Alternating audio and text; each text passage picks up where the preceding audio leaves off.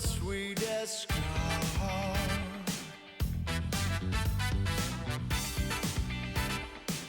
that I always dreamed of.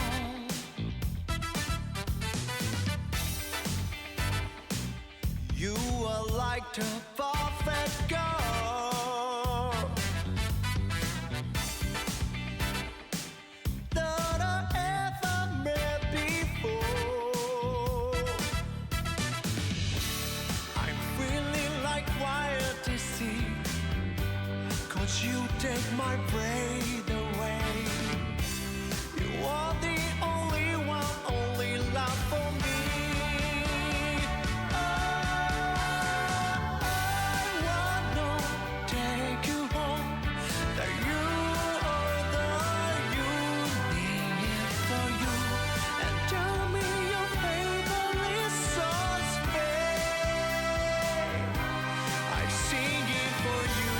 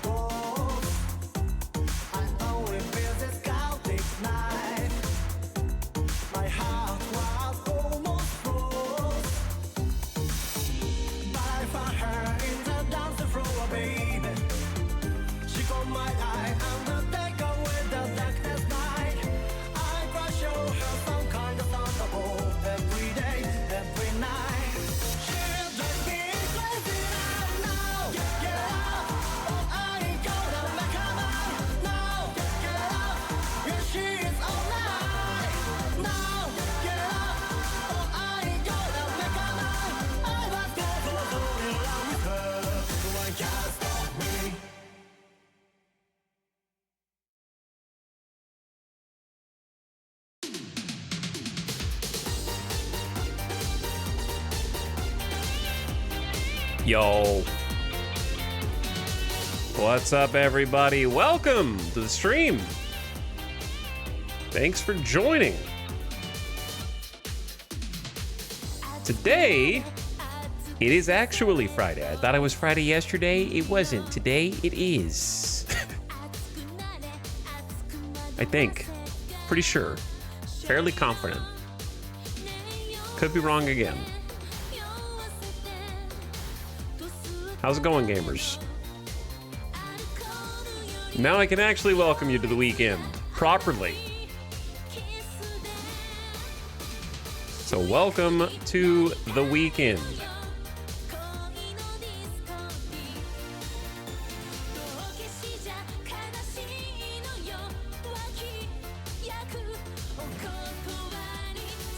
How you guys doing? We're back in Starsector today. We are going to outfit some ships here at the beginning of the stream. That's the plan anyway. Okay, let's hop in.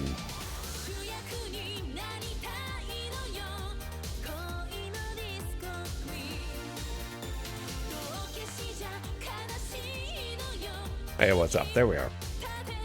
There we are. Everybody flying around in the background. I like the Starsector main menu because it reminds me of the Roller Coaster Tycoon 2 menu. Where you just kind of leave it there and you get different little screensaver events happening in the background.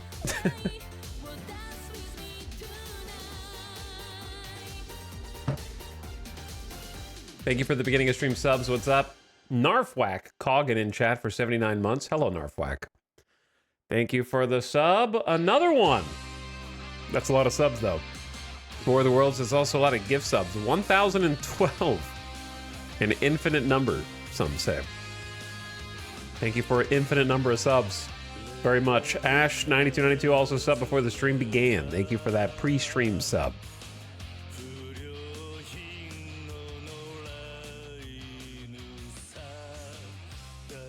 Okay, so I mentioned at the end of the stream last night that I was maybe going to do a little off-stream kind of decorating of the ships. I did a little bit, but I was having trouble deciding on the rest, so I kind of just kicked the can down the road.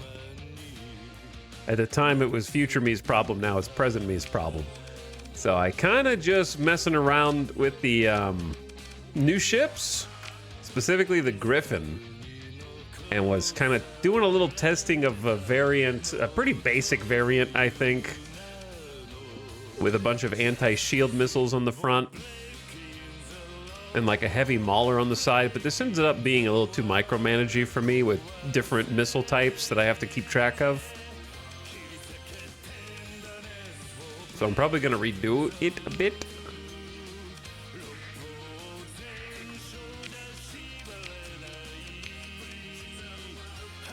There is like a support variant that I like. The problem is that this Griffin is now basically the flagship. Like, it's the real one. I am not the best pilot of it because I don't really have all the cool stats that my other officers do that give them bonus missiles and everything else that is really nice for this kind of ship. But I'm going to be a little bit more aggressive with it, and I'd like to think a little more survivable with it. But let's mess with some of this. Let me show you what it was doing first, actually. Hold on. I don't know who a good target for this is. Because this is a cruiser. You expect to kill destroyers as a cruiser, right? Like, that's... just comes to the territory. Let's change it to... maybe a Manticore just for demonstration purposes.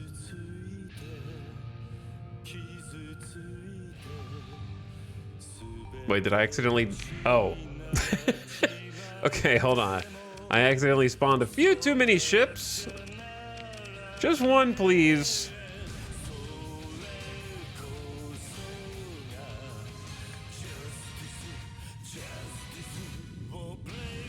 An Enforcer has a shield, right? Oh my. I might be in course here. So the premise is I launch a bunch of sabos and these other little dudes right here. Overload, right? Get the big lasers in.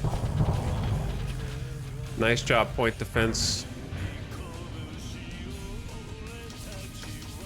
I forgot to send my dragon fire in.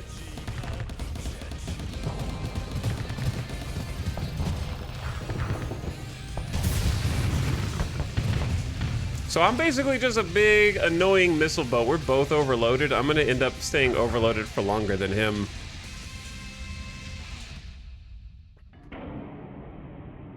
See if I have enough time to vent before the missiles get to me. Oh God. Okay, I got hit by 2 missiles. We can take a hit. We can take a little hit.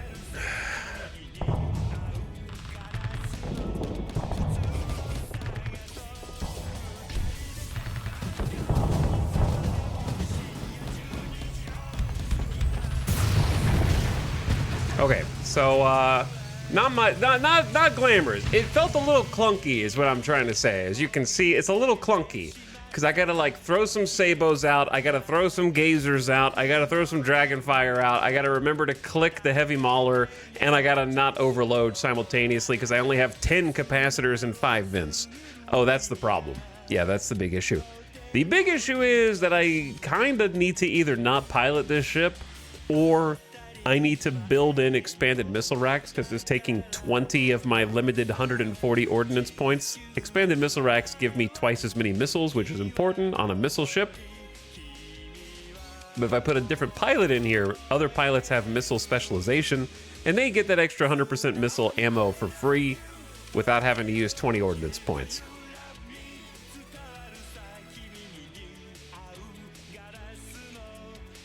So, I was debating whether or not to actually build this in. The downside of building it in is that each ship can only have 2 hull mods built in.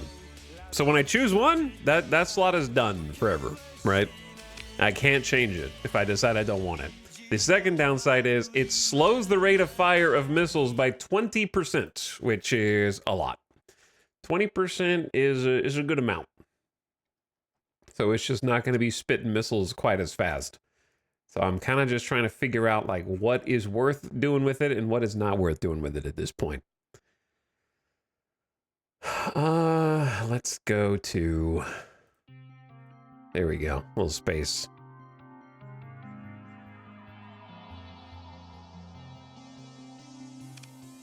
Now, another thing I do enjoy doing with the Griffin, even though it seems a bit suboptimal,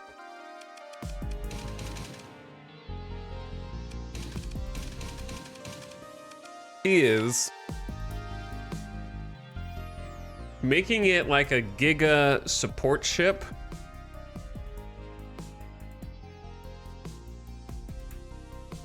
Unfortunately, they don't have the large mount Super Pelum at this particular station. Let me see what they do have. Actually, let's just go on the road. Let's watch out for these pirate raiders. I don't want to face them right now. Oh, they're a little weaker now. And I think Gasoin is the size 8 military world, and it had a lot more options to choose from. So let's go see what they've got.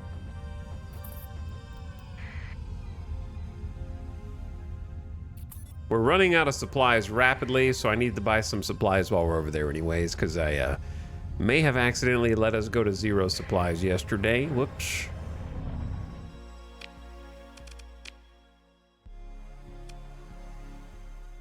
The Griffin has a missile fabricator. Yeah, there's a missile auto forge that replenishes some missile ammo, but it generates a large amount of flux. And do I remember correctly in remembering that you can only use it like once per combat? No, twice. Max charges. You can use it twice per combat. And it uses you have to be basically at 0 flux because it takes you to 75% flux.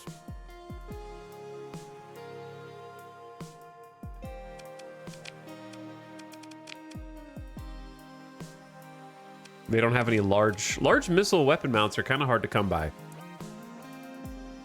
So I basically have a Dragonfire torpedo pod, and I have a Hurricane MIRV right now.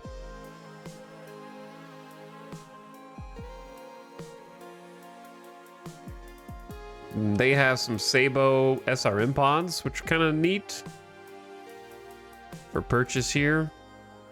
Or you could just do large Pelum, medium Pelum, and then some EMP salamanders, which I've done before, but it just feels kind of bad when you've got this. This is basically like the backbone of the fleet at this point. It's the biggest, baddest ship we got. The rest are carriers. So I guess if you're really relying on your carriers, then that's fine, because the fighters will go in and harass, keep the shields down while the Pelums roll in. They just feel bad. Yeah, they do. Even when they hit.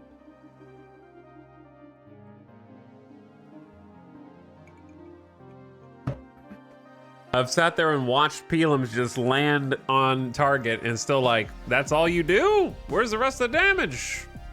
Because this forward medium ballistic turret is kind of nice to have as a point defense option. You can throw like a dual flat cannon or a heavy machine gun on there and it'll just shred fighters. It's got a pretty decent firing arc.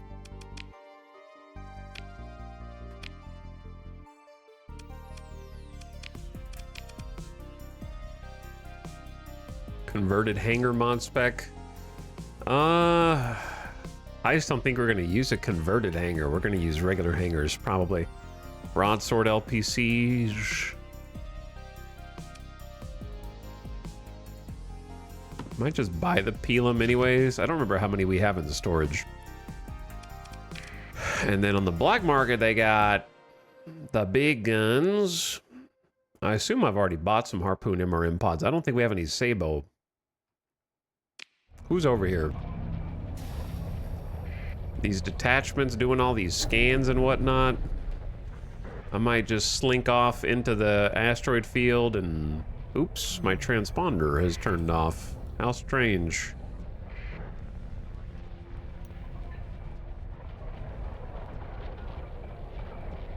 What if you didn't just patrol around here, big dog? I found the Pelums work if you have critical mass of them. Well, sure. Anything will work if you've got enough of them, all right? That's kind of... If you have enough tactical lasers, you could destroy a capital ship.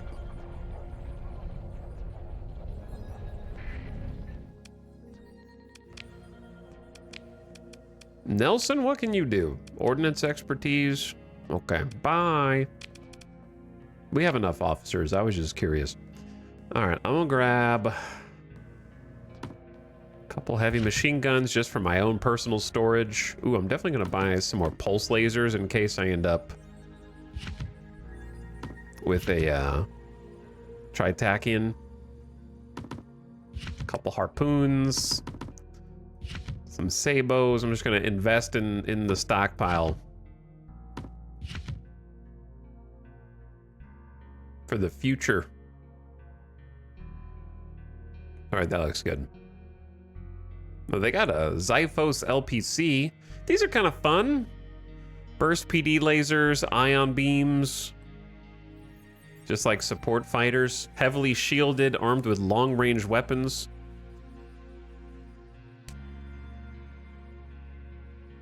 Kind of just hangs around your ship and helps out. Some more Warthogs. Thunder, Interceptors, Talons, Piranhas, and the Kopesh. I'm definitely going to buy the Xiphos. And one of the Warthogs at least. All right, I might be going broke on just like investing in future stuff. 46K, I got to buy some supplies while we're here. They used to be super cheap here until someone, I don't know who, bought all the supplies at this station. Unsure. I'm probably gonna need more than 100 actually. I don't feel like traveling to go get them, so I'm just gonna have to pay a primo right now on this.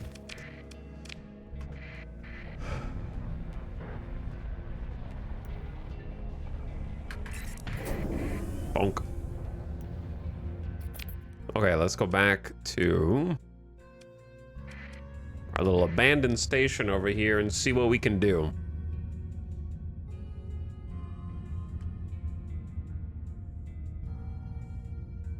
Buying weapons and no supplies is a bold move. Did I leave the station? I don't think so. Seems like I bought supplies to me. Seems like you're, need to hold your horsies a little bit.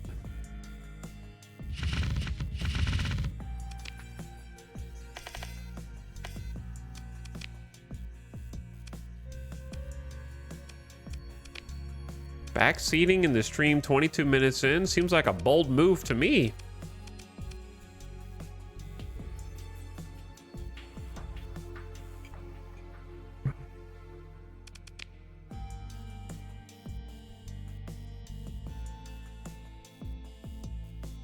I don't remember even getting these. Apparently I have a Hydra MDM launcher and a Locust SRM. Locusts are fun, but very situational. I'm gonna throw the Hydra on for a little demonstration purpose. Just to go pew pew.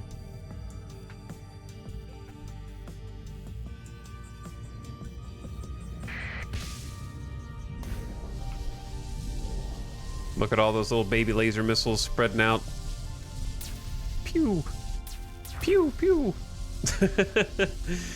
They can do okay when their shields are down.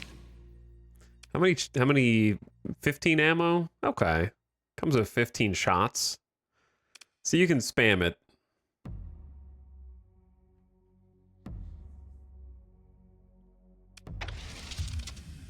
Let's do a little Locust demonstration against a carrier.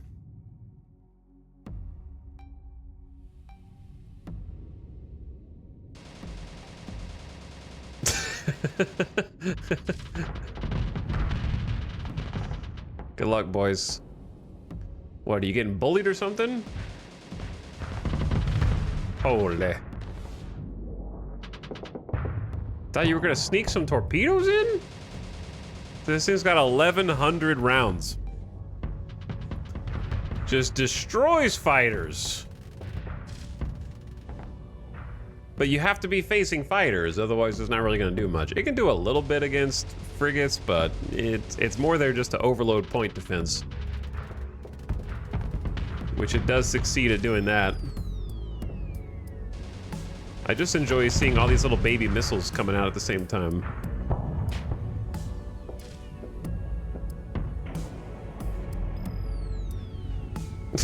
Whoa, okay, what is this? What are these, like, space spirits pushing the missile? Smart flares. I'm joking, by the way, so anybody who answers seriously, you got baited. Active flares, that was you, Sinless Moon. I wasn't actually asking a question.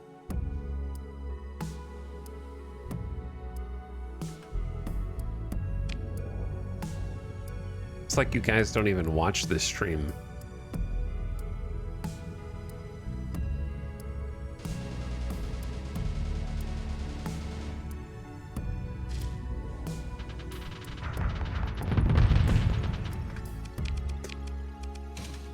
Huh.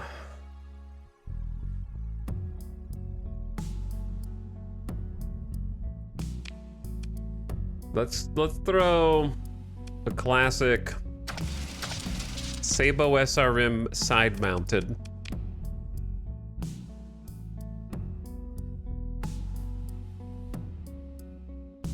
With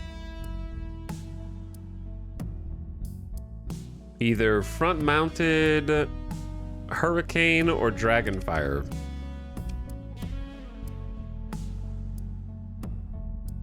Hurricane is old school.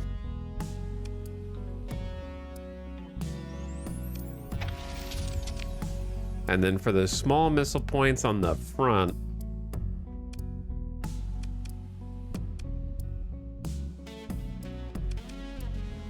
I just hate small missile points on cruisers.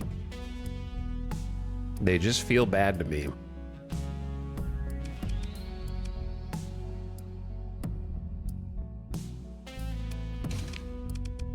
What about Dragonfire plus... I only have one Gorgon? Thought I had a bunch. Maybe I was... hang on. Maybe it's at Sun Wukong Station instead of the abandoned station that they had them?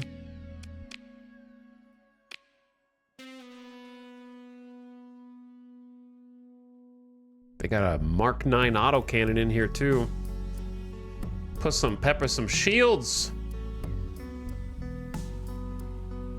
And a hammer barrage. Just go in, throw some hammer torps down range, I guess. You could.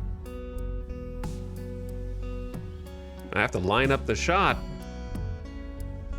Am I crazy? I thought I had a bunch of no. I'm thinking of the mediums.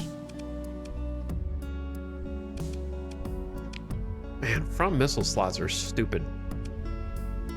Small missile slots, I mean, because I could throw salamanders in. The problem is the salamanders are just gonna auto fire and slow me down when I'm trying to do zero flux speed boost. Same for swarmers. And I don't want to have to micromanage toggling them off and toggling them on in the middle of combat.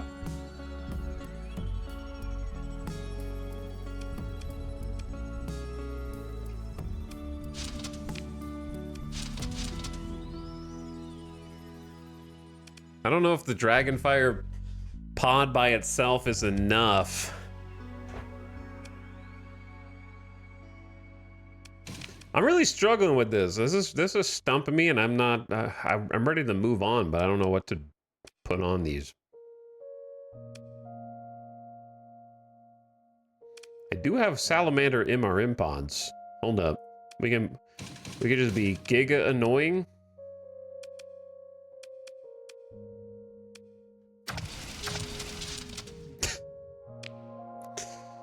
How annoying do you want to be? Yes.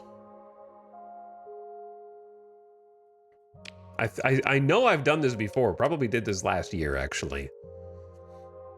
And then throw on like a Hydra and just be like annoying support.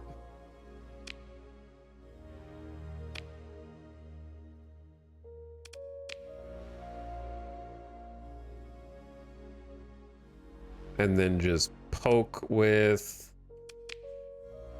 like a hyper velocity driver from range or something. It's either that or like point, or I guess you could do, you have to be a little closer, but heavy autocannon's a bit more pressure.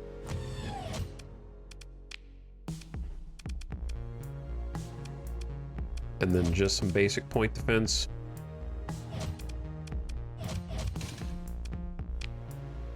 Oh, I don't have enough light dual machine guns.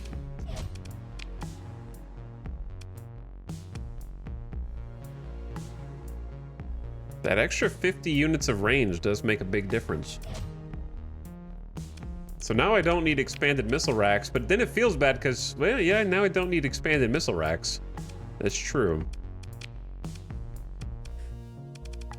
Because I have infinite... I love that they're like, you know what, sir? We've discovered the secret to unlimited missiles. This is actually a waste of the Griffin's missile autoforge.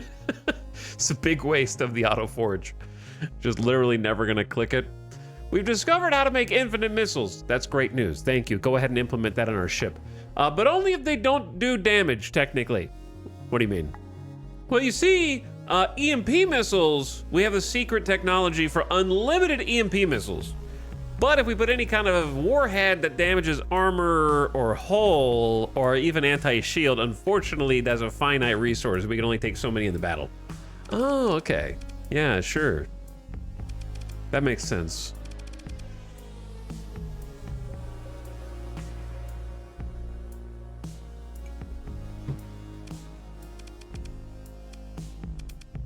What would I throw on this harassment build? I don't have the hull mod that makes missiles better, unfortunately. The one that makes them faster, and that's a really great hull mod, especially for salamanders. But I don't have it.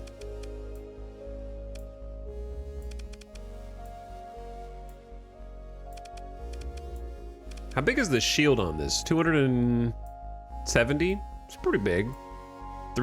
Covers 3/4 of the ship, so the engines are vulnerable.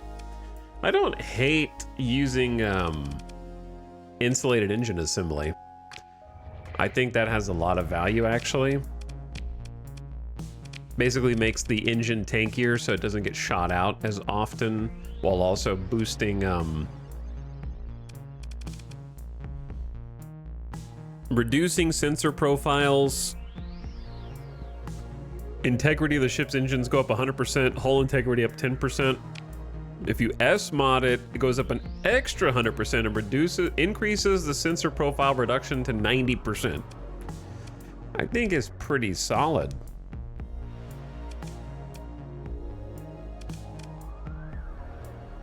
Heavy armor is decent too, but let's just start with this for now. Oops.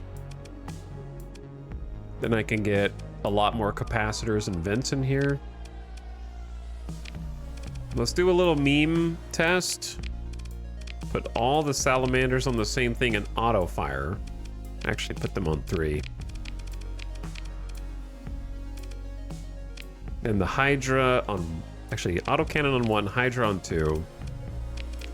Then point defense linked. Okay, try this out just for fun. Who could I annoy? I feel like a Venture would kill me in a 1v1, which is sad. But it's probably true.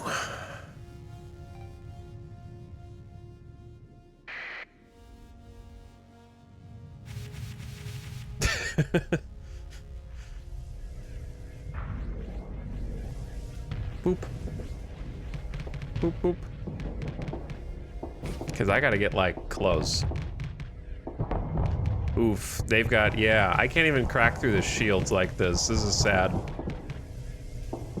And I don't have point defense that can reach these fighters.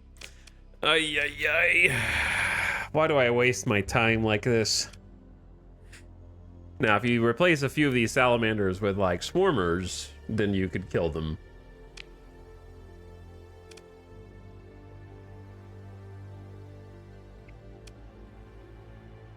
Let me see how auto-fit does it. We got torpedoes. We got Dragonfire, Hurricane, and the Squall. The Squall actually would be amazing. That would be something I would enjoy. All right, chat, what do you think I should do? All right, I'm already asking for help. What do you think I should do with this? I bought it with intent to figure it out, and now I feel like I can't figure it out.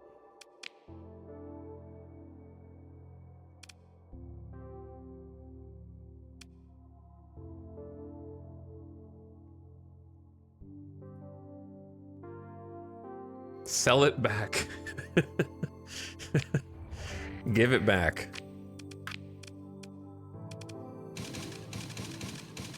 Pretty much the point defense is gonna stay, and then maybe these are gonna stay.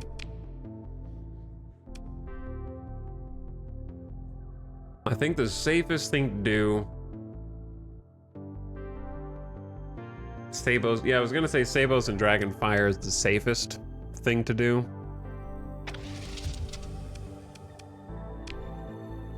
Can do some side-mounted Sabo SRM pods. And if you want to be really flexible,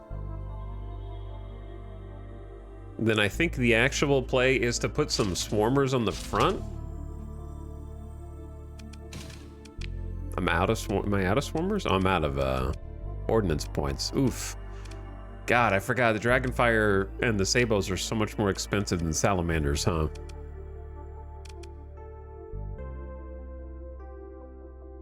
Do you guys think it's worth using one of my 2 S mods to be auxiliary thrusters that cost 12?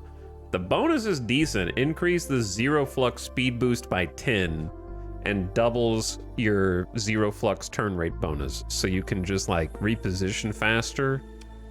Because our base speed is like 69 right now.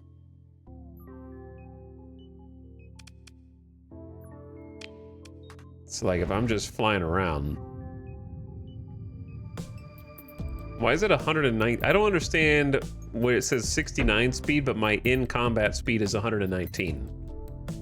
It's because we're getting zero flux engine boost is plus 50. That's why. So if I shoot at all, we go down to 69. Then I go to 119 because it's a plus 50. So we'll go up a plus 60 if I build it in. Is that worth? And we turn faster with no flux. I'm just gonna do the painful thing of reading all the S-Mod bonuses to find out, because my ADHD is killing me. Okay, accelerated shields, S-Mod bonus. Increase the shield turn rate and raise rate by an additional 100%. So that's 300% faster. Turret gyros is damage to missiles and fighters by a 25%. Okay. Armored weapon mounts is the rate of fire of all non-missile weapons by 10. Doesn't help me. Reduce repair time further and reduce overload duration by 33%. Oh, that's actually like pretty good, you know? Not being a sitting duck for 33% less time. Decent.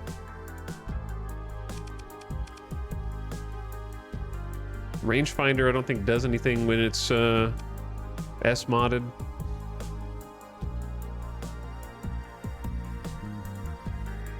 Yes, I know that there's a whole mod for missiles. Like I said, I don't have that.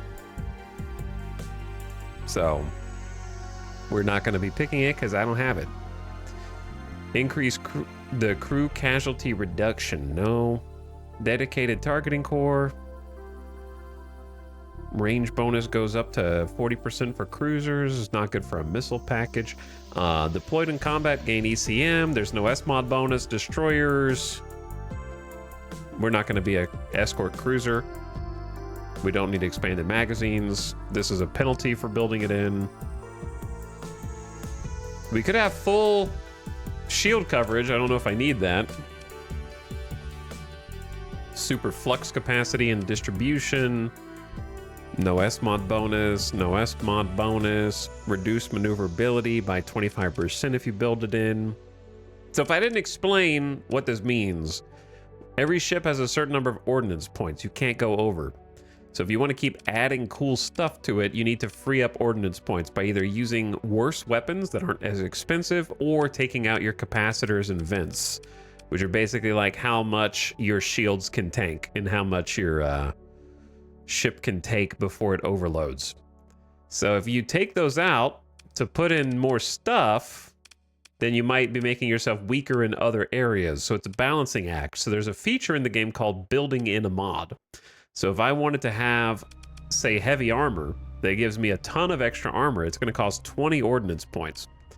However, if I don't want to use those full 20 ordnance points, like this, now I can click it and it's over here. What you can do is you can build in up to 2 hull mods. And what that does is erases the cost of the ordnance points. So if I choose to use one of these 2 slots to, say, build in heavy armor, it saves me 20 ordnance points up here that I can use for anything else I want. But some of them have penalties for building them in, and some of them have buffs to incentivize you to build them in. So now I'm trying to explain. So what I'm doing right now is reading the buffs and the debuffs from building in certain things to see what might be worth making this ship better. It's actually a really fun part of the game, like customizing your ships to make them exactly the way you want them, and there's a lot of good options. The problem is usually that there's too many things you want, and not too many things you don't want.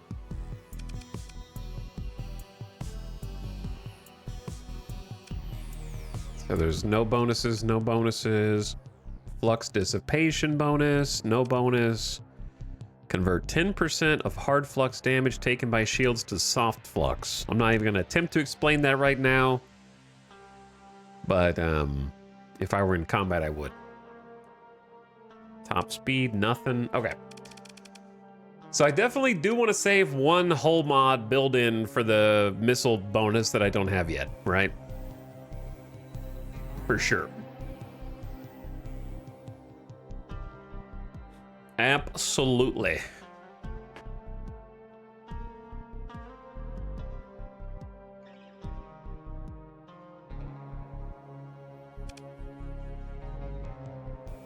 I'm just scared to build anything in because once you build it in, you can't get that slot back.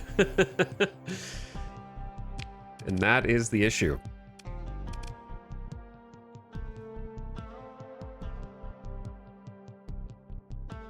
How big is each volley of SRM pods? Burst size 2. So you can shoot each of these 5 times.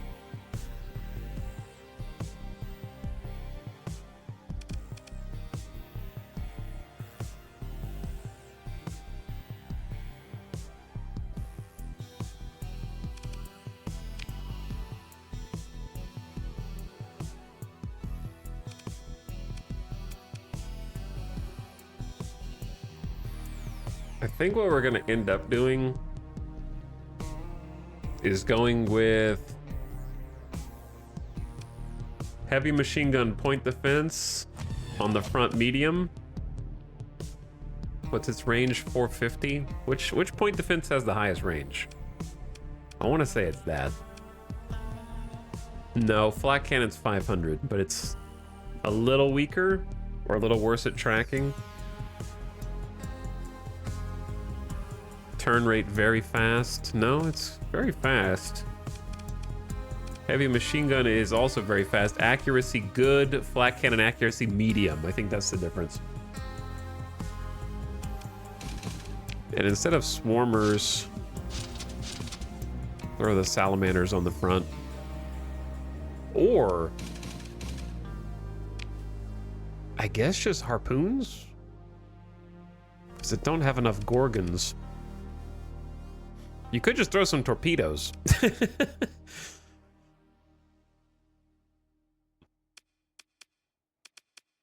All I got is hammer class torpedoes right there. Okay. Only have one? Oh. Damn, I need to like stock up some more stuff.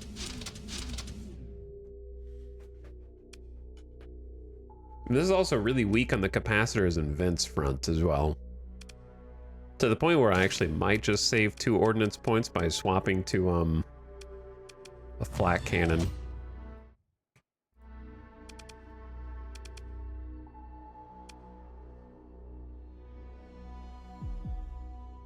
Honestly, it's decent for now. Yeah, it's fine. Like, it'll work.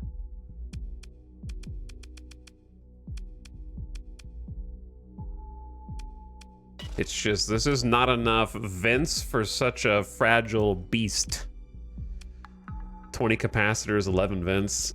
It's the best I got. But yeah, it's decent. So I want...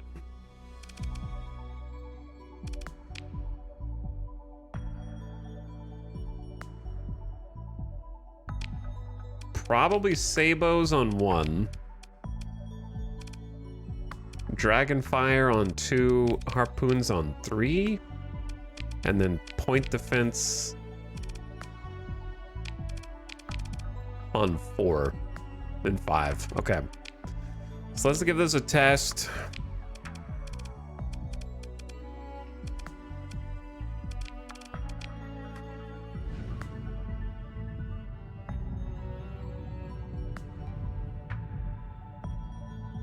Against the old Venture. This is just going to be a ship customization stream.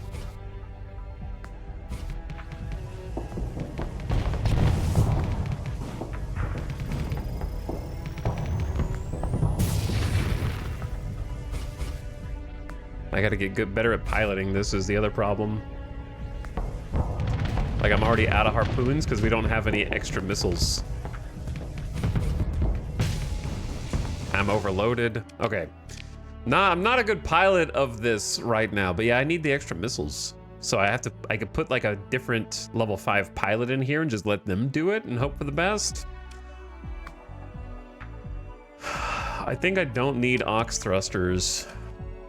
I still think insulated engine assembly is decent. Since if the engines get knocked out, it's not good. And then what would I want to give? The problem is I want to pilot it. But I guess I don't have. It's better if the AI pilots this one.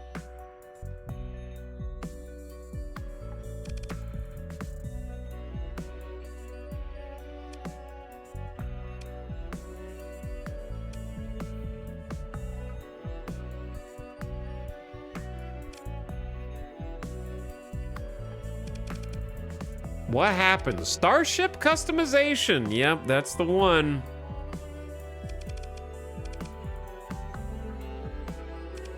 Starship customization and analysis paralysis all in one.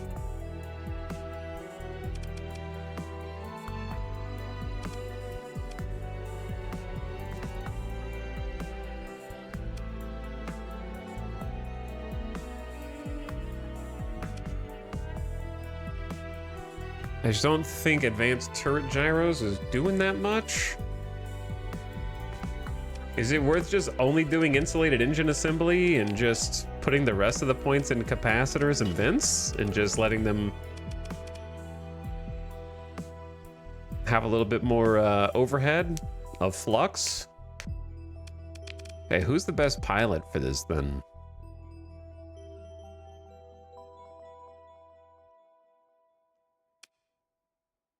I'm scared to put an aggressive pilot in the seat. We have Volta Yang, who's got peak operating time. What is the normal peak operating time? 480 seconds. Isn't that more than like anything else? That's kind of more than anyone else. So I don't know if combat endurance is helping, but I guess you get plus 15% max combat readiness, which is useful. Impact mitigation, so they have bonus armor and lower weapon and engine damage taken. So that engine should never go out. Plus damage to cruisers and capital ships. Ballistic weapons is not helpful, but they do have missile spec. So it's mostly good. I feel like Lin Egypt is maybe better. Because instead of ballistic, they have field modulation with elite.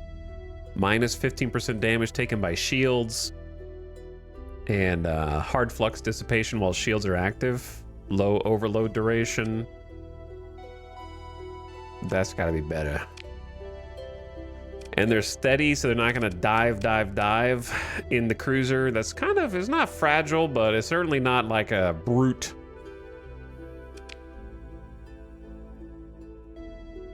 So that's gonna be yours. Support D-Mod Mora. Why is this hammerhead called All of Our Hopes? Is this All of Our Hopes? That does make it funnier if the enemies take it out, because then it's like all of our hopes are destroyed, was destroyed or something, you know? So that's kind of funny.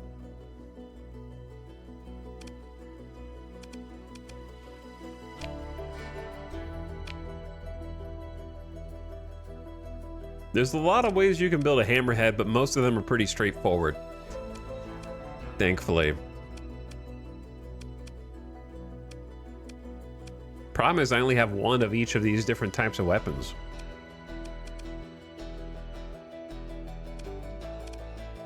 This is probably a case of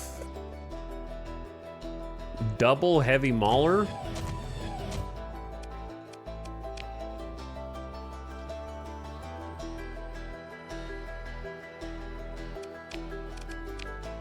With double sabot teeth on the front. These are hybrid slots. That's interesting. I forgot about that. You can use lasers.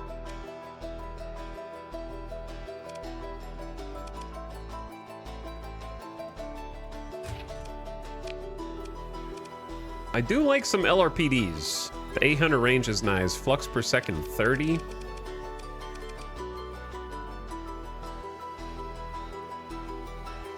Damage per second 75 versus 50. Do you guys like PD lasers or LRPD lasers better?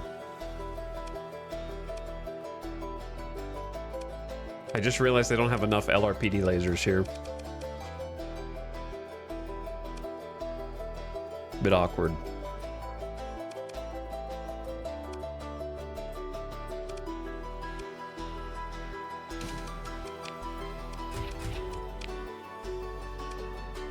Maybe just a couple of basic light machine guns on the front to save ordnance points. Hammerheads are cool. Yeah, hammerheads are pretty cool. I've definitely used hammerhead as a flagship quite a lot.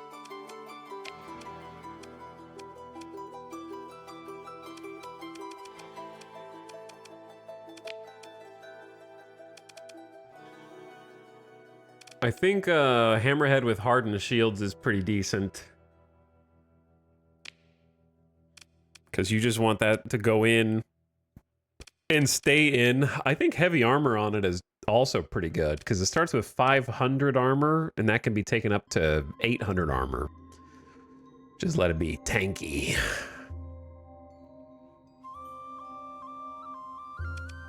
Music is this the wrong music?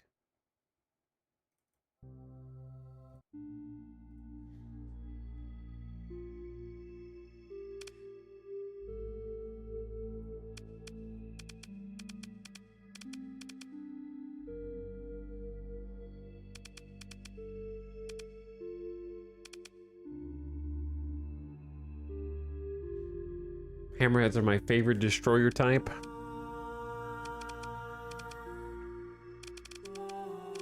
Hold on, I just realized I can't.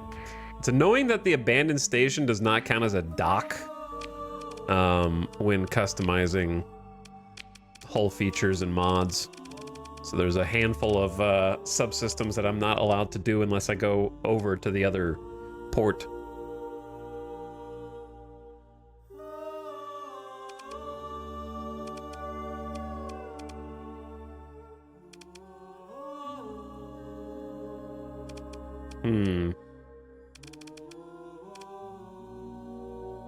Okay. So, we're gonna give this...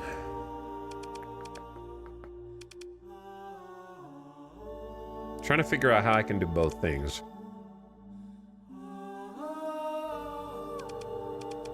I'm thinking about just making this thing just a brawler tank that just goes in and causes problems.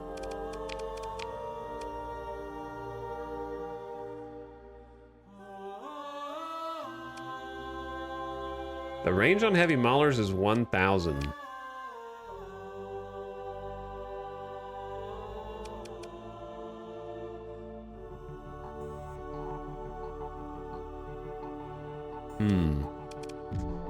All right, I'm thinking about just plopping down hardened shields and as a build-in, and then heavy armor on top of that, and make this hammerhead just juiced. Just make it a destroyer that wants to get in and get crazy.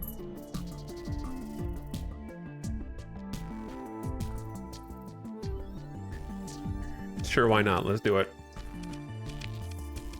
Hardened shields, build it in.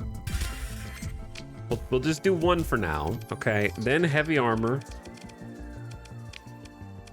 So now this bad boy's got 8 hundo armor.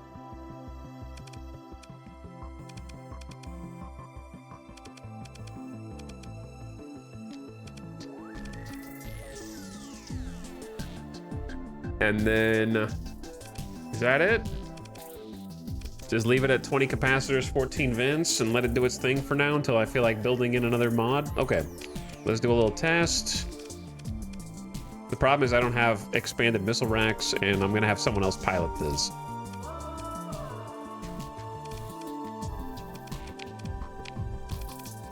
But it should work.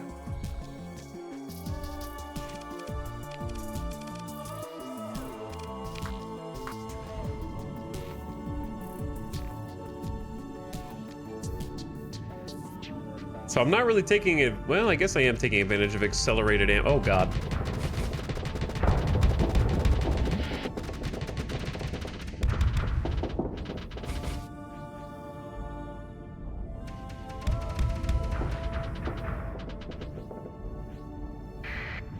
My Sabos, they're doing their best.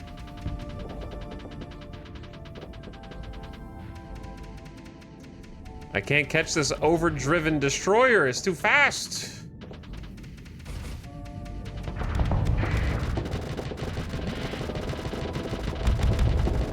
Man, I can't even punch through the shields. This is so sad. Man, 2 small Sabos is unfortunate. A lot of people, I think, maybe prefer to have the anti-shield be the turrets and then the missiles be the damage dealers. Probably. For that reason.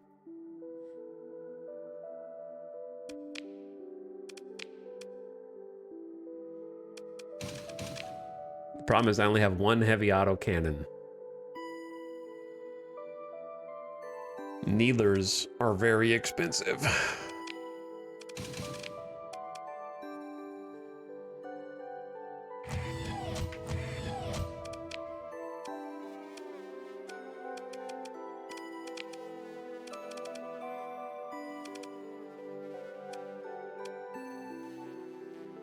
I'm getting annoyed that I have to keep bouncing back and forth between the station and my abandoned station because all my stuff is in the other station.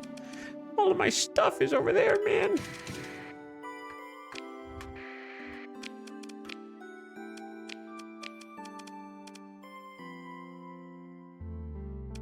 And I only have 1 heavy autocannon in each. No, I have 2. I have a bunch of heavy autocannons. Okay.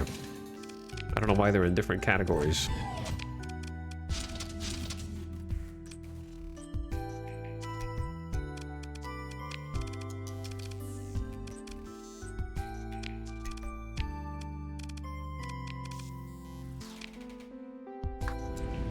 Enforcer is more powerful. On the contrary, the game thinks the Hammerhead is more powerful. That's why it charges 1 extra deployment point for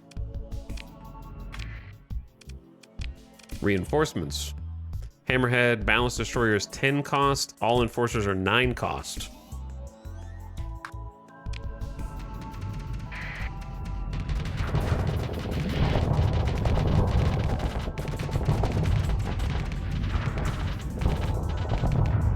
Now, if you're more aggressive like this, see how he had to back off?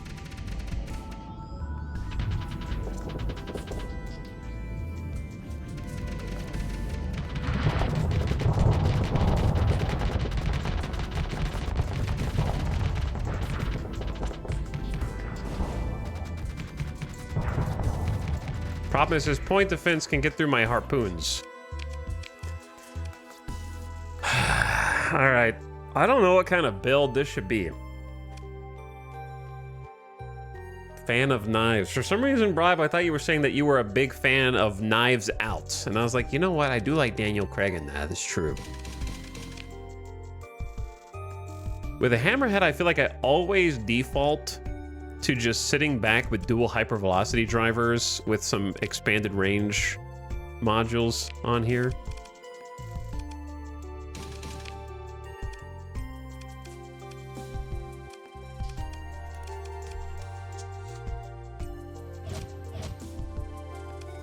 Vulcan cannon supremacy.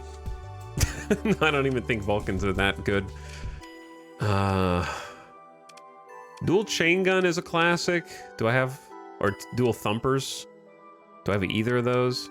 I have 1 assault chain gun and 1 thumper. What is going on?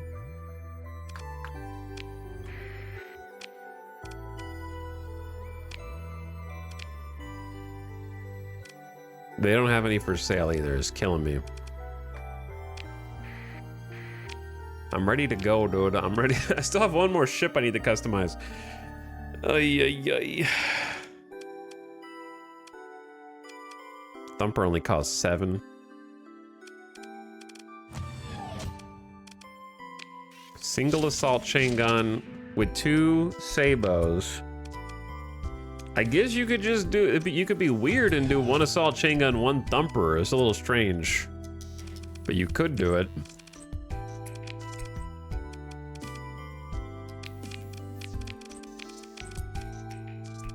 And just link them up.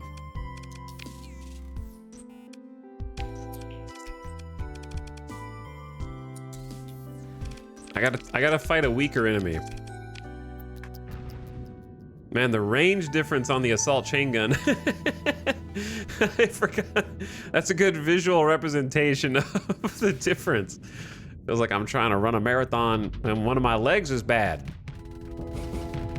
Also, both my engines immediately flamed out. Just got nailed. Vulcans had no chance. All right, Jesus.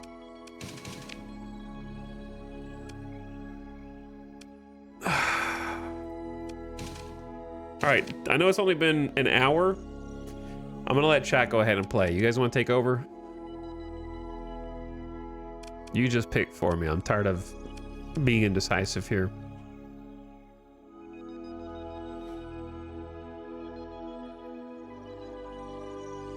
You guys have it, handle it from here. Mark's on Ragnos, thank you for gifting us up to Cyan Warrior, who's here for a month. Thank you for gifting to Cyan. Toy BCM says hello. Hey, hello yourself.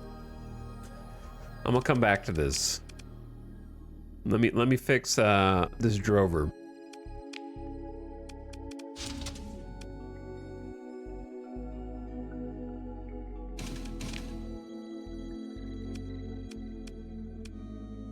The problem is I am fresh out of all light dual machine guns.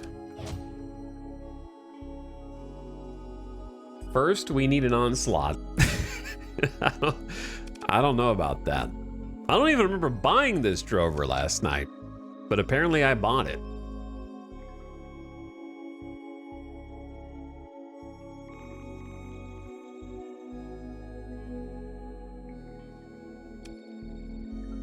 I've got a fair amount of fighters to choose from.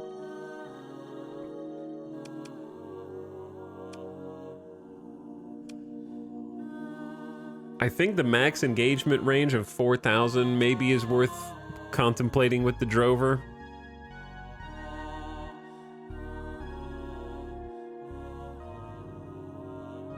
Looks like a carrier? It is a carrier, actually. Take a look at the Hammerhead support variant.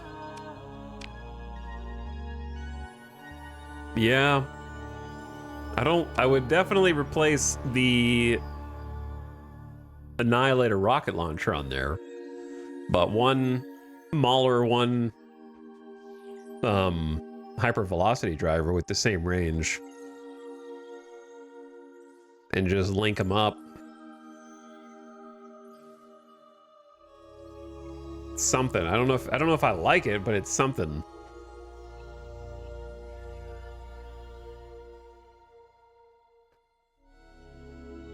I think I want 2 assault chain guns and the whole mod that extends ballistic range that I'm not sure if I even have.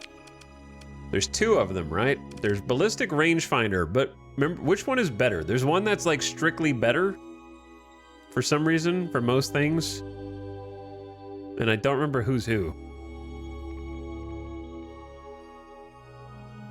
Integrated targeting unit, that's what it is. I don't have integrated targeting unit yet.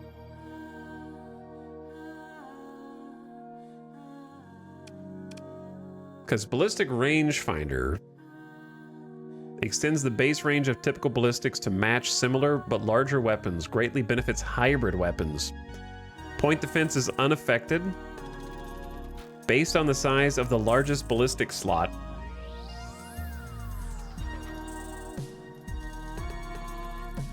So small/medium just gets a plus 100, which is something, but it's not as much as integrated targeting, right?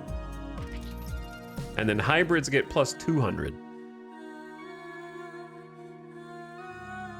Those that can fit into both ballistic and energy slots of all sizes. Also, ads starting now because it's been an hour. Oh, I didn't warn you in time. Whoops.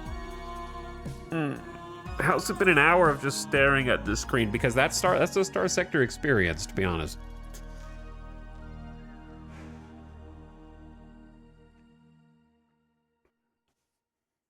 Surprise ad. Get wrecked.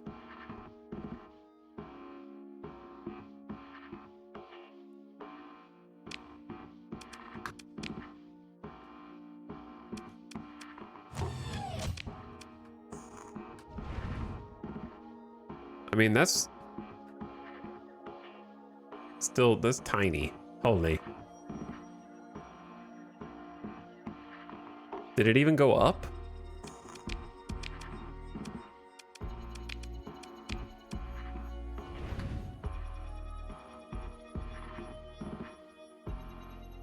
I guess it did. It's just so hard to tell.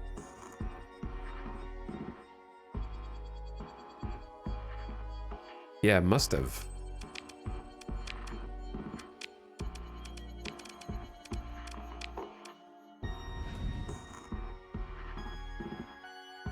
Or, right? It did go up, I think. I'm pretty sure it did. Man, you gotta be close. I think it only went up 100.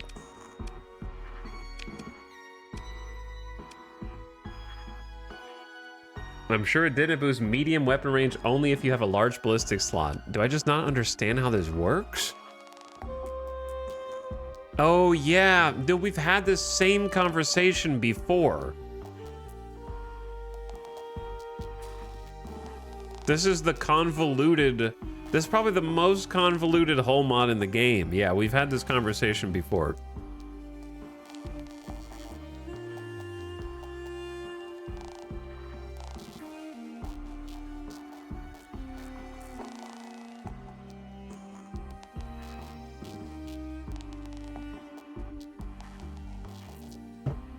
For whatever reason, ballistic rangefinder needs you to have...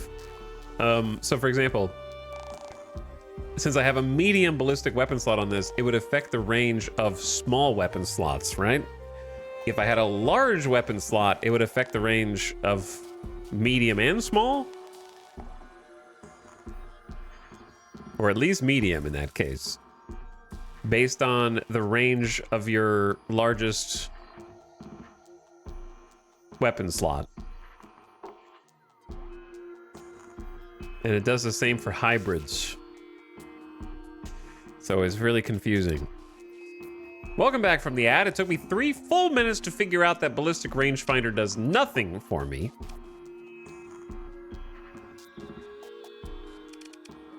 In this case. I think you're talking about dedicated targeting core. No, I'm definitely talking about ballistic rangefinder for the reasons that I just talked about. The dedicated targeting core is also one that can apply to more generic ships. I don't have any of those two though, so we're just kind of stuck with what we got.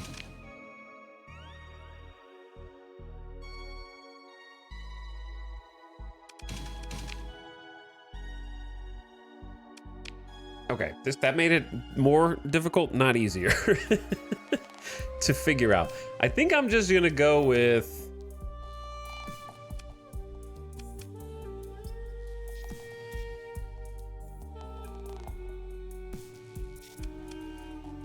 I'm just gonna go with a thumper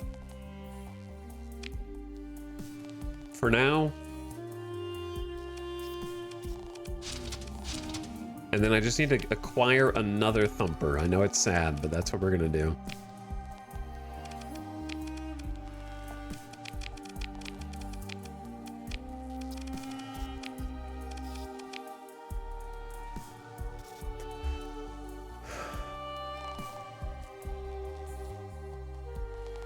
Oh, HMG, overdriven hammerhead as possible. No, I hate overdriven meta, so I just almost never do it. Take your Luddite beliefs elsewhere.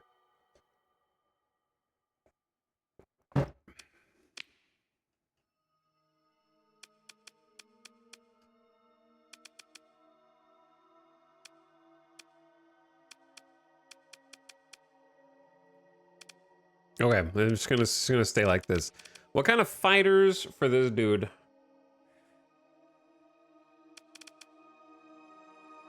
He's not a true believer.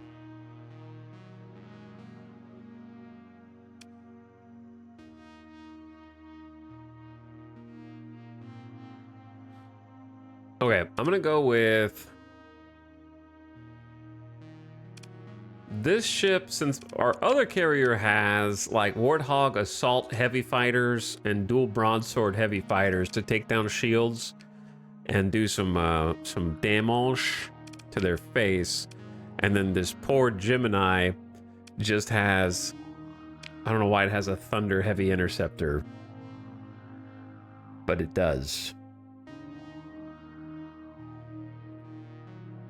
What is it? Why do I even have this ship? We need to get rid of the Gemini next. I can get rid of it now, I guess, but I feel like having a ship right at the moment is better than not having a ship. I'm thinking maybe some rocket bombers from this. I only have the Kopesh, which I think is decent. And then if this thing gets attacked by fighters, it's got some swarmers to try to counter those fighters. I wouldn't mind this just being something that just drops some bombs, or just another Warthog assault fighter. But yeah, just get some bombers. Let me go see if I can buy some. Do you have any? They got piranhas. Oh, they have the longbows. That's what it is. I do like longbows.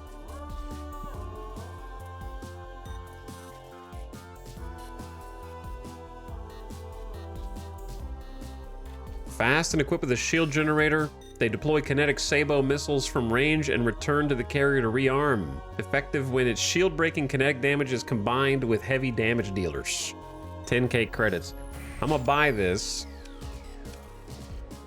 Once per combat, when the fighter replacement rate reaches 40%, the fighter launch bays are switched to operate from a B deck. Standby fighters are launched to rapidly bring the wings back up to full strength, and the fighter replacement rate is set to 100%, built into the hull.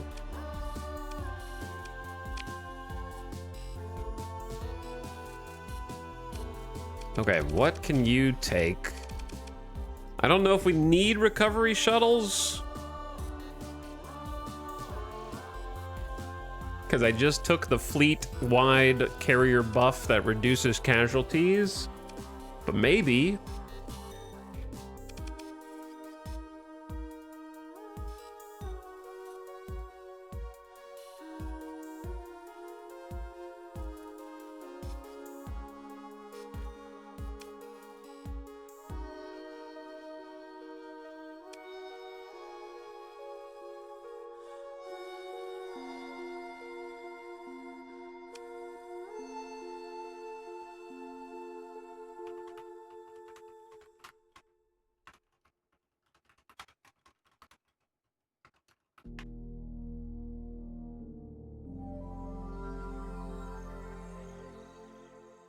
Okay. I do sometimes like in carriers putting in like nav relay or other kind of battlefield buffs, like an ECM package or something like that, just to start stacking. I think these are undervalued.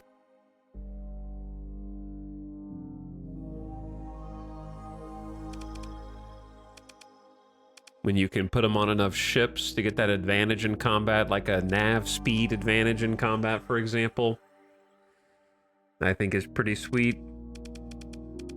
But it does take up precious ordnance points. Okay, I'm just gonna throw it on there and kind of put my money where my mouth is. Let's do nav relay. That's only gonna be a 3% nav relay, but you gotta start somewhere. So nav relay, what's the max nav relay that you can even get up to? Or nav bonus. Total nav rating of your fleet increases the top speed of all deployed ships.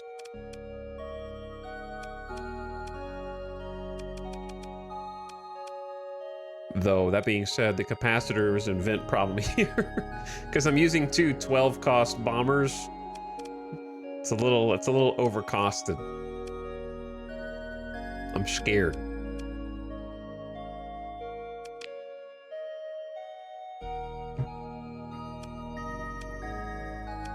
We have no carrier officers either, really.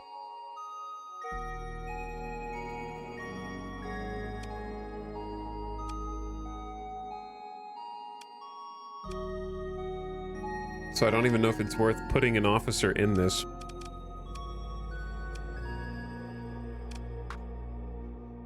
I might just need to fire some people. I am going to dismiss this bro. Bye. I'm not even gonna look back. I don't even want to compare. I just don't want to pay you anymore. We have too many duplicate officers right now. Plus damage to fighters and missiles. They're in the point defense. Okay. Call HR. Nope, they're gone. They're toast. It's too late. Also, in this company, I fire them and then they call HR and then I just pick up the second phone. You know what I mean?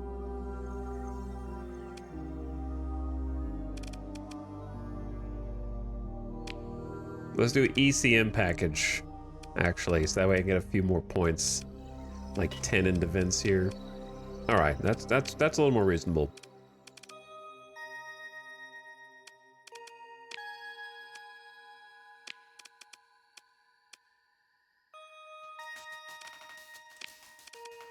Okay. Do a little test run. I don't know how to really test this in a, there's not really a 1v1 in which this makes sense. You would have to test it on like a ship that can't really fight back. Like a civilian ship. Just to kind of see what it looks like. I'm picking on the civilians now.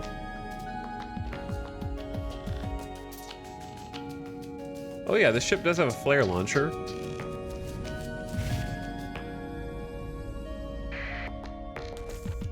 Okay, so the fighters go in, the Xiphos go in first with their sabos, or not. Okay, they still get hit with a few. The problem is the sabos are too slow. So how do you time this up better so that the other rocket launch doesn't happen until after the sabos have a little more time?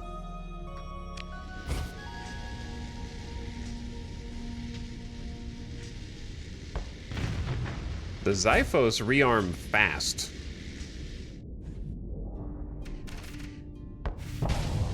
Oh. I didn't realize we were overloading it again.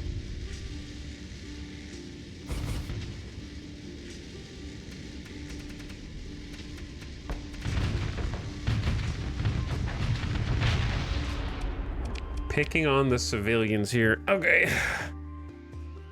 The rockets are taking the PD fire? Yeah, that's true. That's true.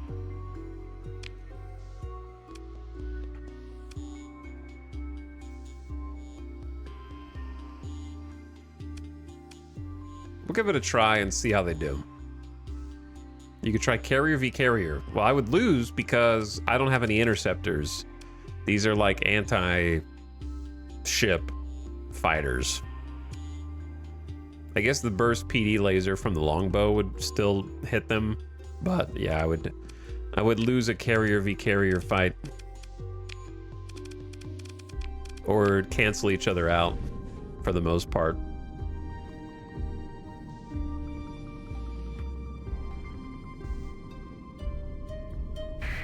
Like, here comes some broadswords.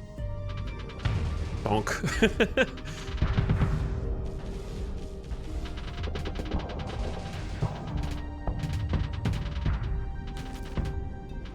Okay, send them free. Engagement orders have been given. Both of the missiles are gone. And they also destroyed... No, they didn't. Did they destroy my ships? See, the Xiphos burst PD is pretty strong.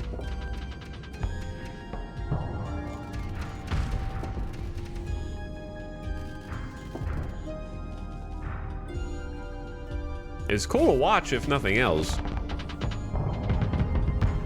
And then our little swarmers are kind of assisting.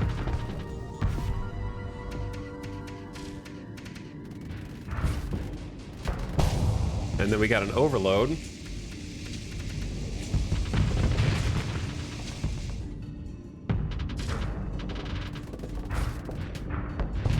And I'm putting like the most pressure on right now because they just keep coming back and rearming.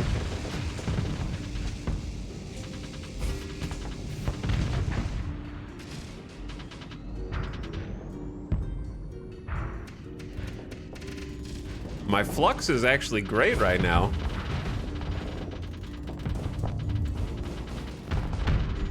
Oh, they've got harpoons on that ship? Maybe we are good against other carriers. I guess because the swarmers are giving support, the Xiphos burst PD is also doing a little bit here and there. And then they have a little shield, don't they? Yeah, they have a shield generator. So the Kopesh might be getting intercepted or destroyed. It's hard to know.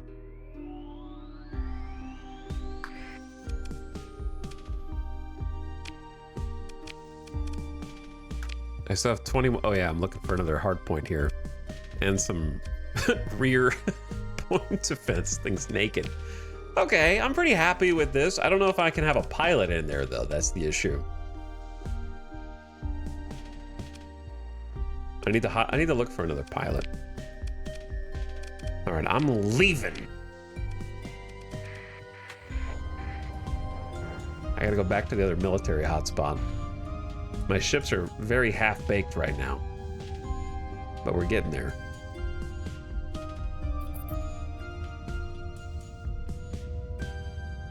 I did buy 3 ships at the end of stream last night, so now I'm having to like deal with the consequences. You guys have one of those thumpers? No, but they have a couple of assault chain guns. How hard could it be to find a thumper?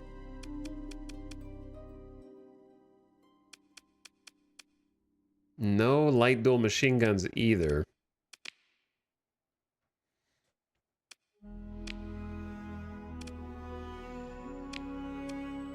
Someone needs to pilot this 100%, so actually, that's a good point. Look in the comm directory. There's an officer. Nelson, what do you do? Oh yeah, I already saw you. You're a steady pilot with ordnance expertise. I don't know how to value ordnance expertise. Flux dissipation per ordnance spent on weapons. I've never known how to value this.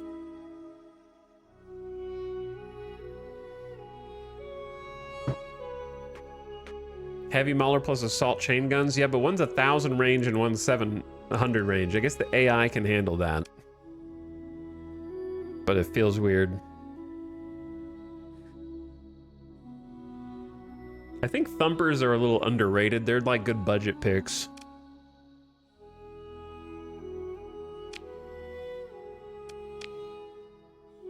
Okay, so here's what we're gonna do. We're gonna go look for some stuff.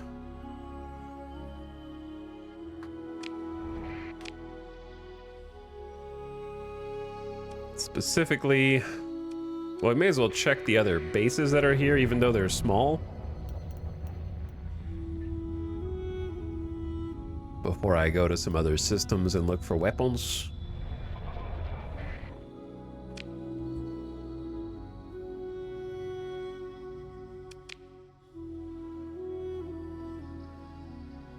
There's some light dual machine guns.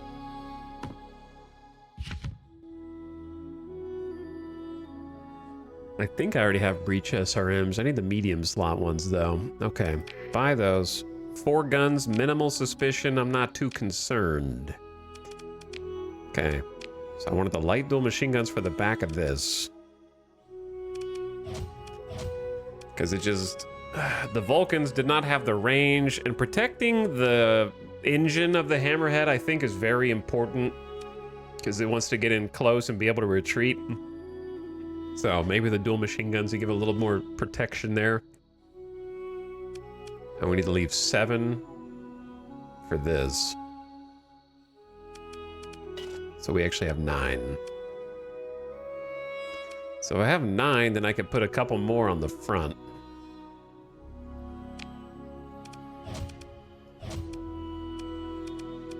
There we go. Have 7 left over for the Thumper. For ordnance expertise, I only find them good on capital ship officers. Yeah, that's fair, because you have a lot more ordnance points spent on weapons.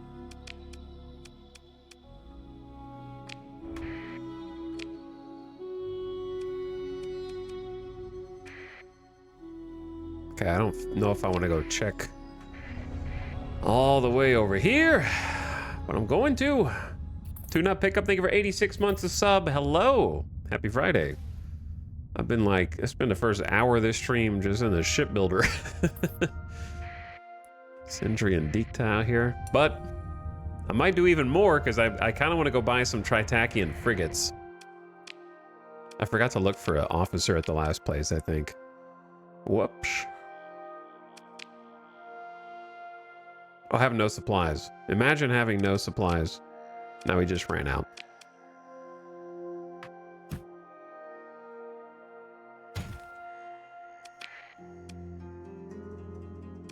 I need to go buy like a fat stack. Well, if I'm just here, suspicion level high, buying stuff with my transponder on, flaunting my tax or lack thereof in the face of these poor saps. There's another longbow LPC. All right, let me just get out of here. Going to the jump point, I'm getting out. How impactful is the debt? It's pretty impactful just because it's a constant drain. I'm losing 16K a month for no reason. So basically, it's not quite doubling my monthly obligations. And I'm also not getting any payment from the Academy. So the Space Restart, you don't get any free money like you normally do.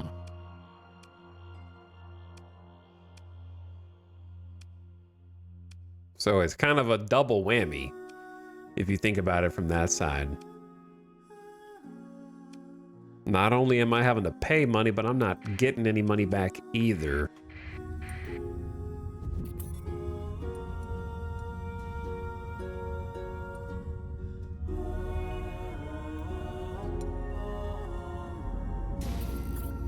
Why are you sensor bursting me, man? All right, well, I got enough supplies for now. I need to go buy some more, though.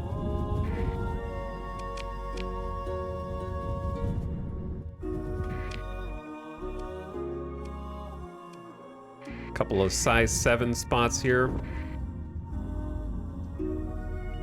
Size 7 military installations. Hoping for some juice. 38K a month! I might just chill in this nebula. Turn my power off, because look how perfect this nebula is. I can just... Oh, hi. Oh. Hi, officer. I might have pushed the wrong button there a second ago. No contraband or suspicious cargo found. Yep. Absolutely. Won't happen again.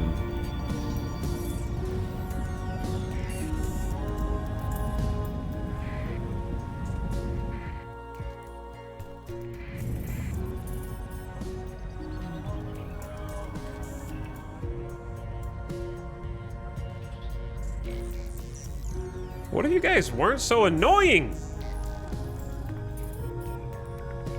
Have you thought about that?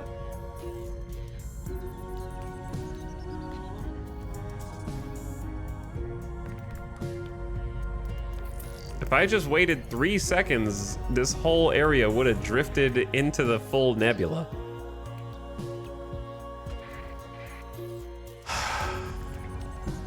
The Persian sector, Persian fleet gamers are just here to bother me.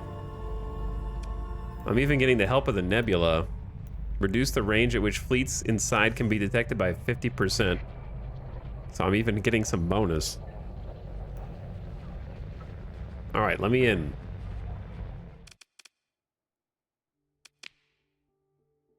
Officer for hire, what can you do? Missile spec and polarized armor. Why is this the first polarized armor person I've seen?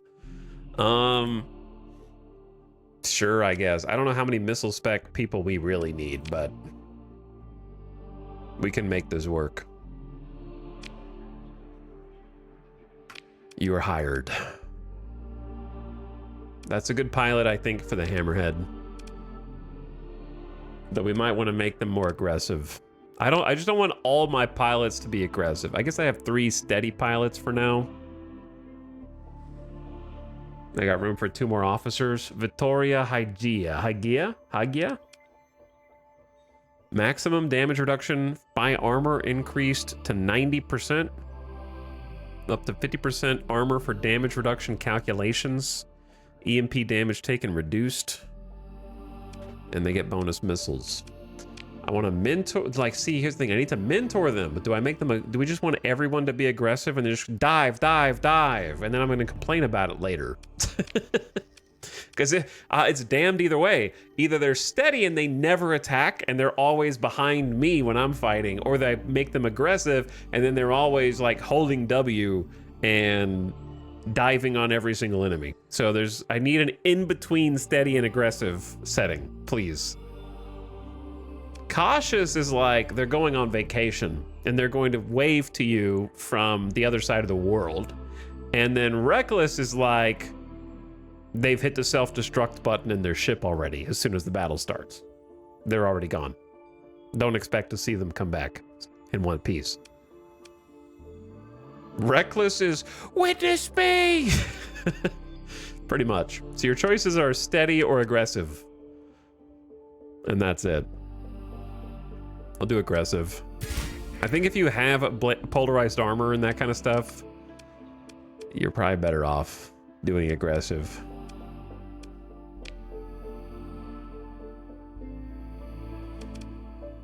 Okay, why am I here? So I got a new pilot. Ew, there's the Gazer DM SRMs that I've been wanting. I'm gonna buy some of those to mess with. Suppression missiles. Heavy burst laser for later. Couple more salamander pods. Ooh, there's the thumpers. I'm gonna buy 3 of them. I don't like running out of stuff, as you can tell. I like having options, so I just buy everything and then worry about the money later.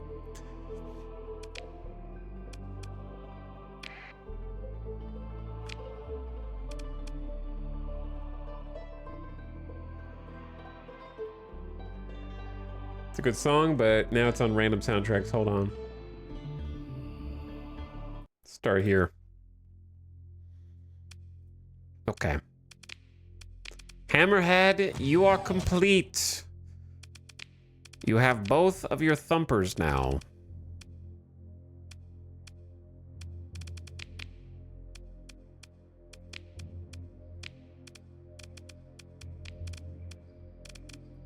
I don't think you can win against this ship with this particular loadout, but that doesn't mean I'm not gonna send you in.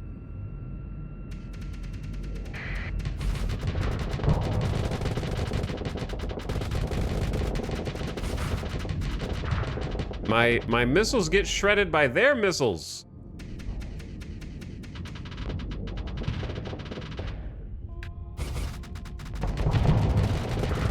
And they just keep their missiles. Yeah, they're just, the AI is better than me is what it is. The AI is just cooler, stronger, and better than me.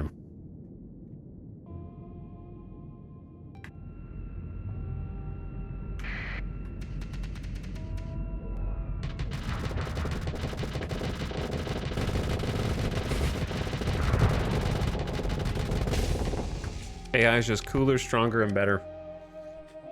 I think this... Let's actually just see how the pilot would handle it in the exact same situation, okay? Or autopilot, you go. I don't... Let's see what autopilot does.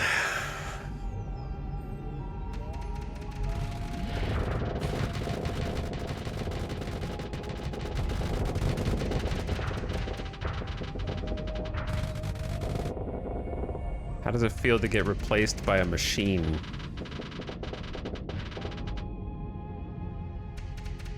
Now, when you do autopilot here, does this fly as if there's no pilot in it, or as if the level 5 pilot is in it? It seems like they're stupidly keeping their shield up for way too long and building a ton of unnecessary flux. Even when they could easily be taking their shield down right now and then just putting it back up situationally to reduce flux. They are miles away. And then kind of retreating. The shield is coming back up like really scared. Like, oh my god, that enforcer might hurt me from this far away. Quick, gotta shield up. No pilot, if I recall.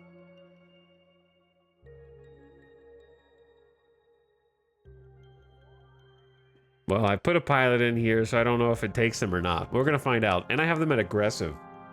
So let's see.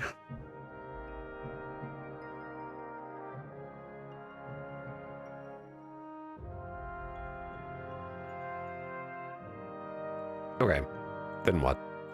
May as well check the fleet options.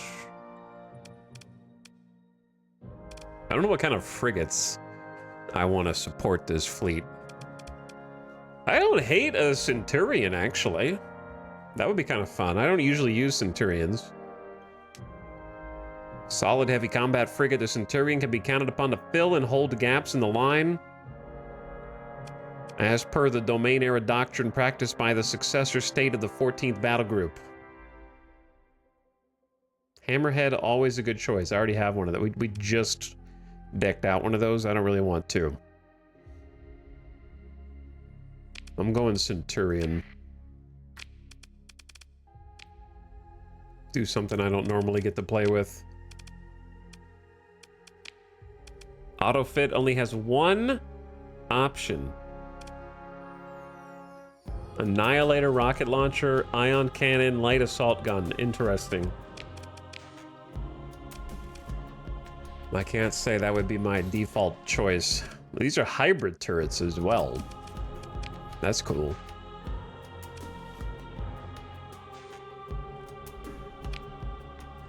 I'm just gonna buy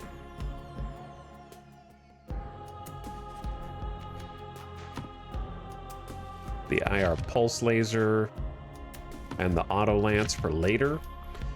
Yeah, I'm not really a Typhoon kind of guy. Typhoons are not really my speed.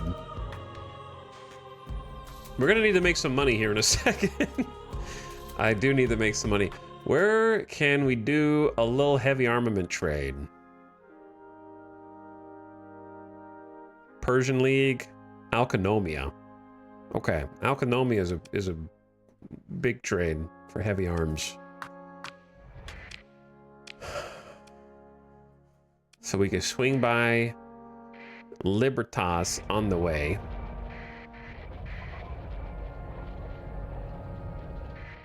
I may have accidentally revealed myself. So I'm just gonna go up here, far away from those nerds, and transverse jump out of here.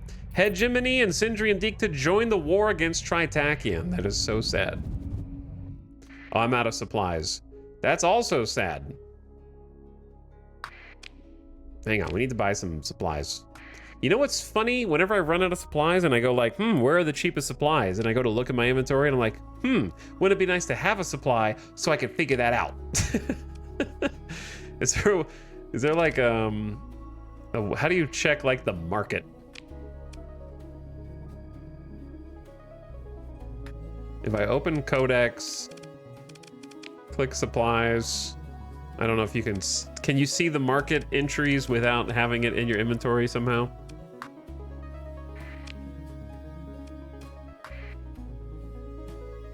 All right, well, unfortunately, I gotta drop back down here and buy some supplies.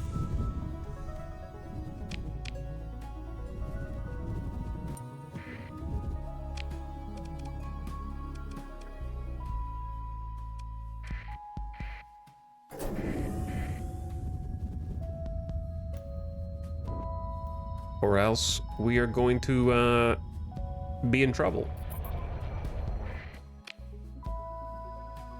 Okay, cheapest supplies are also in Alconomia, in the exact same place. So Alconomia is a pretty cool place to go, it turns out.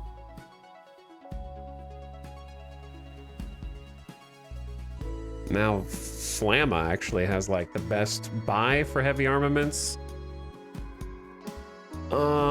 Cheapest, well, this changed really fast. Now it's Gingolks, which is a little too far away, or Ming Daddy.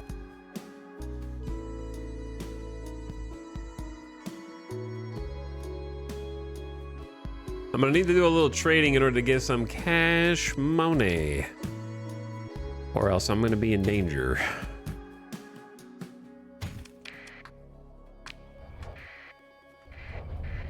Okay, I did a legal purchase of supplies.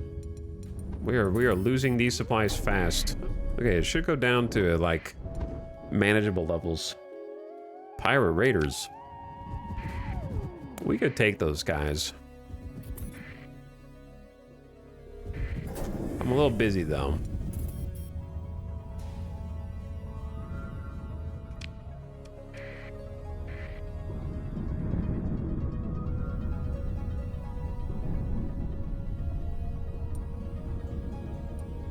Okay, spinning my wheels. Trying to upgrade the fleet, but every time I upgrade the fleet, I gotta spend more supplies per month.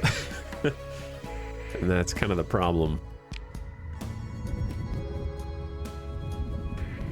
Ooh, scared me. Swinging back by our little abandoned station real quick. It's like I left my keys in my other pants, you know? Every single time I leave, I gotta come back home. Okay, 55 ordnance points. There's some cool stuff that you can do with a Centurion because of these hybrid points. I do enjoy a little bit of ion cannon suppression cheese. It's not really cheese, it's just fun to EMP arc some dinguses.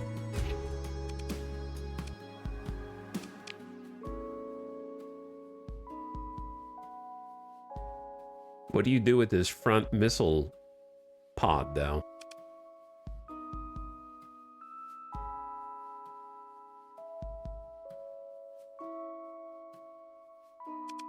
I think they have just a... I guess you could do breach SRM, but I think they have it at dumbfire missiles, annihilator rocket pod or something. Which is fine, but...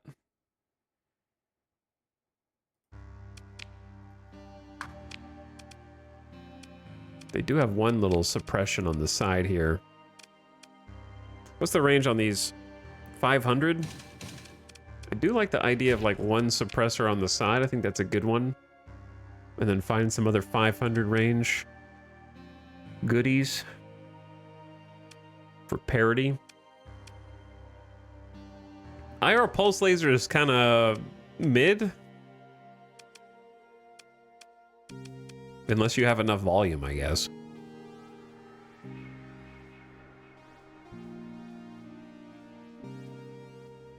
I have the best luck lately with the Tropos. The AI seems to waste them less often. Yeah, that's true. I just have to be able to get their shields down for that. Same for the ion cannon, I guess. Could do 2 ion cannons on the side, and then a little bit of shield poking.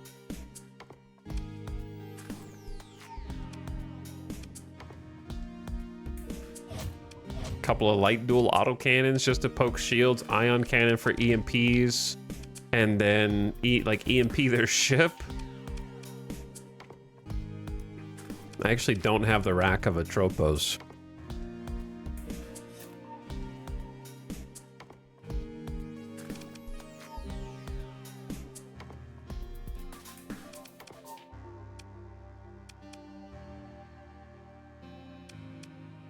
Hammerheads do more damage, right? They just dumbfire.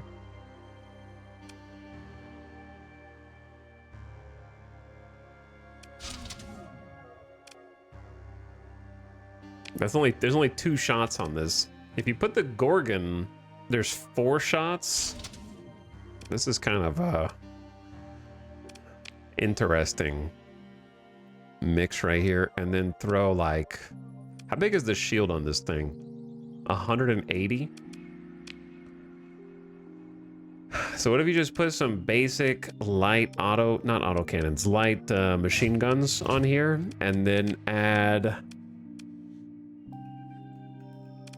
a little extended shields for some extra 60-degree coverage.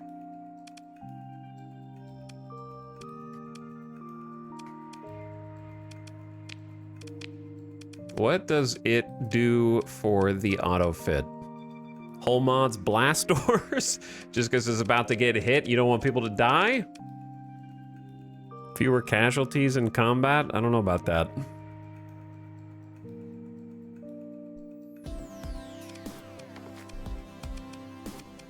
It's kind of fun to do extended shields with accelerated shields. If the AI pilot is good, then what usually will happen there is they'll take up the shield super fast and like micromanage the flux on the shield, which is pretty cool. I need 2 more pilots. Maybe I just don't need Oberon Kitsuragi to be inside of the other carrier. It's probably what it is.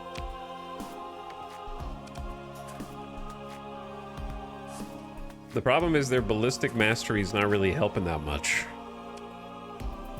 Didn't I fire the energy weapon person? No, this is the energy weapon person.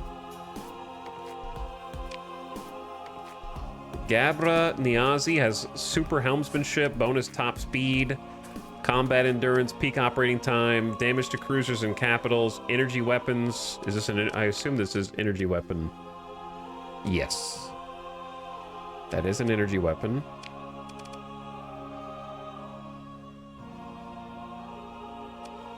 And then ordnance expertise is kind of a waste. So this guy kind of sucks. I think. This is probably one to fire at some point, but we got what we got.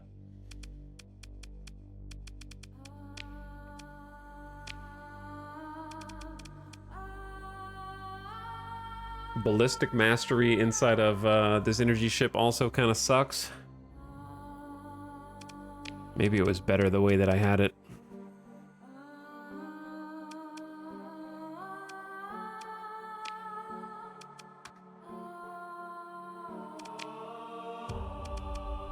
Okay, let's do a little test.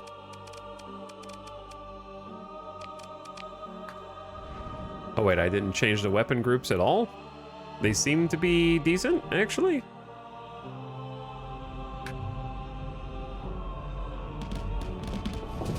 Oops, wrong button.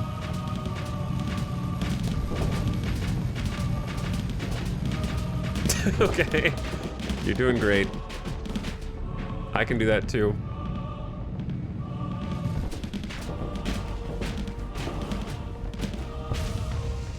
Except I'm overloading, and you had a flame out. Did I EMP him? We're just both chilling here. Oh god. I hate how good the AI is at punishing you for finting.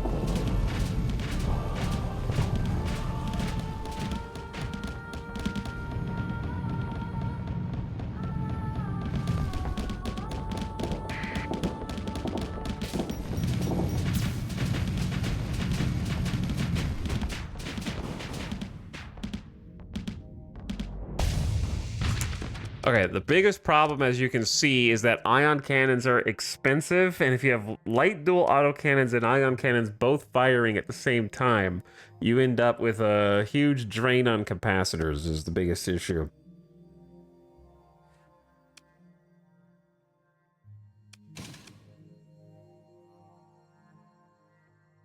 So what I probably would do is make the light dual autocannons me firing, then have ion cannon auto fire.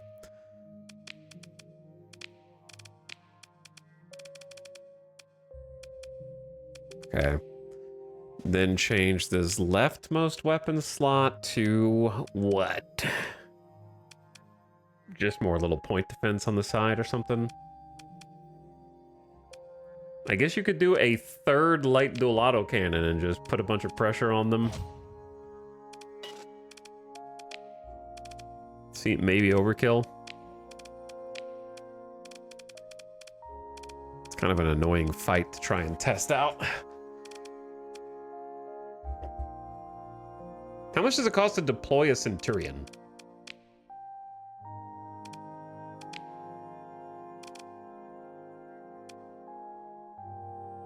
I don't even see Centurion in the options here.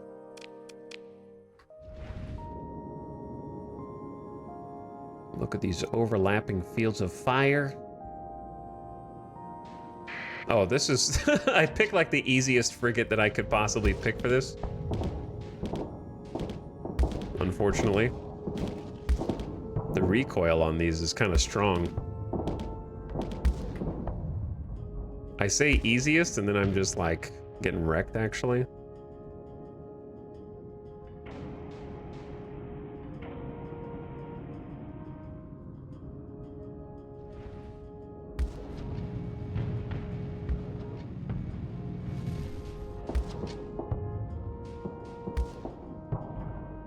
I can't catch up to bro.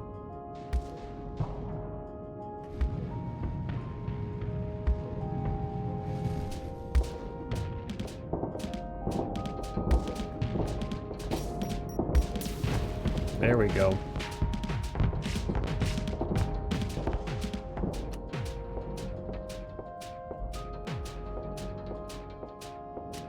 Is my Gorgon damaged? Oh, it's damaged. But see how like the EMP keeps their weapons down once their shield actually goes down?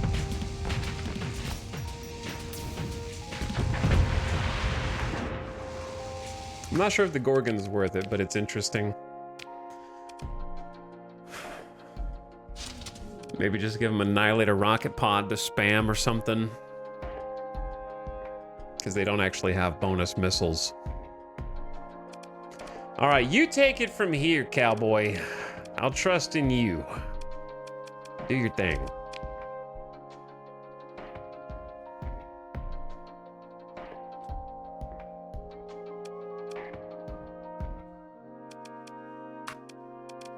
Okay, what am I here for?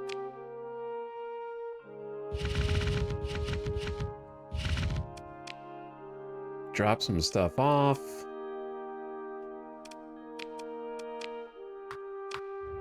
And be on my way. All right, we need to go make some money. Make the money.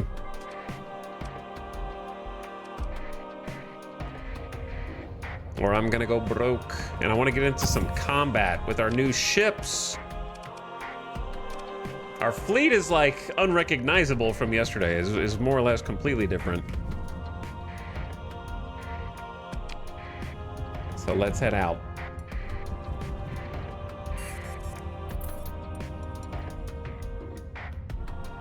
And maybe we can find some pirates to bully. Or some pathers.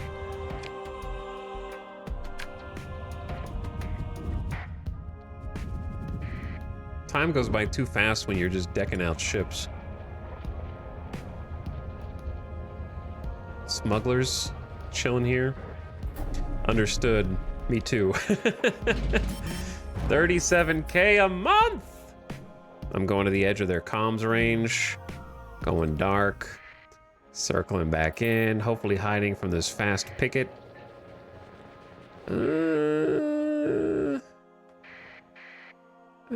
Maybe.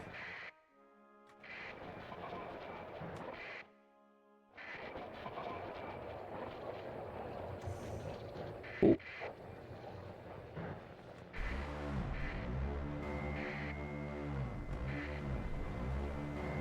Why would you go my direction? Thank you for leaving, though. Another officer, Morgan, what can you do? Ballistic and missile specialization. I'm finding so many people with these exact specializations. I think I'm just gonna hire them and maybe use them to replace one of the other people. that don't have the exact perks that I want. The 1,300 credits a month is rough. For right now, I just need someone to pilot various ships.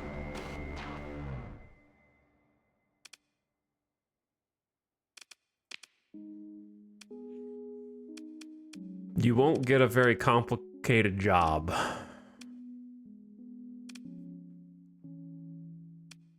Like, you definitely should be the Hammerhead pilot.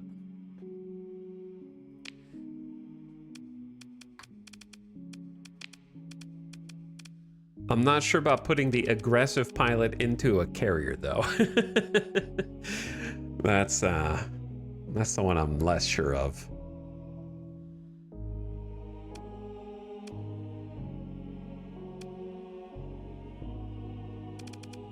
They're gonna die. Well, I guess we'll find out, won't we? Okay, while we're here, time to load up. Claw LPC.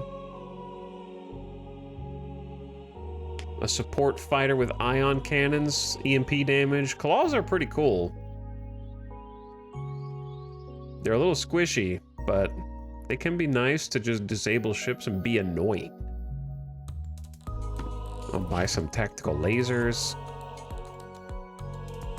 Proximity charge launchers. I don't think we have any of these to mess around with.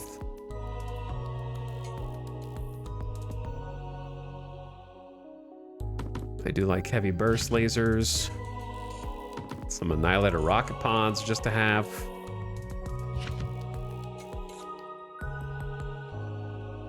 Do we have a Cyclone Reaper launcher? I don't remember. Just buying everything. Okay, the reason I came here was ostensibly to get heavy armaments, but it looks like someone bought them up. The cheap ones.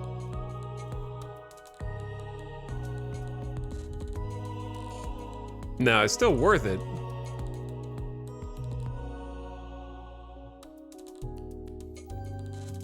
I think it is still worth it, and they have pretty good harvested organ prices too. The trick is that if we want to go to sell at Gingulks, no wait, no, we want to go sell at Flamma, which is 5.4 light years southwest. Then I need to find some other goodies to take along the way to make this trip worth it. They're also paying a good price for supplies. So I think we're just gonna do supplies and heavy armaments, and that's it. They're paying decent amount for heavy machinery also. Okay, so just buy all the heavy machinery that you can afford. Oh God, I don't have very much money, do I? That's 296K, and I have 285K. Would you accept this high-value prisoner in these trying times? And perhaps also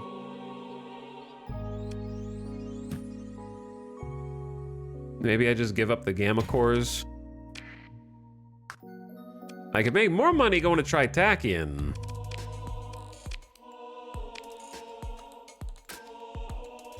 Or I can make 60K now and make a better trade.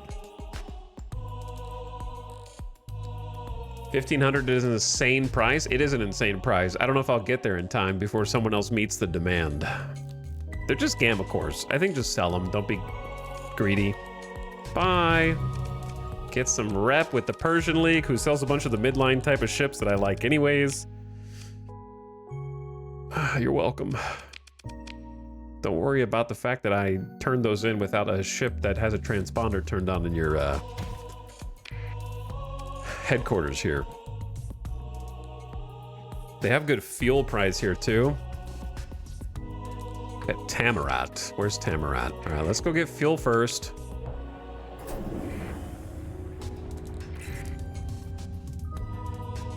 Maybe I'll do some legitimate business just to go faster. Actually, nobody's here, so I'm just gonna turn off my transponder. If you're not guarding it, that's on you.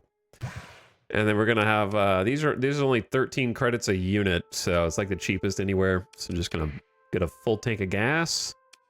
I guess I'll check their other stuff. Ooh, very cheap. Drugs. Let's not get too greedy though. I've already got a full everything. I've already got full everything, so let's just transverse jump out of here. And try and go sell before somebody else beats us to the punch.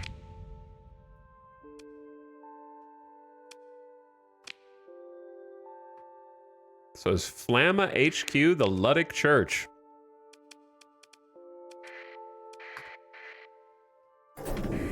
We are helping out the Luddites, I guess. The Pathers. Not the Pathers, but adjacent. I've used 2 times Moras, both running the full Bays of Claws. It was quite effective, not allowing the enemy to use any weapons. Yeah, exactly. Just fully disabling their weapons is pretty fun. All right, so we just slide on in here.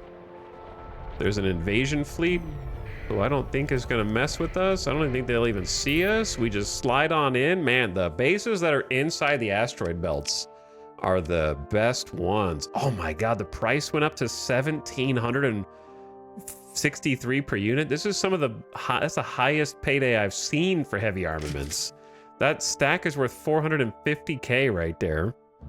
And then while we're in the system, we give them a healthy dose of heavy machinery. And they're also paying gigabucks for supplies. We just give them a bunch of those.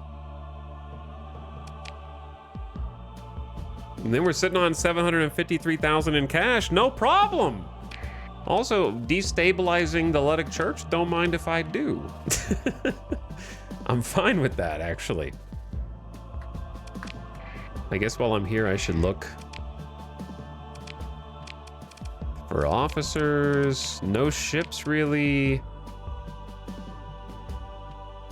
Mark 9 autocannons, which I may or may not already have. All right, and then we just pretend like we were never there. Yeah, the rebels will be quite happy to see us.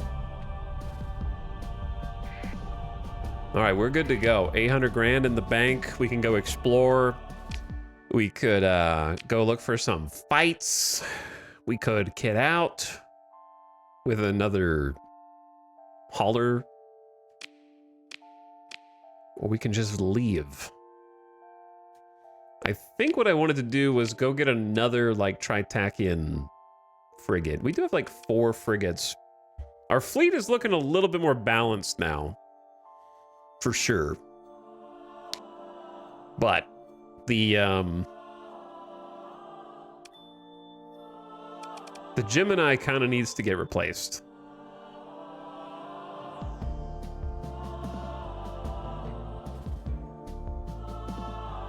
Degraded shields and defective manufactory is kinda not good. Maybe we just go say hi to Gingulks, go say what's up to the Tritakians, see if they got any cool stuff. I think that's pretty much where they base out of.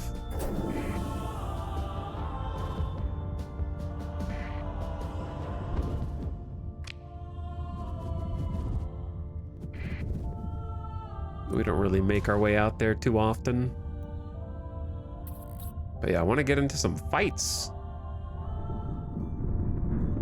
Find some combat. But that quick little trade. Hello? Oh, when I said find some fights, this isn't exactly what I meant.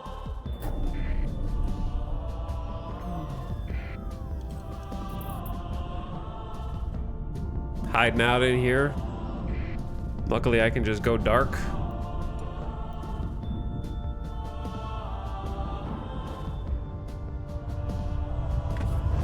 I got an emergency burn to cut through this.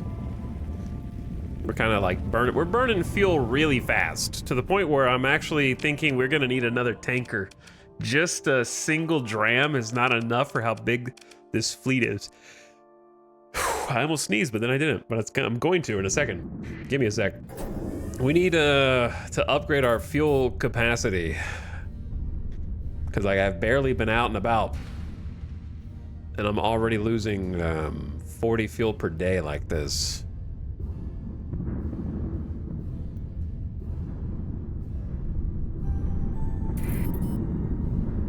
So maybe it's time for like a Phaeton or something. We kind of growed up a little bit.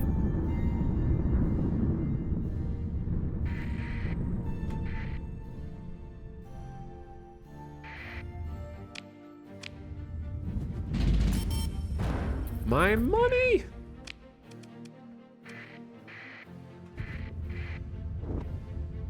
Like, the supplies are there, but they're still manageable. I don't have any skill points yet.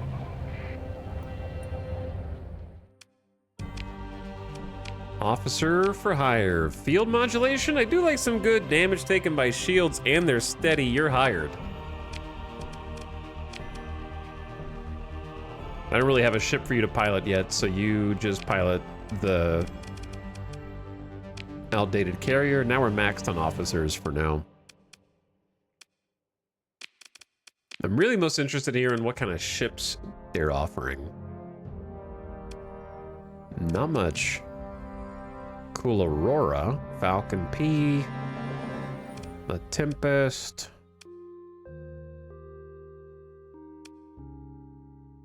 Couple Omens. The Pristine Tempest is pretty tempting. It's a classic.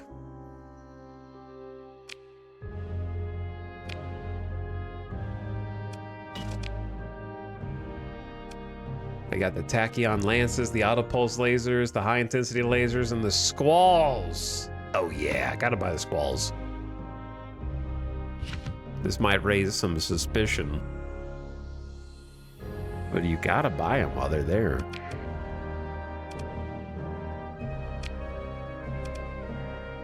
What are the rest of the Tritachyon frigates?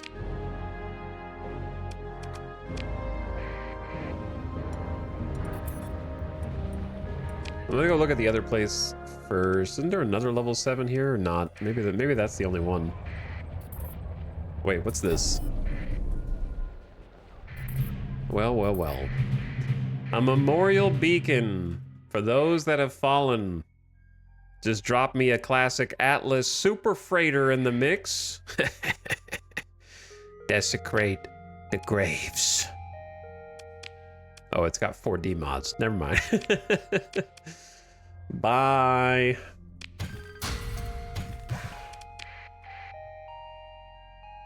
Vigilance, a Wayfarer, a Valkyrie, a Hermes, and another Wayfarer.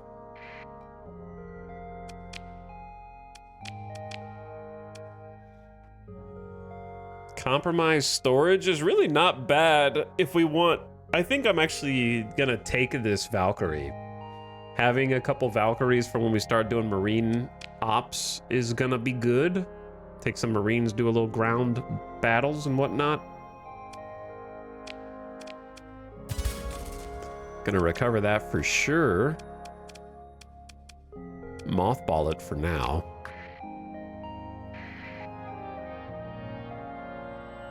Hyperion is frigate size, but it's not really a frigate.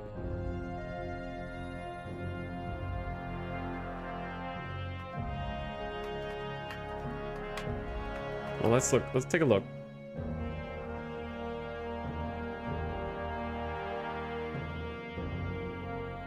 They're frigates. They have the Afflictor, the Brawler, the Hyperion, the Omen, the Scarab, the Shade, and the Tempest.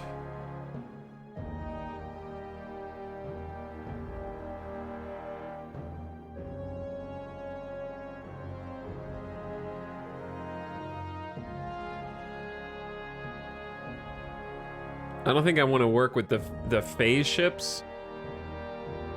I wouldn't mind some Tritachyon brawlers. That would be kind of fun. Hyperion does go kind of crazy.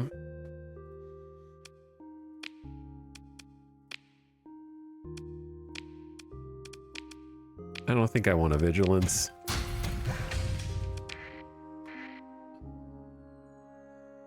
Wait, there's a drover here? 3D mods. Too bad.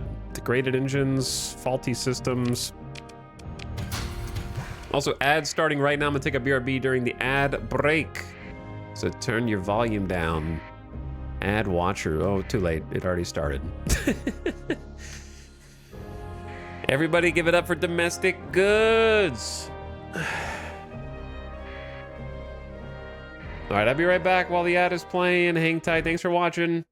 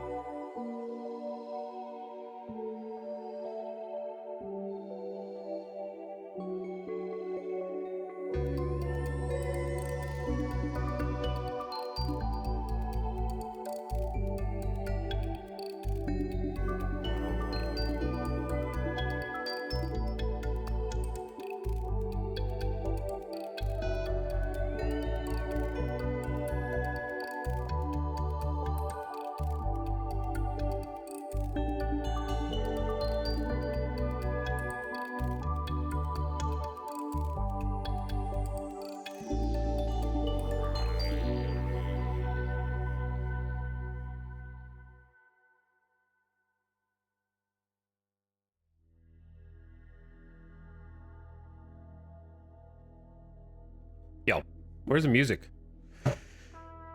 Oh, never mind. Sad horn. Sad space horns.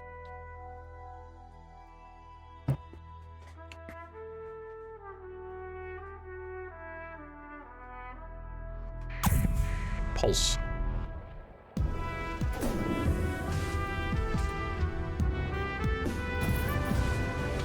Dong, dong, dong.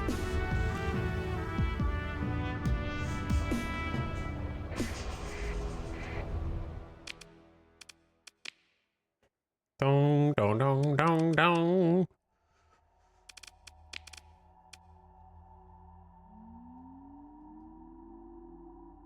Dong, dong, dong, dong, dong. Okay, what the heck are we doing? We could buy supplies from the pirates here. Okay, that's an option.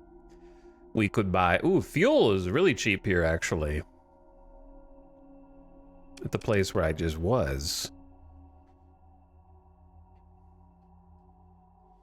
I could buy heavy armaments from the pirates. Okay. Well, yeah, this is actually a decent system because it's just so far out here that it's a bit removed. Good place to sell recreational drugs if I had any. But I don't, officer.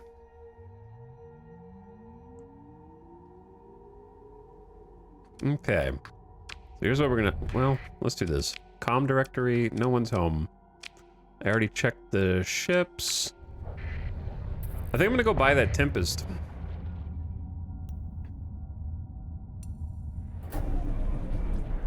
Who's here? Running from your fleet, you should. You better run, trade convoy. Well, pirate trade convoy just got... Oh, never mind. I forgot they get the defense of the station. You're lucky. This time.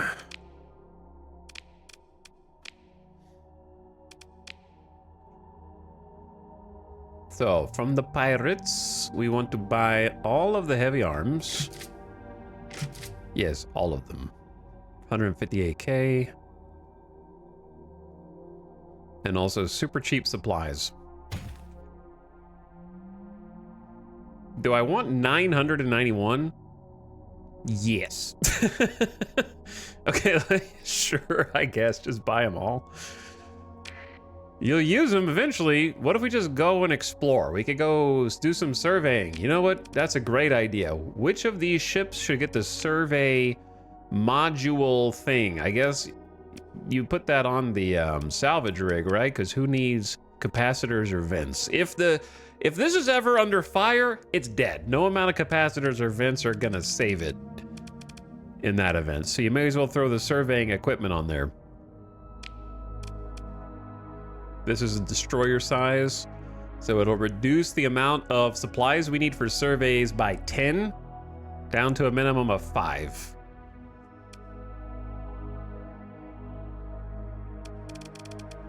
Seems good.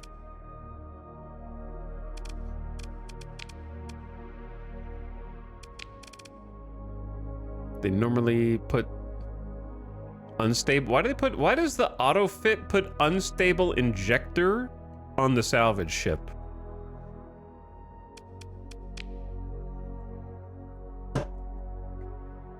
By default. Seems like a strange choice.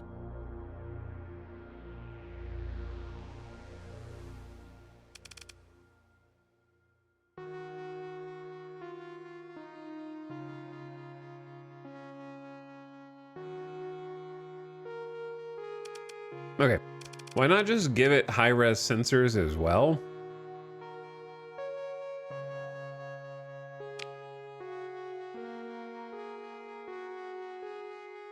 Wait, removing this ship would decrease, so it stays the same. Are we already maxed? We might already be maxed. Okay. It's probably worth just building in surveying equipment, right? Because it increases the cost reduction by 100%. I'm just gonna do it. Lock it in. So now it goes down by 20 supplies instead of 10. That's way better for just one story point. What else do you guys put on salvage ships? Hull mod wise. Is there anything else that's like good?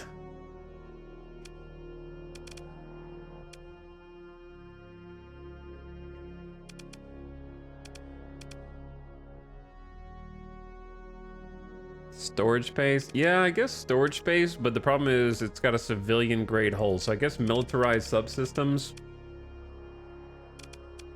The max burn doesn't really matter because it's already got 10 plus 2, but it would bring the sensor profile down from 120. So militarized subsystems, and then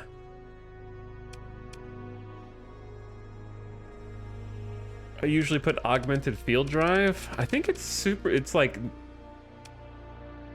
it just doesn't need to have higher than 9 burn, because I think our slowest ship is 8. So you always go as fast as your slowest ship.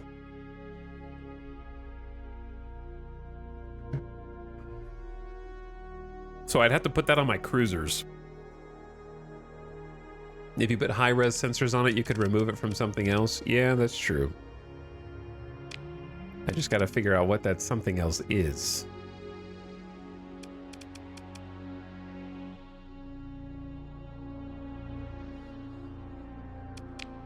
What even has it right now? I think it's built in. No, I have it on the Gemini.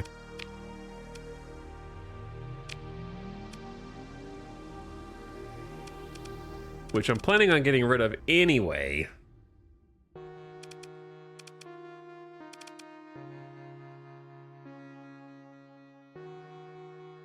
But I haven't got rid of it yet.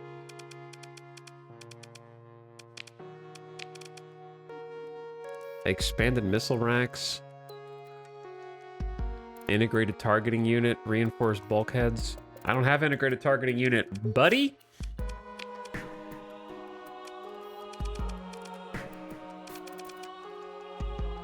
How fast is the Gemini? It's also a 9. I'll just throw recovery shuttles on there since these poor Thunder heavy interceptors are probably gonna get killed a bunch. I don't know, it's probably a waste, but it's fine.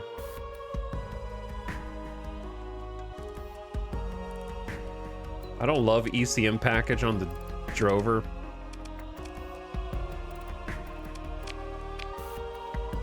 Dude, I'm too indecisive with all these.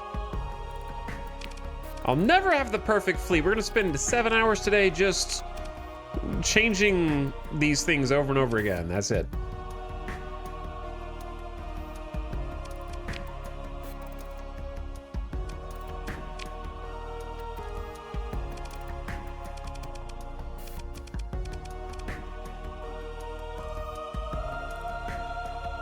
Safety override for extreme salvaging.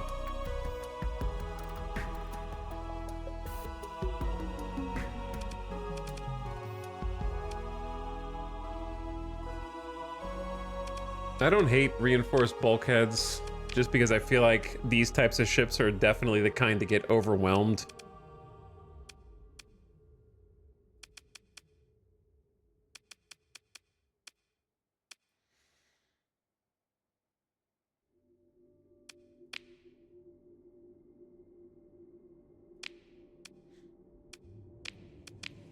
Okay, then the Omen has high-res sensors built in.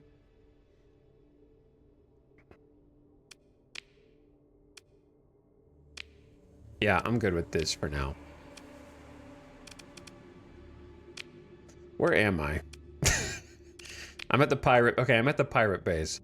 What was I gonna do here? I bought 900 plus supplies. I can buy more. With the goal of spending a bunch on surveys. That was the plan.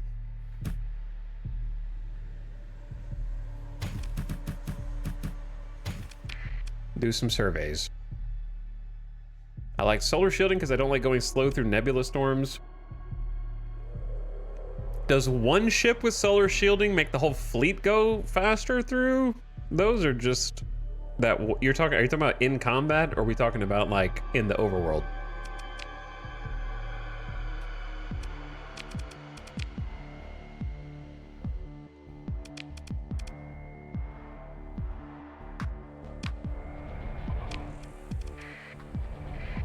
Okay, I need to sneak in.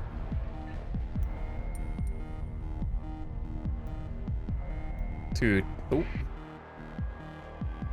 Security. Flotilla. Let's just be cool.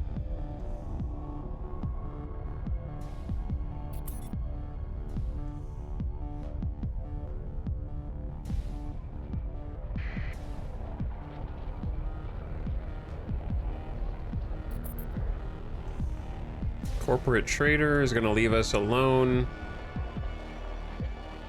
Oof, this is kind of a tough spot to sneak into, to be honest.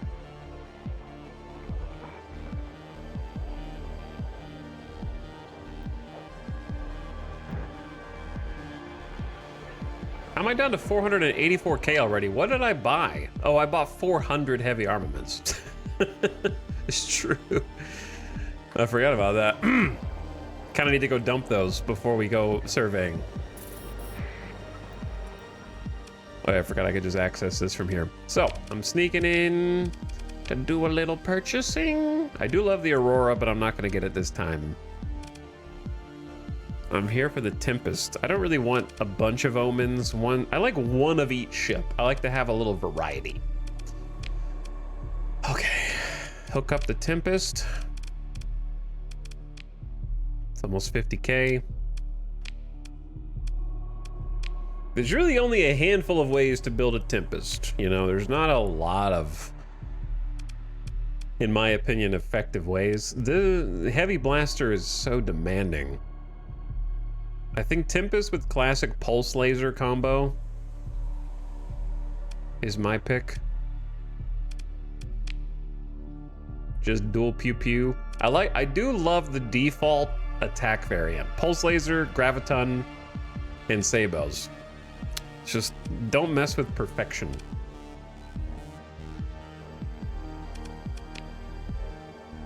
And they come with their own fighters, the Terminator drones, which I think are super fun. This is like this is my favorite ship to just pilot at the beginning of the game. 100%.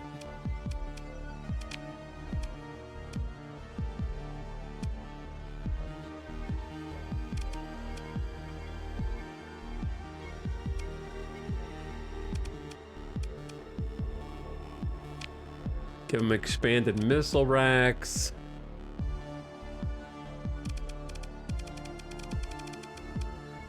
Give them a little,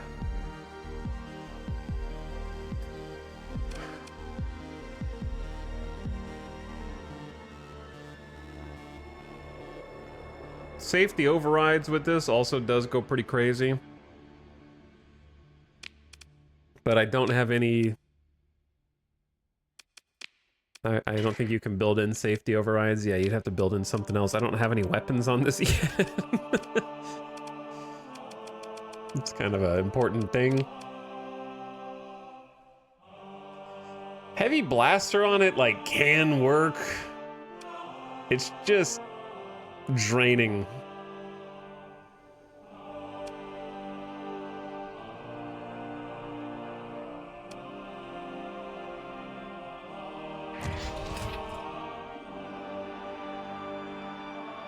Fleet diversification. Yeah, I like having a bunch of different types of ships and whatnot. I think Pulse Laser plus Graviton is my preferred choice here, but Heavy Blaster is kind of nifty if you can deal with the flux issues.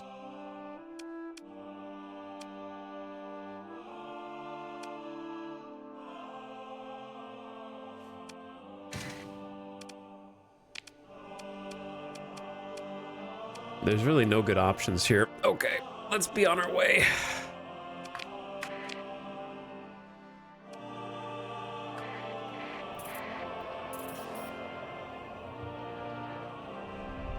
Go over here. Pop into space. probably find somewhere to drop off these heavy armaments. Do we want to arm the Pathers or the pirates? Probably, I guess the Pathers in Capra.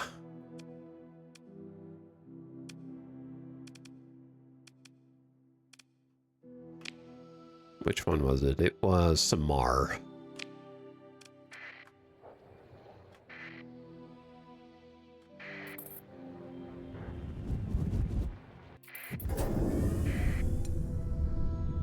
Ooh, easy. But yeah, I'm running out of fuel real quick. I came out this way to try to look for ships and maybe get a tanker. Ended up leaving with just another frigate that doesn't have any guns on it.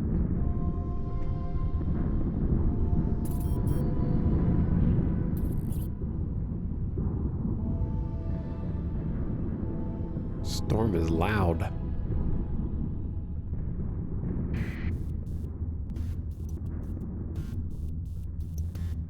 But the fleet, I'm trying to get it just perfect so we can actually like handle the fights that we run into when we're exploring. Because the problem right now is I love exploring, but when we go out there, we end up finding these potential battles that I got to run away from. You know what I mean? Like I want to be able to engage more of those instead of just trying to dance around them.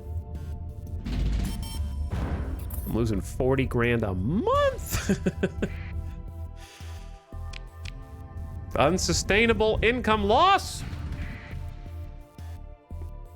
Running from your fleet, you better run.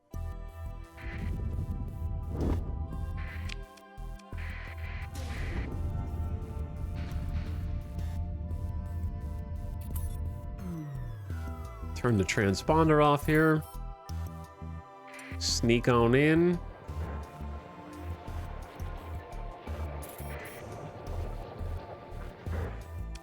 I don't think they mind if my identification is disabled. I'm looking for a Phaeton that's not quite so messed up as all these.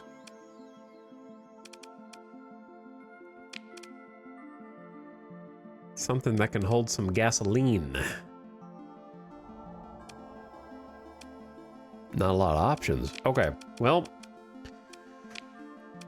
in that case, I'm just gonna drop these off. Oh, the price went down. Ugh.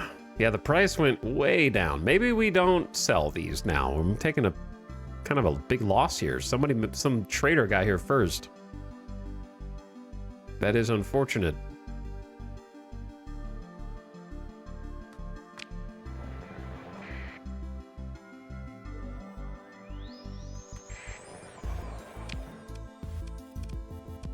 There's a level 7 Luddic Church spot and a level 5 Sindri and Dikta spot, so I guess I'll check those for fuel tankers first.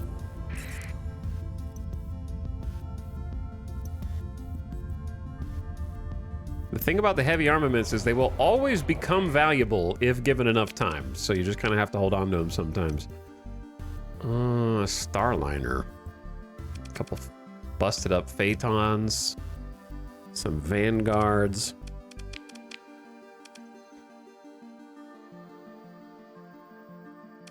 Colossus Heavy Freighter.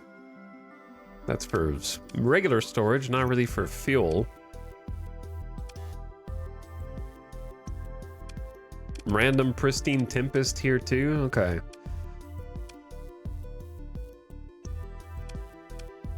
No fuel tankers though, sadly. What's up, Parkside? Thank you for the tier 2 sub. Appreciate 91 freaking months. Thank you for a ton of months of sub. Appreciate you dropping another double sub. I guess I'll go check Sindrian space. They got a size 5 here that should have a few things.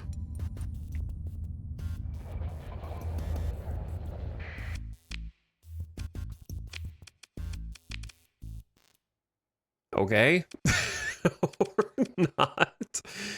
Sure, yeah. That place is empty, bro. It is empty.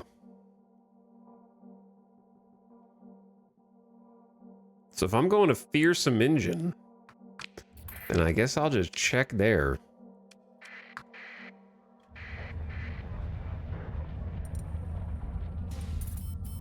Look at all this debris. Buffalo, Mercury-class shuttle, combat. Uh-oh. Hostile fleet.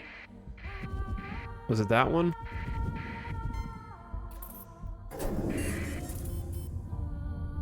Rebellion on Flamma HQ. Isn't that where I just sold, like 400 heavy arms?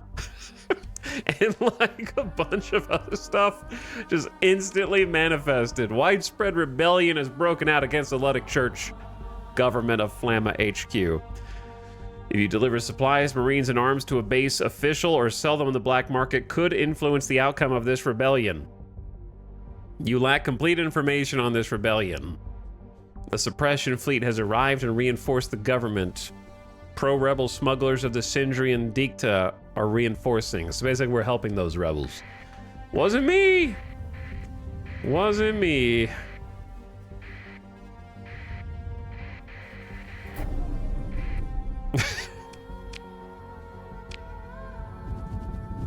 I'm influencing the dynamics. Oh my god, we are so far away. What am I even coming here for? I'm looking for Agonor. Bro, it's on the other side of this universe. Go back through.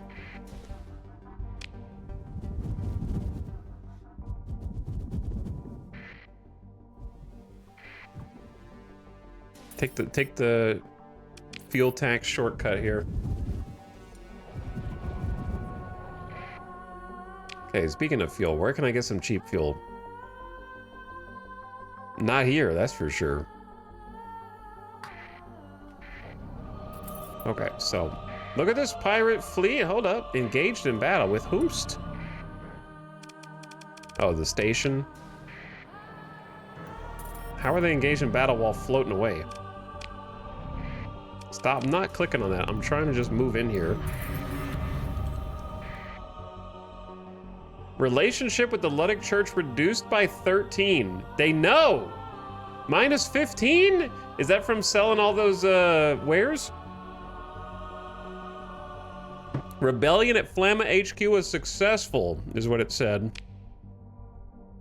You supplied fresh troops or materials to the Sindrian Dicta rebels.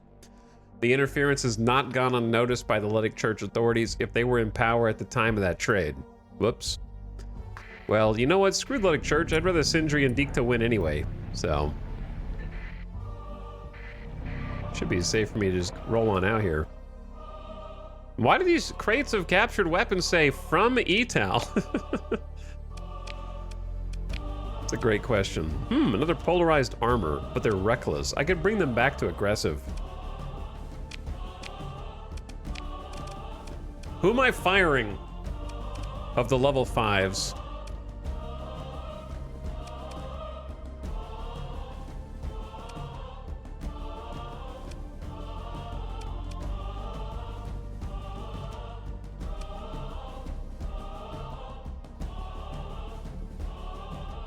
I think I might be firing Oberyn Kitsuragi. Just doesn't have the things I normally like to pick. You're toast. See you later, nerd. Drop you off at this station.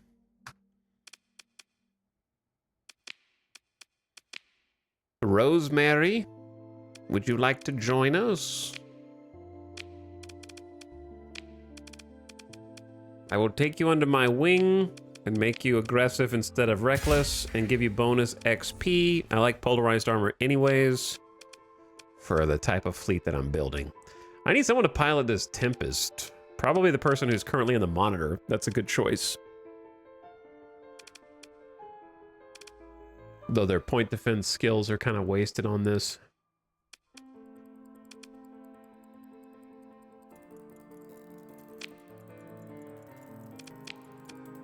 Okay. Now, what am I looking for? I'm looking for... Ooh, that's really expensive fuel. But it might be the best I got.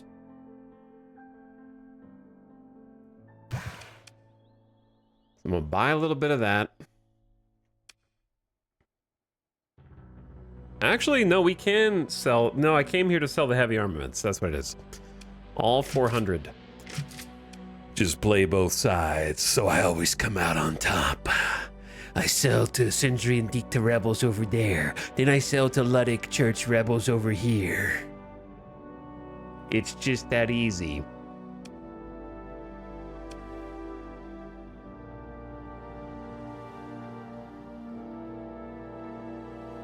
Yeah, I think just sell them all. I don't feel like min-maxing that.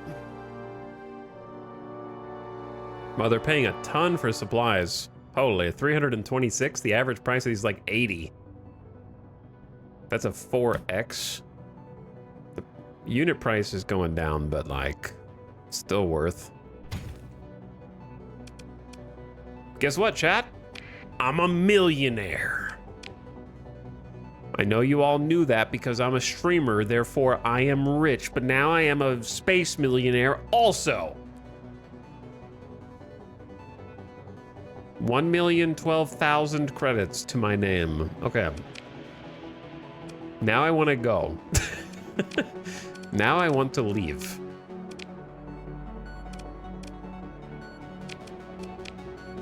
But I need a Phaeton tanker.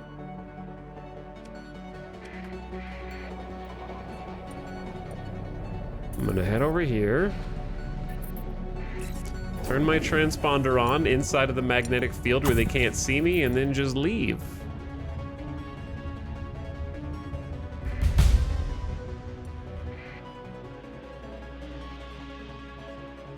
Colony growth size, Merkheim command. Oh, they went to Merkheim.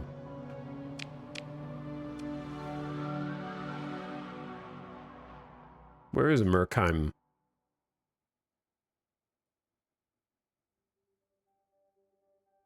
Oh yeah, it's down there. No, they were already in Merkheim, I forgot. Market now captured. Raise relations success. Not me. Oh, I have a skill point. So, we have two choices with skill points. I could keep making fighters better, make go carrier group, or I could go ahead and take probably one of the better, like, if I want to do a bunch of surveys, I could do minus 50% resources to survey planets and also reduce monthly supplies, or I could do the one that gives you more fuel salvage and reduce fuel consumption.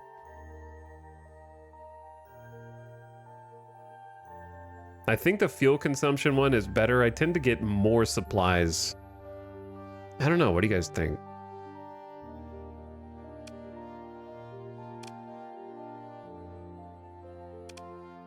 I guess I could also take some of the tech ones. I do like ECM. Peak operating time of all ships is nifty.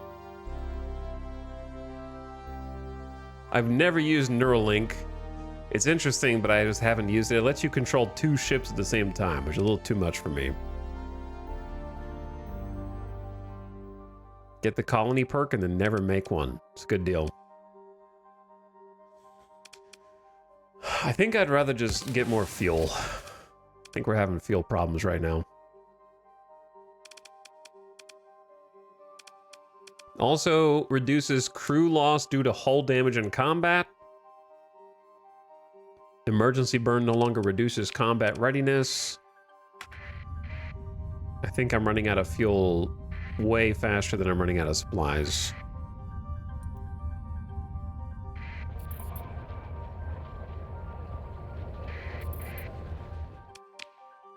Another officer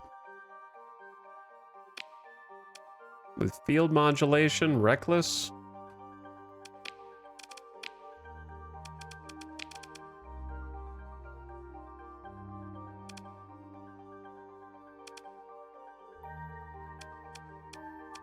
We still have 3 level 5s, and of those, 2 of them have ordnance expertise, and of those, I don't really like either of them.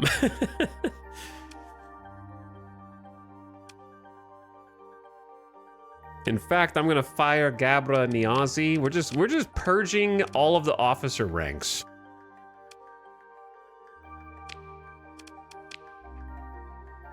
Hermes Jordan. I gotta hire Jordan, of course. It's gonna hit so many dingers. Okay, you hop in the new ship, or the old ship, and we're gonna mentor you down to aggressive, give you the bonus XP. All right, we gotta train some officers up. So we kind of downgraded our total officer XP, but I do love field modulation. Just minus 15% damage taken by shields is just good. No one is selling fuel tankers. We've been to 6 stations now.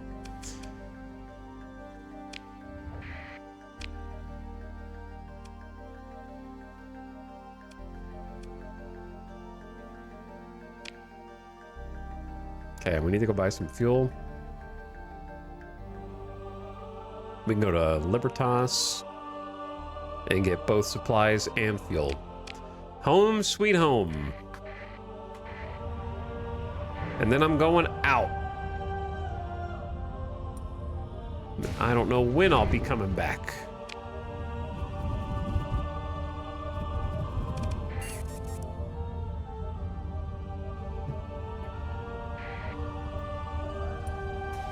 $34 fuel per day, even with the perk. Am I sure the perk is even? I thought it was 34 per day before.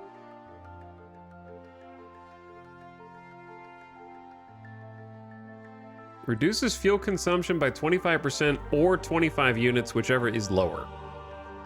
So we're reducing it by 6.3 units a day right now. So was it like 40 something before, maybe? Yeah, I guess it did get slightly reduced.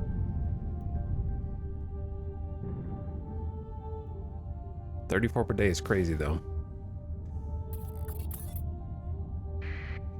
All right, surely one of these bases got to be selling a good tanker.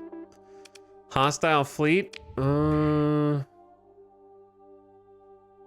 What's the worst that could happen? He says before saving.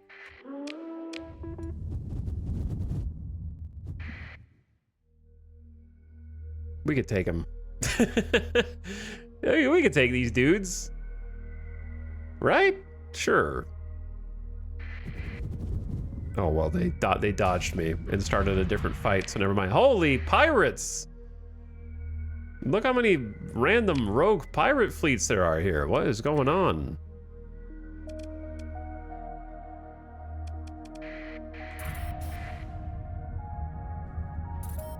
They're out of control. So is my $42,000 a month. That's also out of control.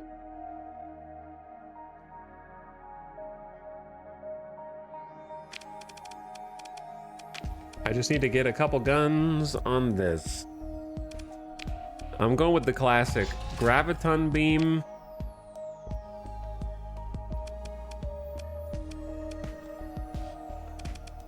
Plus pulse laser?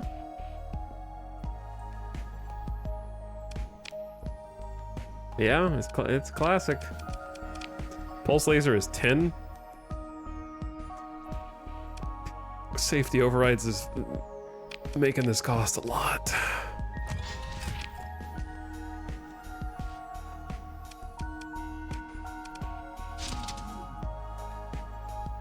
Feels bad using 8 just for some extra sabos, but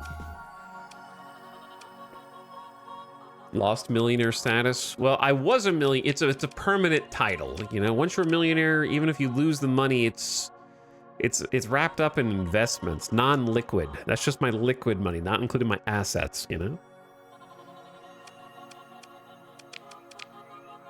Sometimes I will put Salamander on this instead of Sabos, because you already have the Graviton and you already have the Pulse Laser. Both of them are doing shield damage, right? So is Sabo just redundant? Because if you throw a Salamander on here, you can take expanded missile racks off.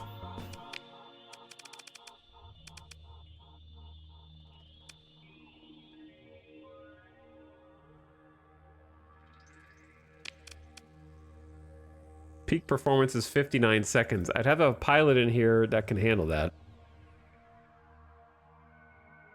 But then I only have 3 vents. 1 pulse laser is not that expensive, though.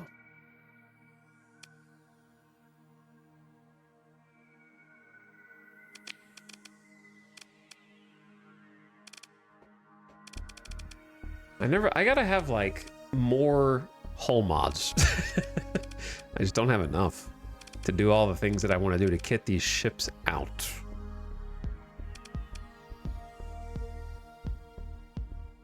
Support Tempests are pretty cool too. Just double graviton.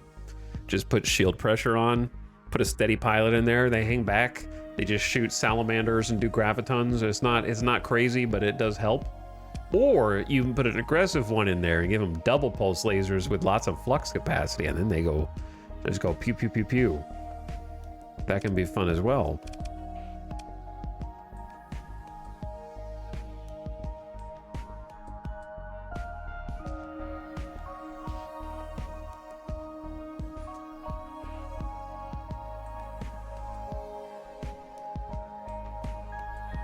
Double graviton with high scatter amplifier, or is that bait?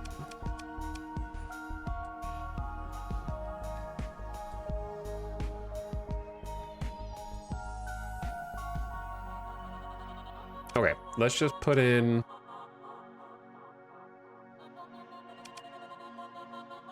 unstable injector reduces their weapon range by 15%. But will increase their top speed by 25. Okay, let's do unstable injector plus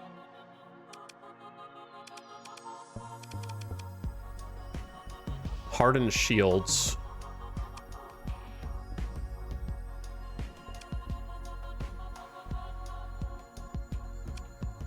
Or just flux coil adjunct and go for like plus 600 flux capacity. It's not that much. I don't know. I can't decide. Analysis paralysis. Yeah, it's not due to chat. There's just so many options that it's hard to think about all permutations. I don't really have a personal meta. That's the issue. Most people just figure out when they play enough what they like and what they want to do, and you just do that. I just don't have like... I'm trying to think outside my own box, because I think what I normally would do here is probably just hardened shields for 20%. Reduces some EMP arcing, get a little quickness from unstable injector, but we're losing some weapon range, but we're getting hardened shields and high capacitors.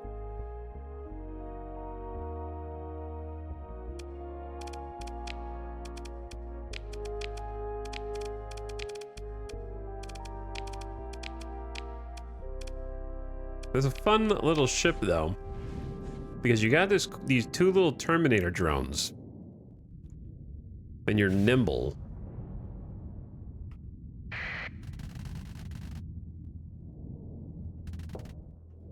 You're nimble, and your salamander can just annoy people. And when you start to put some shield damage on, you hit F, and one of your drones goes in. Then you hit F again. The other drone goes in. Bah!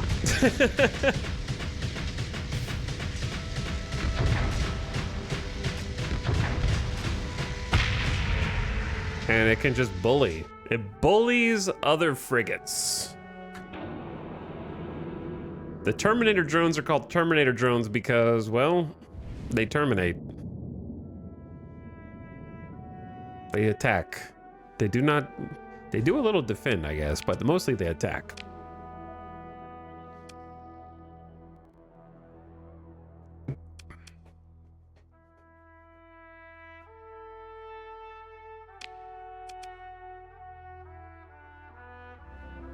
So this is not the best pilot for it, is the only thing.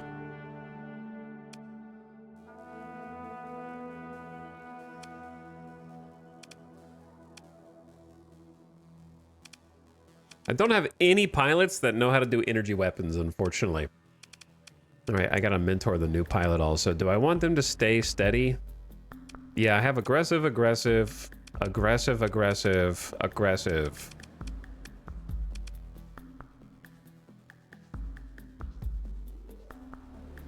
I haven't mentored either of these. So we'll make one of them aggressive and leave one of them steady. Spending all my story points just on mentoring officers so that they level up faster, which I think is fine.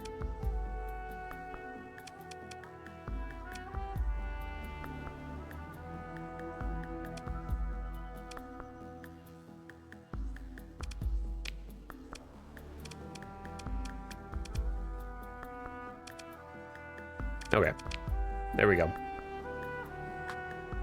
We're ready to go. So what I need is to go buy supplies and go buy fuel from right in the same system. And while I'm here, I'm gonna check to see if Sun Wukong is selling any tankers, please. Okay, I wasn't thinking Prometheus. that is a tanker that can hold 3,000 plus fuel capacity. So I could. And just stay out for long periods of time out there and just get the giga 116K investment. Prometheus is a lot of money. Your fleet is now a gas station.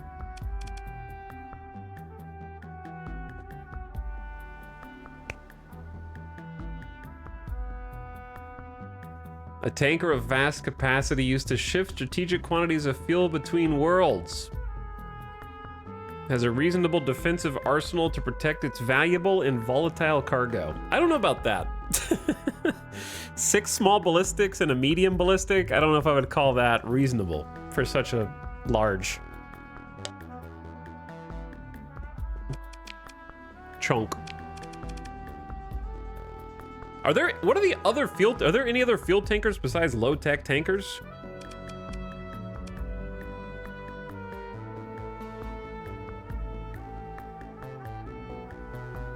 Its sensor profile is also massive, which can be brought down with insulated. I can just leave this in port when I want to sneak, and when I want to go abroad, I can take it with me.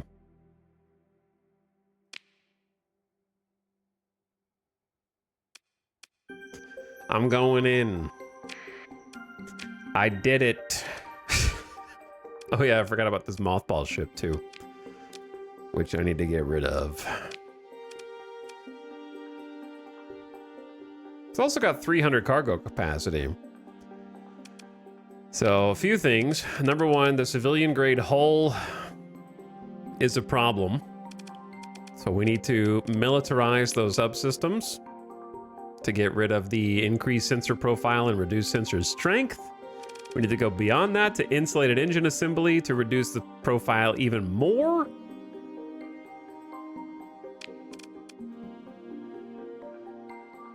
Down to 75. That's pretty stealthy for such a big boy. And then we need... Oh, I can only have 2 logistics hull mods. Damn. So I guess it's augmented drive field instead to increase the max burn level up to 9 instead of being stuck at 7, making everyone slow. And then, of course, you can't have aux fuel tanks if you do this. So I kind of have to choose. They make you really choose because the logistics ones are the best ones. If I threw aux fuel tanks on here, this thing goes up to almost 5,000 fuel capacity. But I feel like making sure the whole fleet doesn't go slower is more important. And then the profile will be 150, which is kind of thick, but not as bad as it was at 300.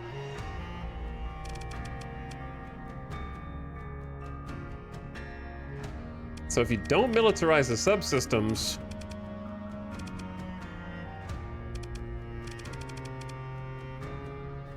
and you just insulate the engine assembly, then it's worse. Okay, so militarized subsystems is just increase minimum crew by 100%. Skeleton crew required is a hundo. There's not much else to do with this.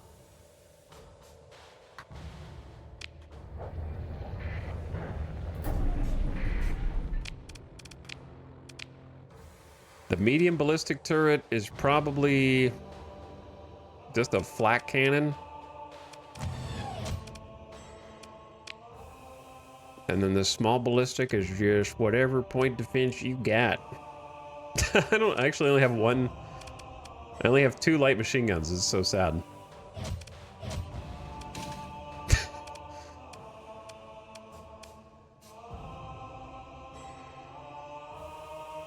So if you build a logistics mod in,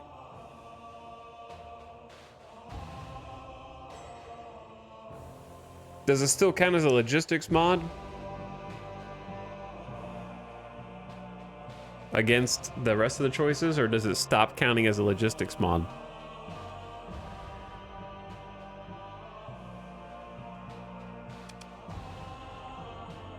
Augmented drive field being built in will turn this into a 10-speed ship, which is kind of insane. But I have two 8-speed ships.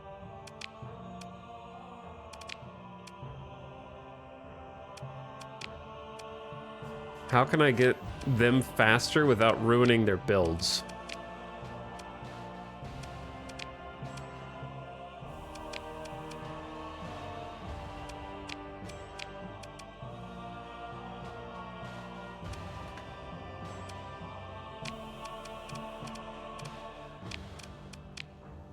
Don't forget, we have a random Legion assault battle carrier in here.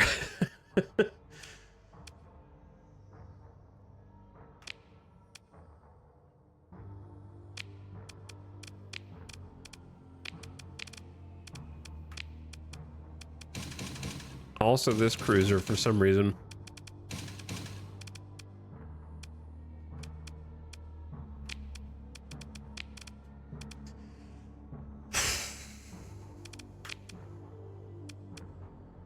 Well, I haven't built anything in to this yet. So if I do insulated engine assembly, that's 9, can only be removed at a colony. No, I already have that. It's the other one. Augmented field drive is 24. Holy dude, it's so crazy. Just to get +1 burn. How the heck can I get +1 burn?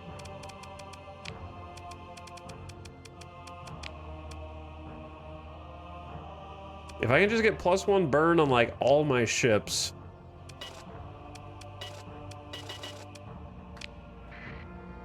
That'd be amazing. Which, there's definitely one of these is +1 burn, but I don't remember which one or if I already have it. This is the burn level of all non-militarized civilian-grade ships by 2.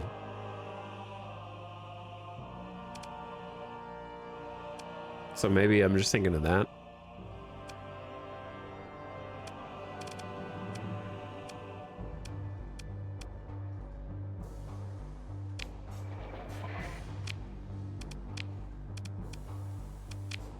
So like if I don't do anything, it still has an 8 burn level with nothing else. So do I really need military? Yeah, I need. I've gone ham, build an insulated augment engine, then fuel increase or expanded cargo. All right, yeah, I just want to make sure this works, so I'm gonna save. Because that's what I'm thinking, right? Like if I do.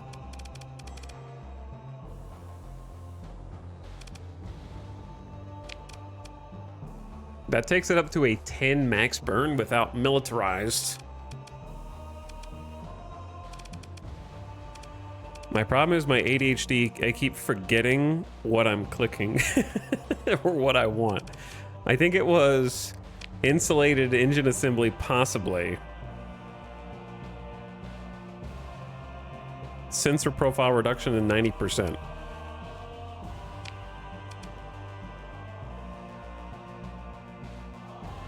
Navigation is the +1 burn, but you already have it. Okay, that's so I have both things then.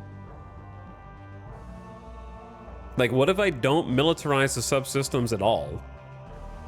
Right? Then I just build in augmented drive field just to save 40 ordnance points. No. Build in insulated so the sensor profile is reduced by 90%. Then I can have another logistics. Okay, that's what I was trying to figure out. Ox fuel tanks if I have room for 25. I'm just time to burn all my story points, I guess. Doubles the fuel capacity increase, and for civilian hulls negates the maintenance cost increase. That's pretty sweet, dude. That's pretty sweet. So we just go bam. So it goes from 3750 fuel capacity to 4875 fuel capacity to 5616 fuel capacity. Okay. And it's at a 30 sensor profile. How the hell is a ship this big, a smaller sensor profile than most of our other ships? And it's at a level 10 max burn. And so we can just throw on expanded cargo holds if we want. But it will increase the maintenance and supply use if I don't militarize the subsystems also. But I don't need the engine. I don't need augmented drive field if I'm okay with being at 8 max burn, because we're already at 8 max burn, right? So then I can militarize the subsystems, which will reduce the overhead of the maintenance cost of expanding the cargo holds. And then we get to have our cake and eat it too. So now it can also hold 600 extra cargo capacity, which I feel like is pretty good. And but my burn goes down to 7 because I'm militarizing the subsystems, the irony. Or I have to pay 15 supplies per month for this thing. There are drawbacks. So there are drawbacks. It's complicated now. It's complicated. Trying to fit 4 logistics upgrades onto the same ship is a bit complicated.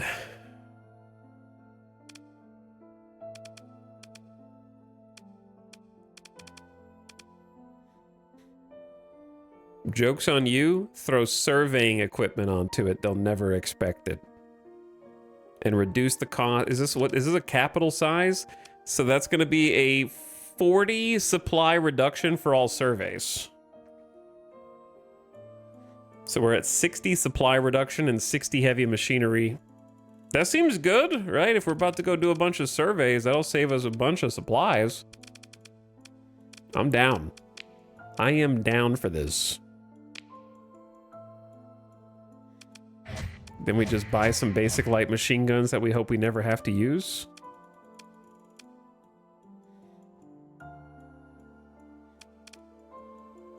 And just, that's it. Okay. Now it needs a name.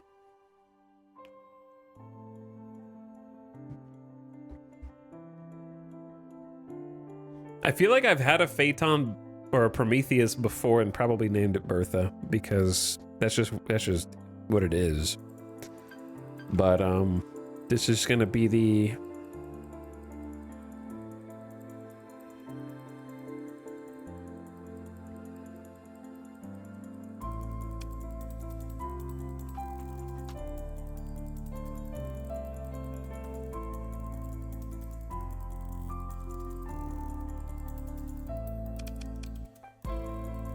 Big Juice.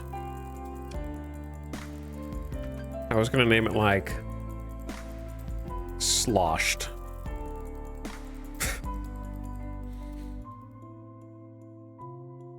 Which is more of an adjective.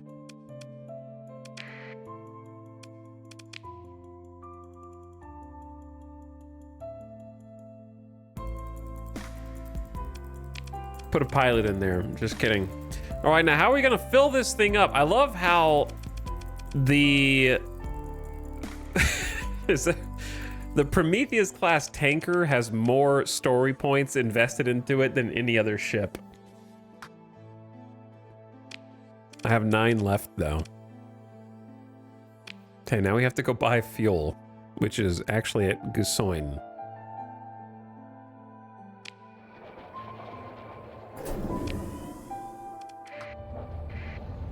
Priorities. Yeah, I mean, it is here for a long haul. It really is. What is going on? There's a Colossus freighter, a Vanguard frigate, a Dominator heavy cruiser. What is this battlefield?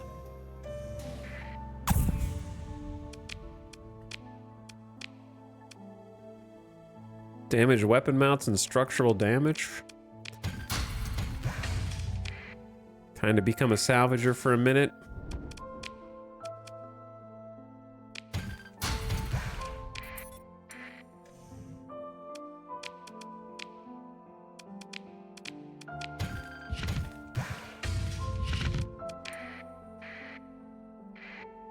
Well, I found a dram.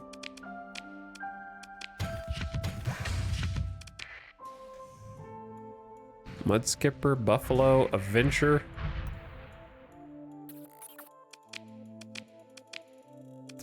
Venture's pretty decent, but I don't need a Venture. I'm here to just take what I can get. Ding ding. Trade with faction.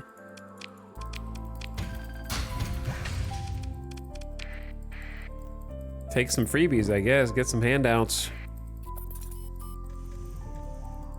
They're just having too much fun over here by this point. To be honest.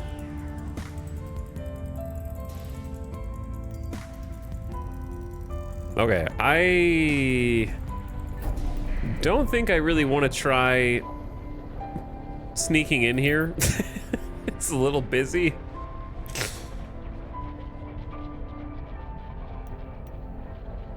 Seems a little busy. I'm just gonna go buy some legitimate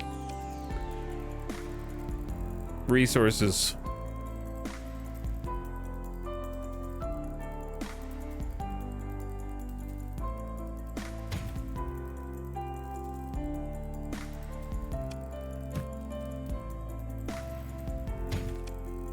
$800, right? 800 seems like a reasonable amount of supplies to take out surveying. I don't think it's going to cost that many resources. I'm hoping we find stuff that we get to salvage, and then I end up making a lot of supplies. But I also don't want to run out, so it's a bit of a gamble. And then I have the fuel is going to be 100K because I'm paying 25 grand in taxes just to get a full tank, and it's not even full.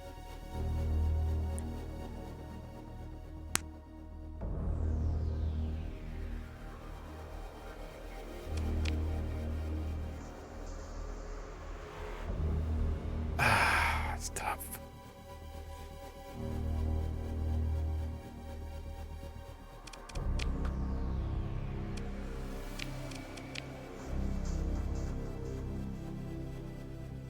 Do you think? How much suspicion? I wish there was like a suspicion preview. Like if I were to buy, say,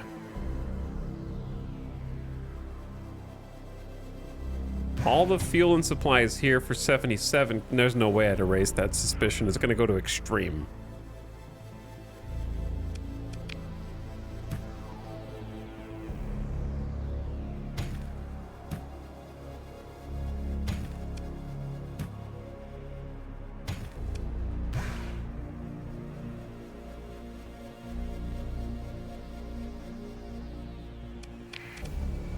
Extreme.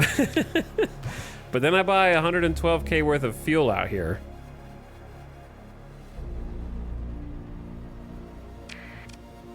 Now I'm just very high. Okay, so I brought it down from extreme to very high.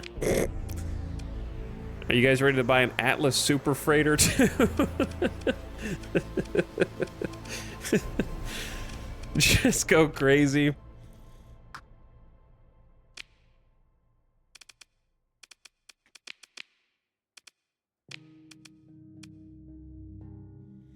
2,000 cargo capacity. It's going to take me down to like 500K. Ay, ay, ay. Some say I'm never going to actually go out and explore. Oh, there's an ad in progress right now. Damn, it's really sneaking up on me today.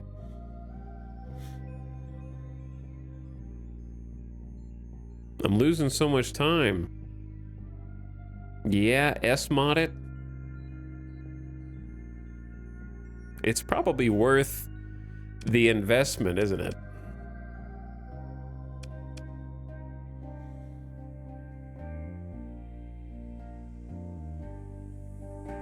The problem is just the maintenance and fuel, but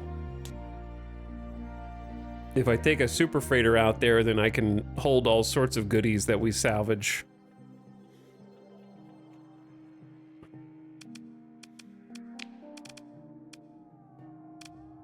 Our fleet is definitely looking better. It's definitely getting better.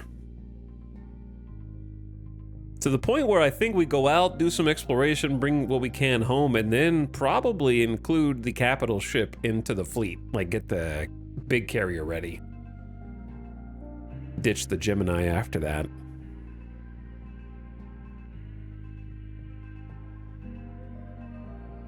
Bring that hegemony in. You caused me to get the D4 expansion and I'm having fun. How dare you? It is fun, right? It is fun. I'm currently trying to figure out what I want my build to be for like in-game, but it's kind of hard to pick because I'm trying not to spoil myself too much on... Like, I don't want to look at every single new item and new set and whatnot. I kind of want to like discover some of it or have it drop and look at it and be like, whoa, that's cool. So I can't plan too far ahead because I frankly don't know what's available.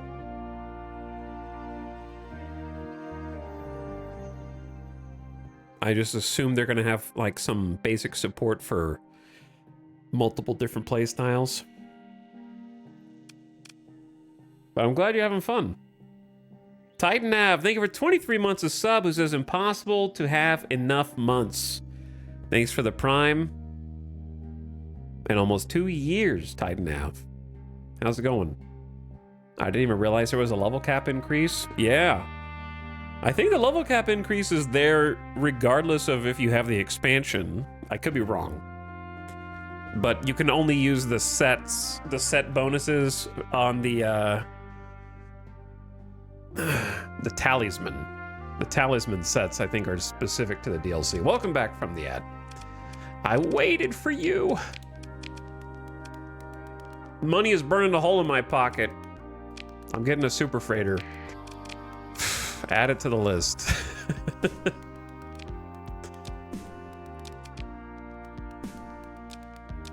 It's getting out of control. All right, the Are We There Yet day in the sun is done. I'm trading in the dram. Goodbye. No need to keep up with that. You've been replaced. Now the buffalo, I think we keep the buffalo for now. It's like 660 extra.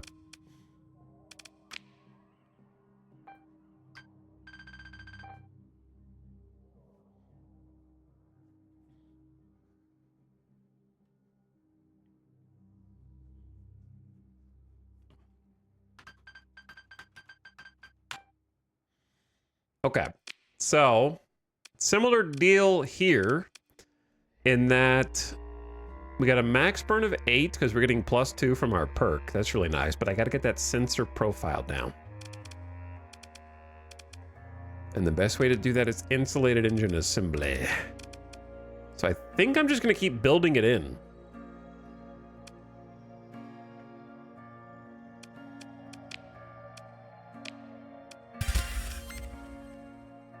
Because that goes down to a 30 sensor profile. Look at all those containers. I know, it looks really cool, right? I love the design of it. Obviously, we're going to get expanded cargo holds. So right now it can hold 2,540 cargo with our perks. This takes it up to 3302, and then if we build in cargo holds, now we go up to a total of 3840 cargo capacity. It's pretty good.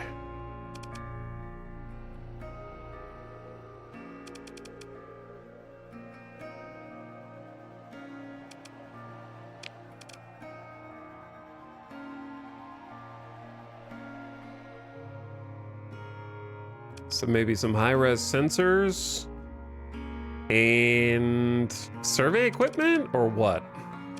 Like, it could do fuel tanks, but I feel like that's a bit redundant.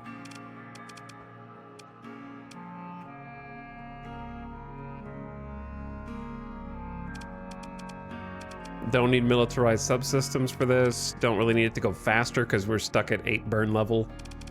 Unless I put fast movers on everybody. Which might mean we get caught by some redacted later. But yeah, we could do surveying equipment, and now it's going to be a reduction of 100 supplies and 100 heavy machinery. So it's basically going to be free to do all surveying. More or less.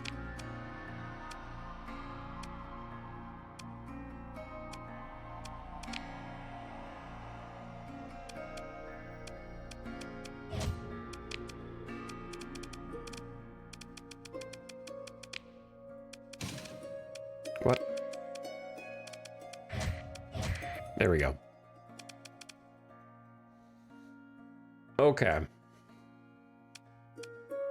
I don't think this needs vents. I think just max capacitors. Because by the time they break through the shield, it's too late. The vents aren't going to help you, brother. My Trapper Keeper. All of my secrets are in there. All right, the fleet has ballooned a little bit, but we have almost 6,000 storage space now. Over 6,000 fuel. And we're ready, man. We're looking good. Only got 7 story points remaining. I think I'm ready to go. Bought supplies. Yeah, I'm ready to go, man. Now the question is, where are we going? Wherever we want. Anywhere I want. Uh-oh, who's out here?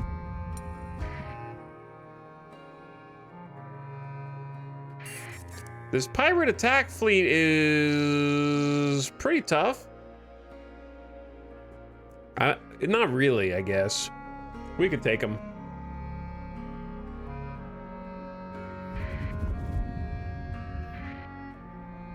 I think. There's a lot of fighters. This would be like, they've got a bunch of Colossus. Which would be very vulnerable to our missiles. What am I flying?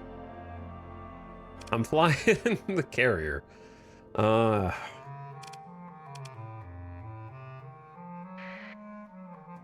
Wait, I'm not ready to go out. Turn back. I guess we fight. Time to use up all of our supplies on the first deployment.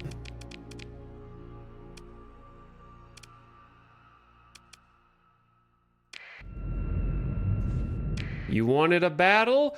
You got a battle. Now you freaking got one. We gotta train up all these newbies.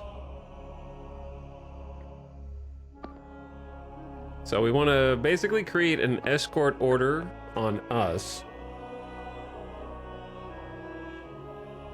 With the general principle being all of the carriers should stick together.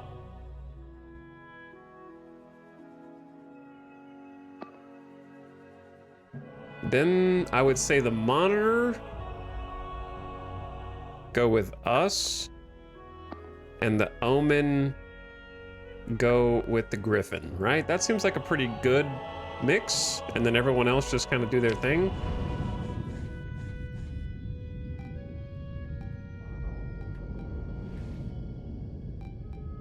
Are you playing with the ever-increasing debt? Yes, I am deeply, deeply in debt. All right, time to test the new fleet, trial by fire style.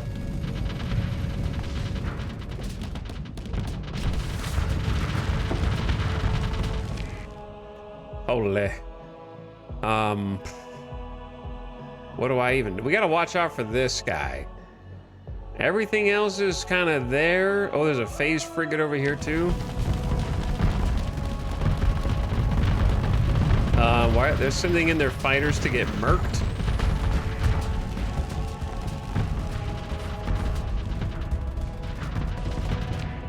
I'm gonna need you to back up. I'm gonna need you to back up from that eradicator.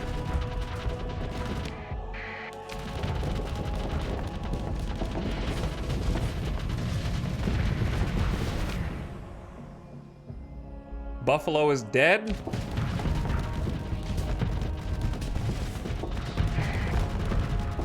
Let's get this kite right here. Okay, couple issues.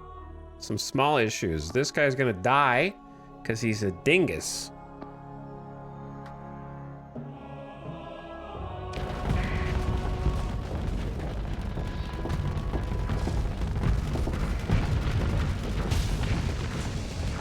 I'm trying to transfer my fighters over here.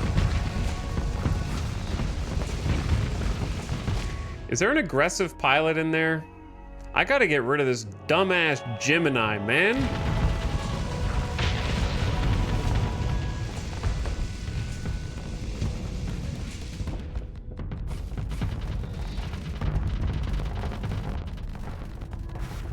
This Gemini sucks.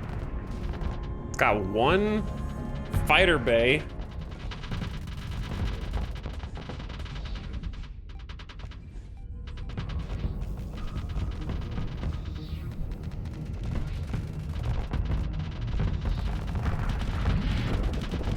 I'm just trying to keep on the phase ship to the left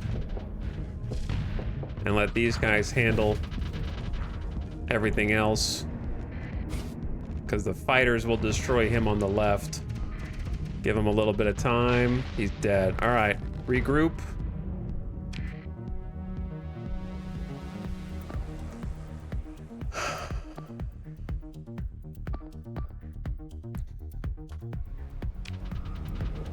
See how our little hammerhead buddy is doing, and we're gonna start helping here. I guess I should have used some harpoon MRMs in a desperate attempt to save the Gemini.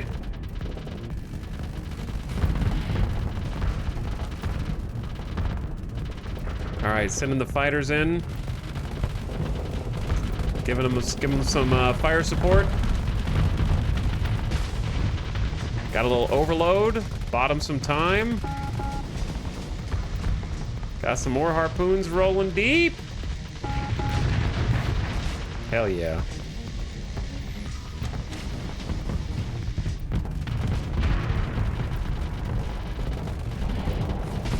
Get him with another overload. Finish the job. I am now out of harpoons, but it was worth it.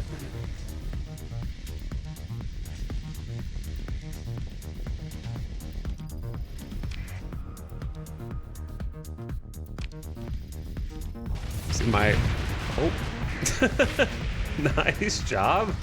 Griffin over there just nuking some fools.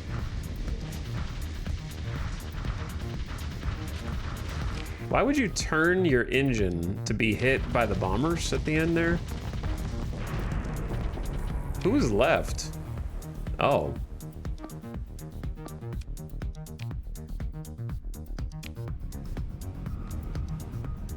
I legitimately did not realize there was another ship left.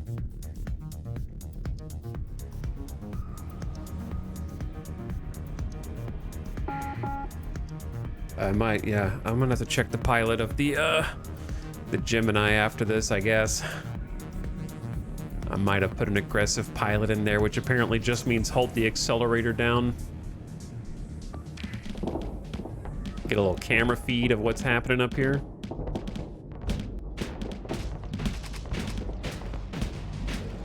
You're playing a little fast and loose with your flux there. Okay, okay, that's a good move. Solid move.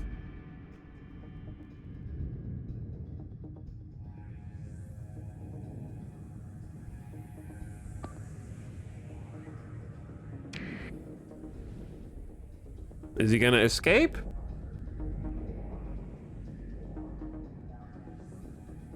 You guys gonna let him go?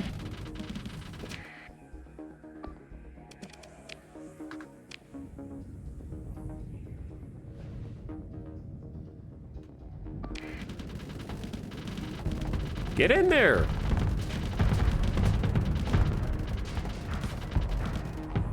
I just realized, I only have 2 rear point defense on this, I guess.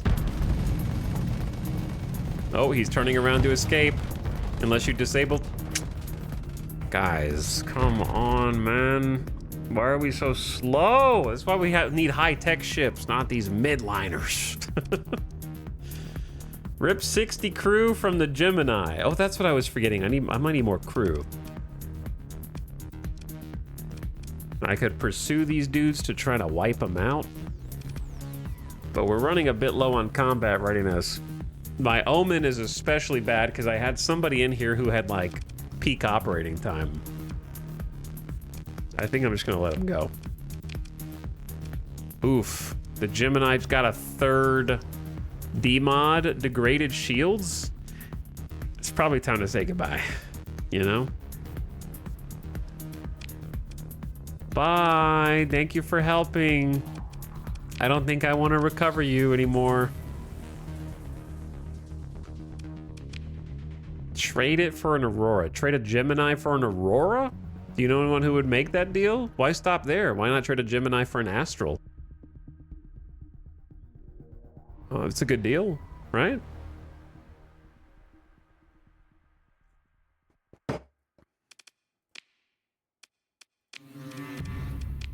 It's pretty easy. You just trade it in. Go to the dealership.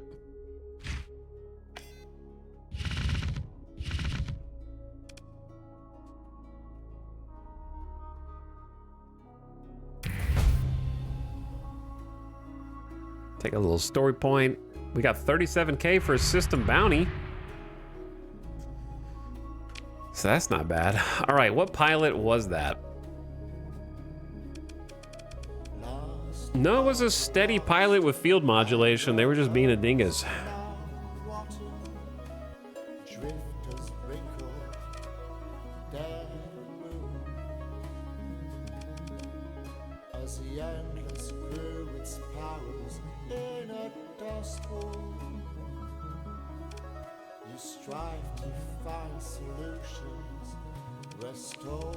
Alright, we're gonna rotate these around. Omen, you get the level 5 pilot who has field modulation.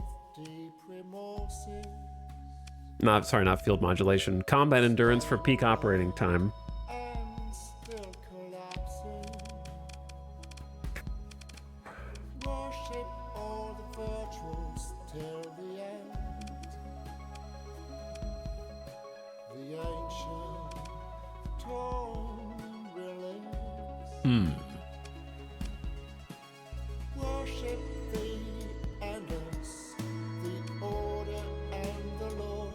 Thunk.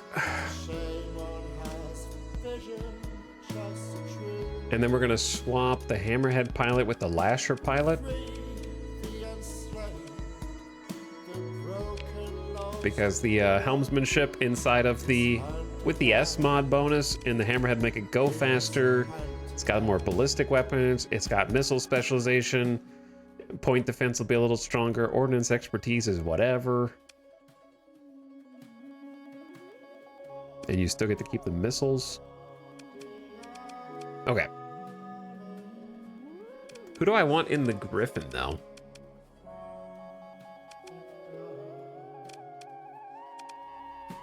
A level 2 aggressive pilot seems a little risky, and then we got one pilot who's not assigned to anything right now. Someone has to go sit in the monitor.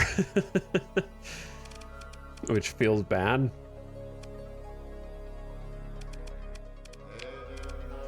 I don't think I want an aggressive pilot in the Griffin anyway. Like, they're a missile boat. They don't need to be like right in the action. A level 1 pilot though?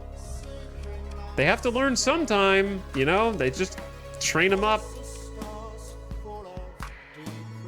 Good fight though. Other than the death, of course. Do we have enough crew? We only have an extra like 80 crew, so I need to go hire some crew. I left my keys in Sun Wukong.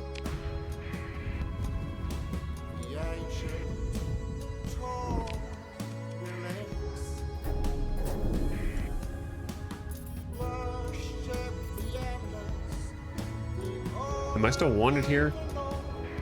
Guess we'll find out. Wait, wrong thing. Hello, would you like to join us? We just had 60 of our crew die in glorious battle, but I'm sure it won't happen to you because you're built different.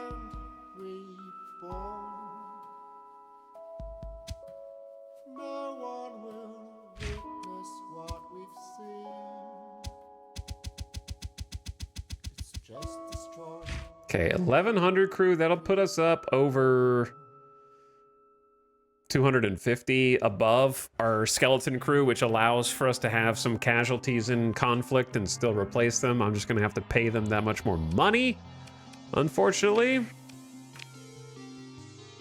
I've also got the Squall now, which is forcing me to evaluate this ship again. Or I'm just gonna leave it here. I did see the torpedo doing something in that fight. I did see it with my own eyeballs. But I do have the Squall MLRS now, and I might just carry that with me.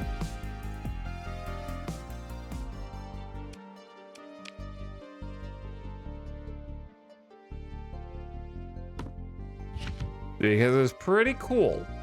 It's pretty cool. All right, I'm out. Again. I was out, but then I got attacked by pirates, and now I'm back in, but then I'm gonna be out again now. Oop. Exit's right there. I knew that.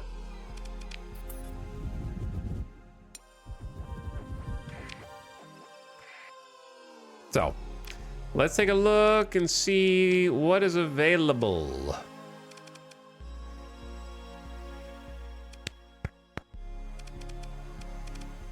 We got domain era probes. We got a derelict ship. Sure, I'll do the derelict ship. That sounds fun.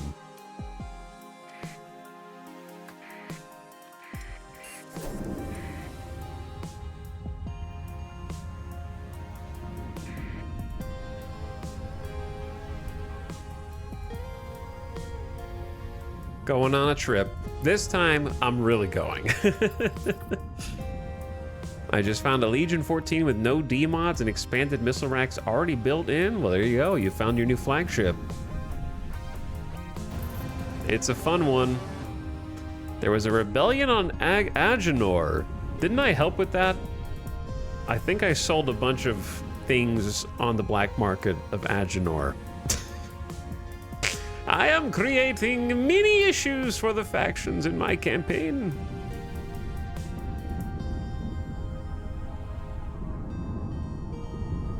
Well, putting the only thing that's a problem here is that I didn't replace the ship that I just lost, so we're technically just down one ship, but I don't know how much it was really helping. All it had was an interceptor fleet and a little point defense. 40K a month. Let's hop in here. Oh wait, let's actually hop out. Take a little shortcut ride. 43 fuel a day? I'm glad that I bought the super tanker, let me just say. That is a lot of fuel. This is a huge hyperspace storm, man.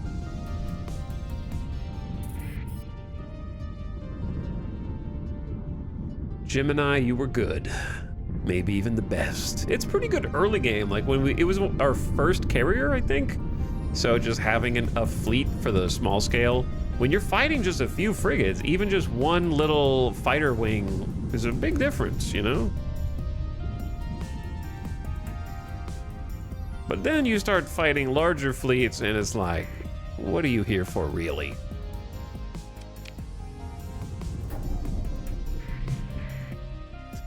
Interesting.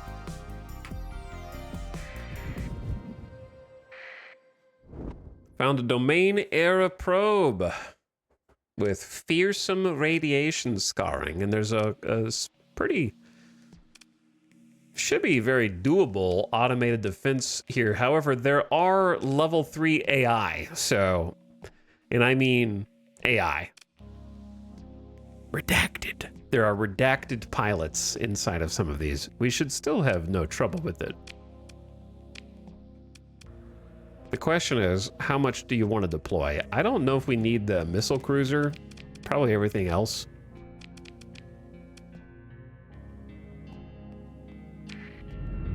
I've never been more wrong. No, I don't know. It's probably fine. So the monitor and the other carrier stays with me. Let the Omen do its thing.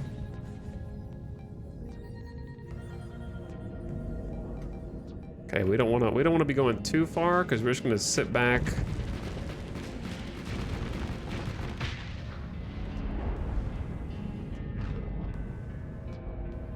And let our fighters do the talking. Sending in some fighter wings now. Get them, boys. Hammerhead doing some work here.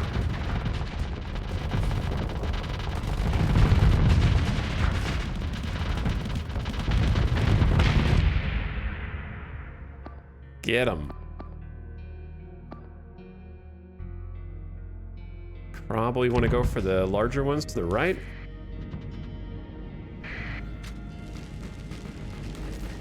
They're within fighter range, so just send the fighters in again. I think my fighters are 4,000? The Warthogs might be closer, but the broadswords can go in. Take out the weenie first.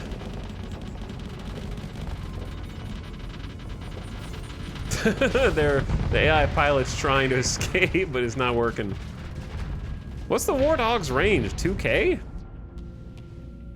think that's everyone. All right, what are you guys guarding? This is just the wreckage.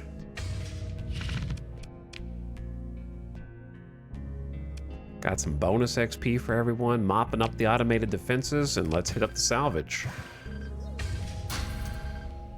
Not much. Really, really not much. Maybe they left some scraps. Okay. Take what you can get, I guess. I don't know if I need his derelict mule combat freighter. So break it down. All right, someone is over here. Oh. Looking for you. Yeah, we must have sent out a ping. Look at these fleets. Holy. Well, I thought we were ready for some fights, but we're not ready for those fights.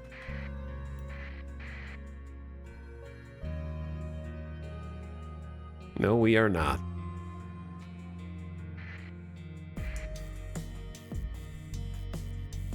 So if I wanted, I gotta survey these worlds while I'm thinking about it.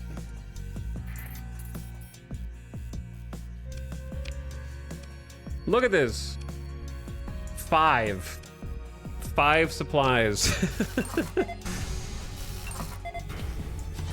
It's not bad. Ultra rich ore, abundant rare ore. Oh my god, what is this?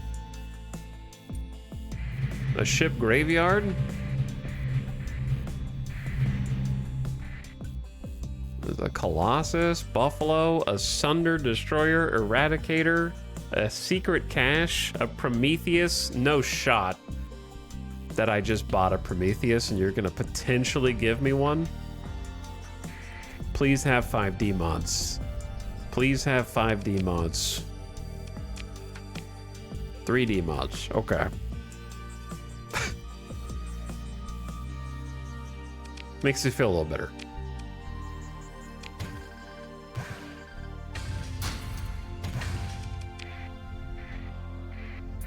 But what if 2 Prometheus? No, it's not worth 2 Prometheus.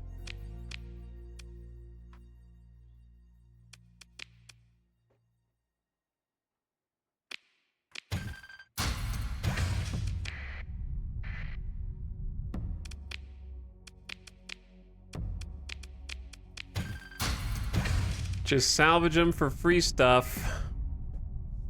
Unless they happen to be randomly pristine. Oof, that one's got an S mod, but it had a lot worse than that. I'm a little lazy though, so I'm not gonna do everything.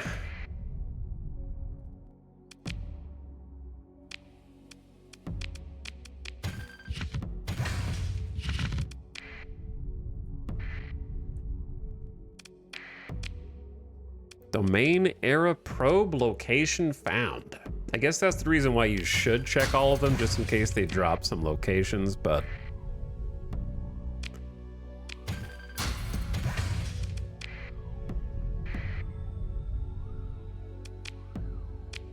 A level 5 officer? I don't want you! Probably.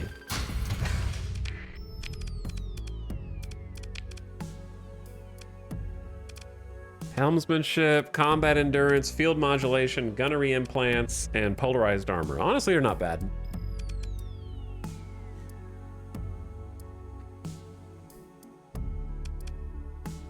I like armor plus field modulation, and then you've got auto-firing weapons, and mine is recoil. Combat endurance has uses. Helmsmanship is good.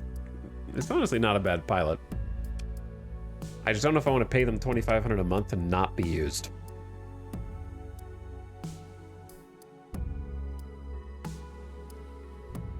I could just yeet Soyuz into space and then just replace his level 1 with field modulation with his level 5. They would immediately be a better pilot for the Griffin. Don't really need the super combat endurance, but when below 100% hull, repair 0.5% per second. It's kind of interesting.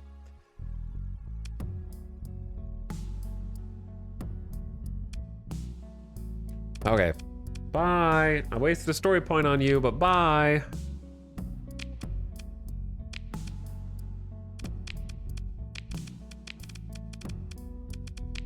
Olivia, you're hired. Welcome from cryosleep.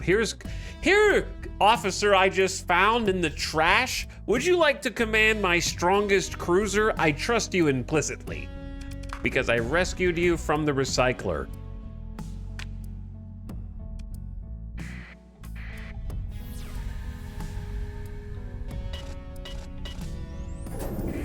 You owe me your life, so you can never betray me. What? Relationship with Sindri and Dicta reduced by 14? Brother, I sold heavy arms to the Sindri and Dicta like ages ago. Did you collect the cash? No, I forgot the cash. Ban that chatter. Mods, get them.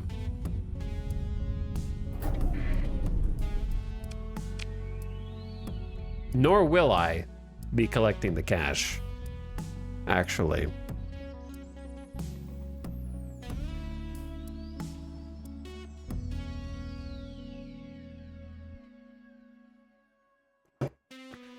That's no cash. That's an Onslaught 14th Battle Group, level 8, Fearless AI automated battleship. With a complement of extremely strong defenders.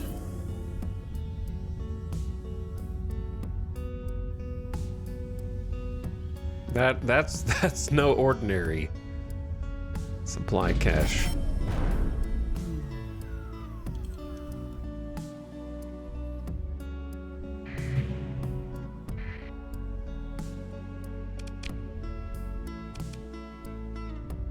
Some more little AI bros. Should be about the same as the last one.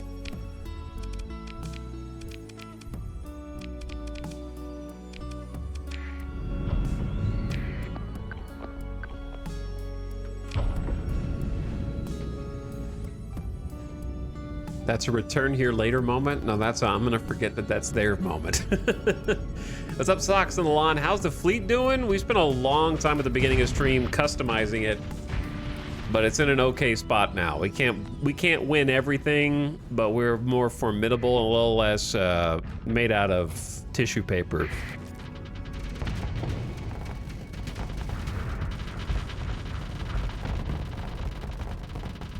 A little bit.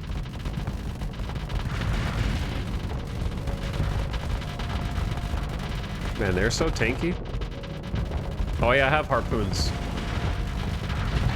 I forgot that I have harpoons.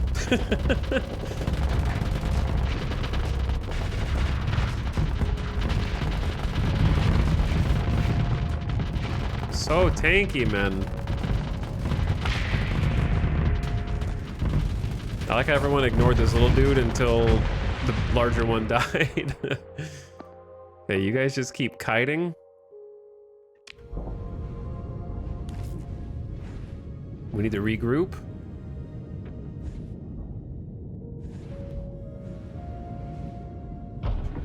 Bonk.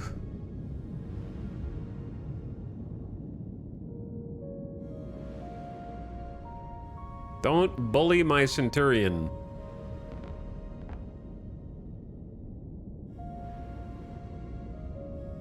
Help is on the way.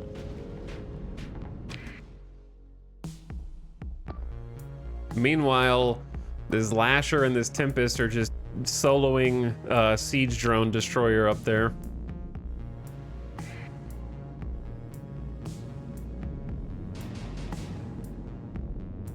Help has arrived. Overqualified level 5 Omen pilot is here.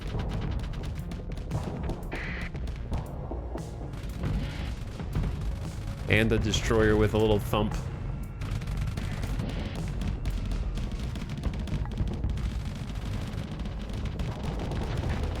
Oh god, watch out, Lasher.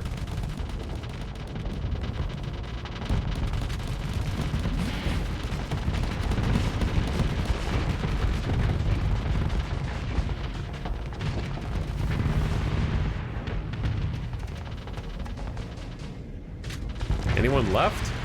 Oh, that guy? I didn't see that guy. Well done, well done. Pick through the wreckage. Take some supplies. A ping is detected coming from the probe. Who is it alerting? We've learned of a domain era survey ship's location orbiting a jump point in the Hero star system. Did we not learn about that already? We already know where that is, I thought. I swear we've been to the Hero star system.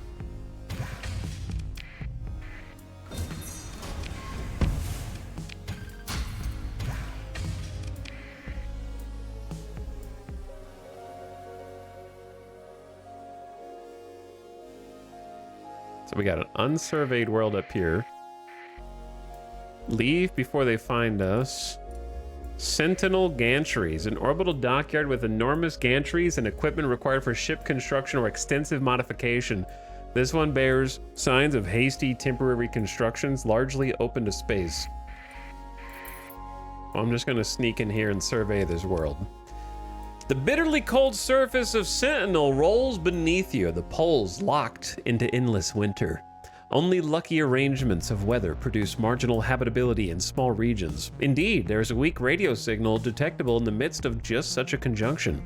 It transmits a weak transponder signal in Hegemony Standard Protocol, an old code, but it checks out. A sensor sweep reveals a tiny settlement with signs of primitive industry and agriculture. Hail the signal on comms or take a shuttle down to investigate. Let's open comms first. Your standard comms request gives no return. If there is a network or even an emergency survival unit on the surface, it's either damaged or can't make a connection. Your comms officer tries more unconventional workarounds, from a suite of ancient standards used to ping drifting domain-era relics to the latest suite of underworld methods that would earn a stern look from any honest customs officer. Lossy but easily mistaken for background noise by sensor grids. All attempts are fruitless. Sir, we may have to make contact the old-fashioned way. Your comms officer reports apologetically. Take a shuttle down to investigate. You step off the shuttle, the frosty ground crunching underneath your boots. Your Enviro suit has no trouble keeping you completely comfortable despite the biting wind. The settlement's about 1 kilometer off. You've landed at a polite distance on a rocky plateau to avoid disturbing some muddy gray fields of some kind of agricultural effort. Approach the settlement. A party of the inhabitants wearing masks and hoods meet you halfway. Their guards at the back hold weapons slung, standard domain fab carbines. Their clothing is repurposed utility forge cloth, the type used to line cargo bays and maintenance conduits. They wear adornments denoting status made of worn but well-polished military insignia. Winged phoenixes and stars, hegemony crew survivors, and they've been here for a long time from the looks of it. A leader steps forward, pulling off her goggles. Did we win? She asks. Lost colony on Sentinel discovered. The first AI war or the second? The leader exchanges glances with her companions, taking in the implication of your words. You're invited to their settlement to continue your conversation out of the cold. These castaways have not forgotten hospitality in their manner. Or perhaps their leader, an elderly by the name of Alo Skyren, called Commander by her lieutenants, knows the wisdom of controlling the spread of potentially explosive news from outside the sector. You decide to follow. You're led to a cluster of neat low structures, earthworks and hull panels spotted with foreglass and chimney. The streets are clean and the citizenry uninformed by job role. Oh, uniformed. Uniformed by job role. They're uninformed also. Despite fixing you with open stares, they don't falter in their assignments. Commander Skyren welcomes you and your party into a central meeting hall. It's warm and festooned with hegemony paraphernalia. Uniforms, weapons, etched insignia from supply case lids. The hand-worked reverence brings to mind a Ludic shrine that has undergone conversion to worship a martial god. You pretend to sip a wretched yeast-derived ersatz tea. Coffee, maybe? Given to you by Skyren's attendants. Continue.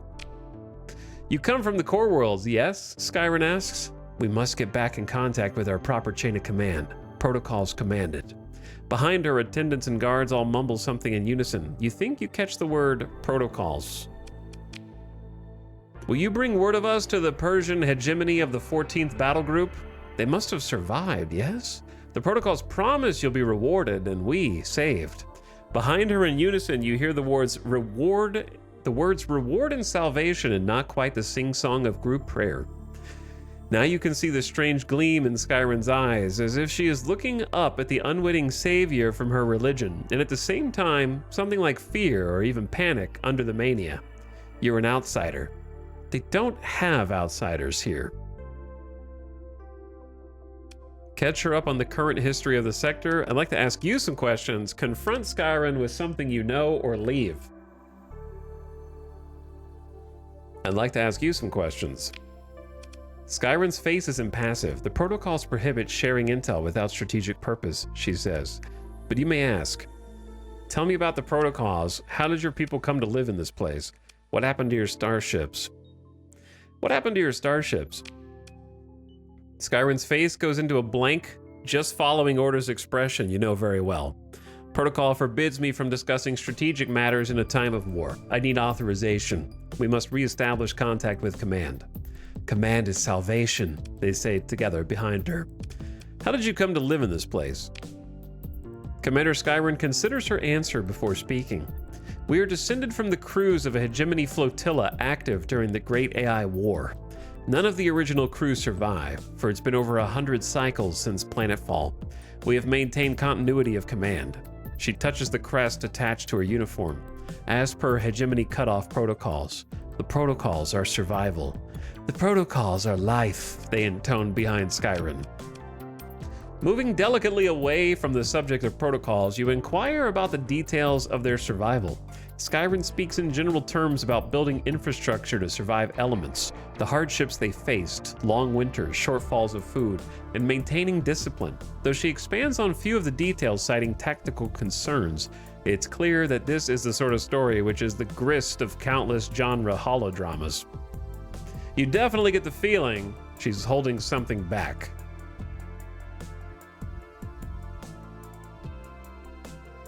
I can feel there's some danger here you aren't telling me of. Skyrim gives you another blank look, wrestling with the demands of protocols. After a moment's consideration, compassion eases in her expression. Protocol forbids me to reveal intel, she says, but it's a known fact that our ancestors came here to fight Tritakian's AI war fleets. They are not limited, as we are, by human lifespan.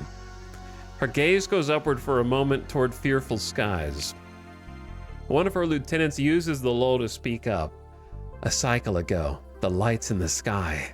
We don't know what those were, Skyrim shouts to silence the lieutenant and rewards them with a look that promises disciplinary action. She turns back to you, composed. There may be someone or something out there and operational. Our sensors are not sophisticated. She taps next to her eye. That's all I can say. Do you want to stay here? Skyrim exchanges a quick look of incomprehension with her lieutenants. It's our duty to stand by our post until we receive new orders from command. Duty is life. I feel like if I ask about the protocols, she's gonna turn on me. I'm just gonna talk about something else. Catch her up on the current history of the sector. One of your guards passes you the satchel with datapads preloaded with current affair primers. Used by salvors on the fringe, these are kept up to date for a reasonable subscription fee and statistically proven to ensure an efficient transition into contemporary society for temporal refugees, including cryo-sleepers, D-civs, and castaways. Skyrim and the others treat your datapads like holy artifacts, touching them delicately. They know, haltingly, how to use the interfaces, but it's clear that they've been cut off from sophisticated nanoforge output for a long, long time. You and a handful of senior officers take in their quiet discussion and reactions to the current state of affairs.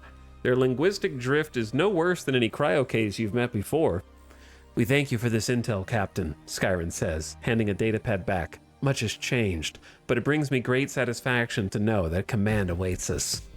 Command is salvation. Confront Skyrim with something you know. You consider certain discoveries you've made established. Although open to a certain amount of information sharing, you suspect you'll get little information of immediate value out of her due to her adherence to the protocols.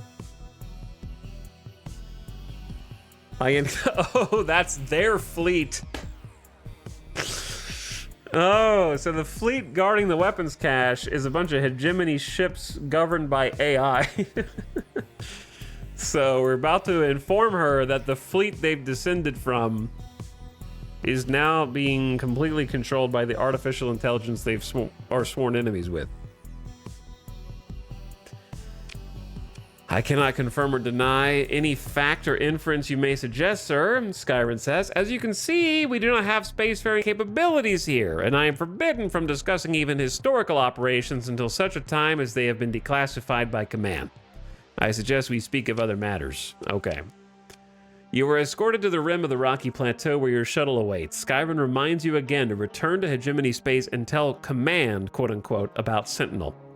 About to step aboard, you notice a stark white fragment of bone in a gravelly rill. You pause in your step. Must be a fibula or tibia, maybe. You suspect the protocols would demand orderly containment of the honored dead, so this? Whatever it was done many cycles ago. Well, I guess we gotta find command. No discussing command potentially being hypocrites about the whole AI thing in the past. Kind of bit him in the ass, it seems.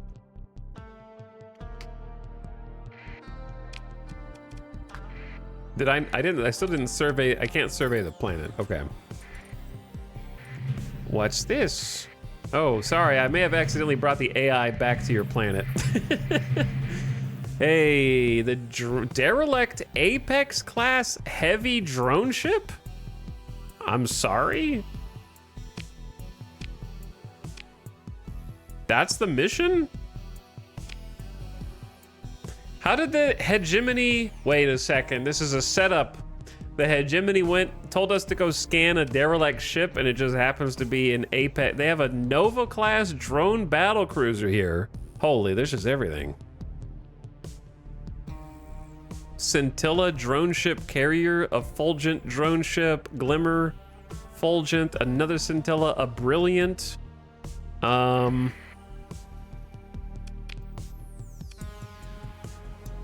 Here's the thing. If you don't touch these until after you pick up Redacted, can you recover these? Yeah, you can recover these if you take automated ships, right? So I should just not touch these until I have that. And then you can become OP. That is the protocol.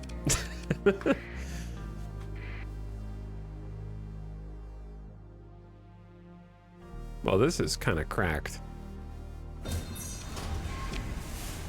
Well, I'll salvage the field.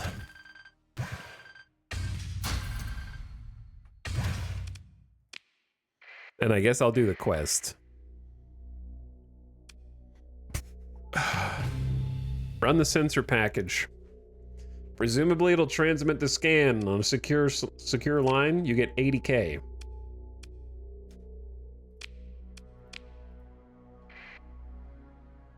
There's some juice here, man.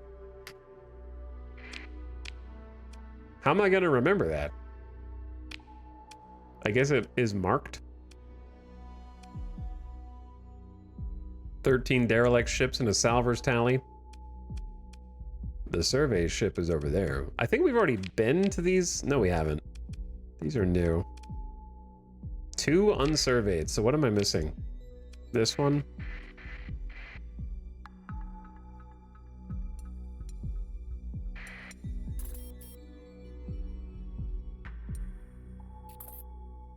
My cargo pods.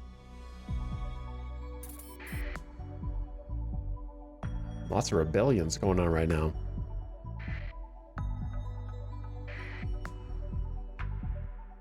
Well, we got a little 80K. That'll help us pay our crew for a bit.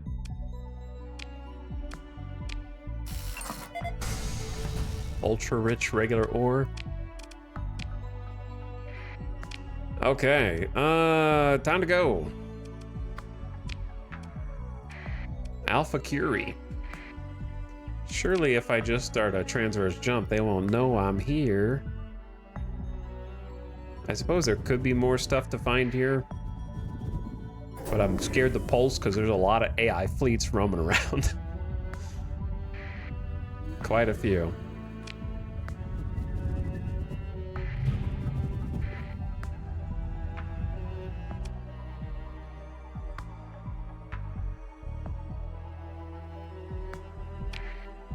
Found another location of a domain era ship in the Delta Curie star system. Is that? That's not where I was. It's close though, I think.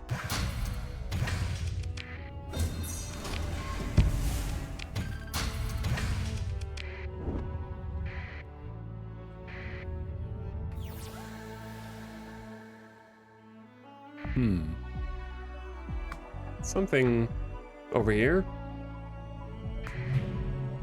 Another probe. Gamma core and just some supplies. Supplies are supplies, you know?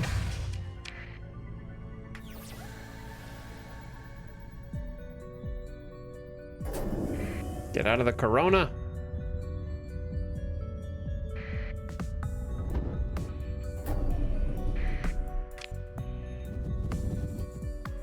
Okay, well, that was a quick and dirty one. This is Epsilon Curie.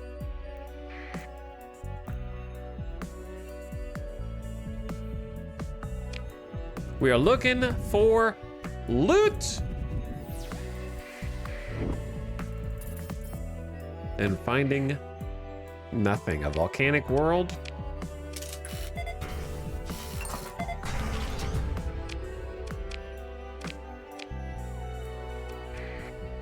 I suppose I will check the other jump point, see if there's any POIs around there. Nope. All right, in and out.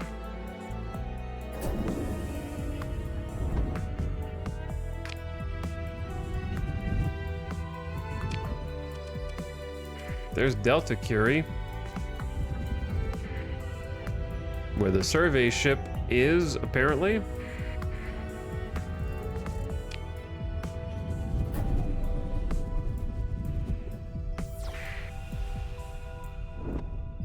Something above us. Ew, look how blue it is. I can't see.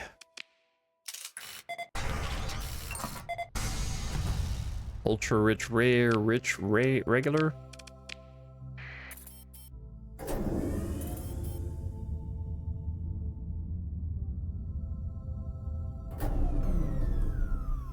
I assume there.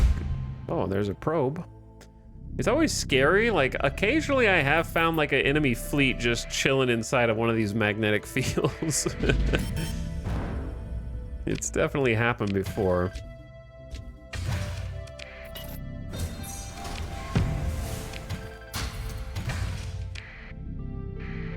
Okay, let's hit these planets up. Roll the dice. Be disappointed.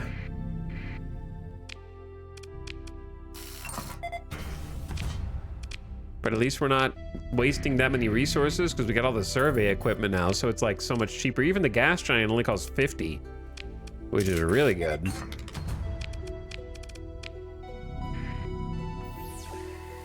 Something next to the star.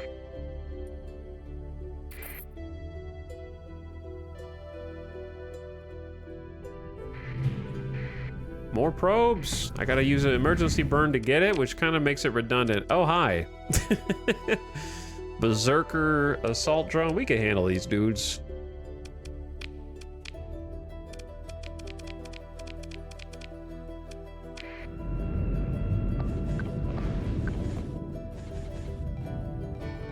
Easy peasy.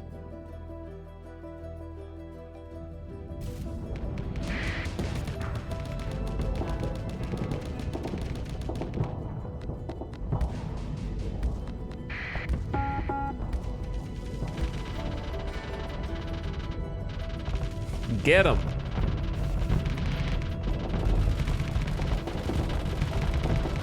I don't know if I should be, which one I should be helping with right now. Take out the small one first. Combat readiness will start decreasing soon already?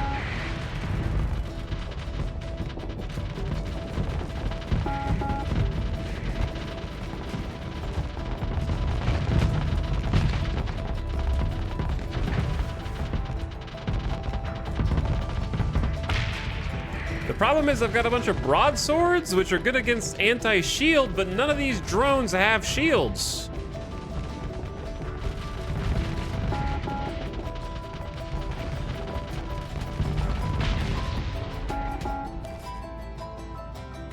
Hammerhead is getting a little too spicy.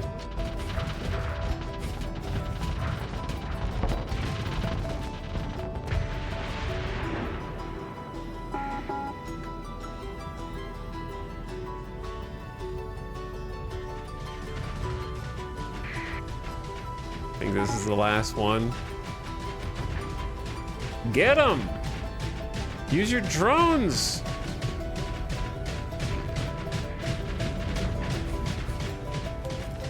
Send the drones in! Nice missile volley. Danger of malfunctions due to low combat readiness. We're working on it! Wait. Oh, I thought that was all of them. Whoops. Who's got low combat readiness?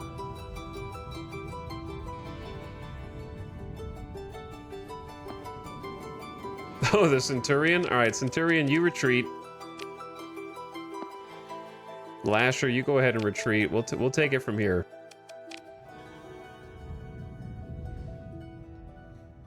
Why is my combat readiness high? Critical malfunction for the Lasher. I'm going! What the hell, man?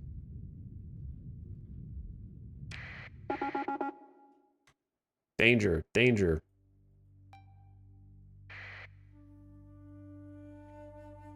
Just kill them faster than they kill you, and it won't be a problem.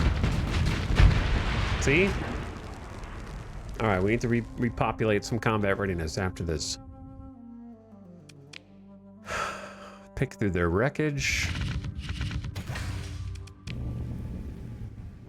Get a bunch of XP. There's a weak hyperwave ping that may be calling to somebody. And we have some probe memory banks with another domain era survey ship location. We found a bunch of those now.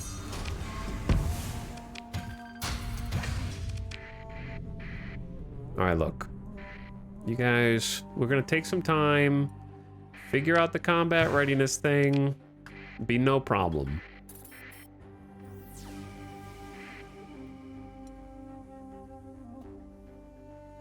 I have forgotten what is what. I was already here. What is this? That's just cargo pods, man.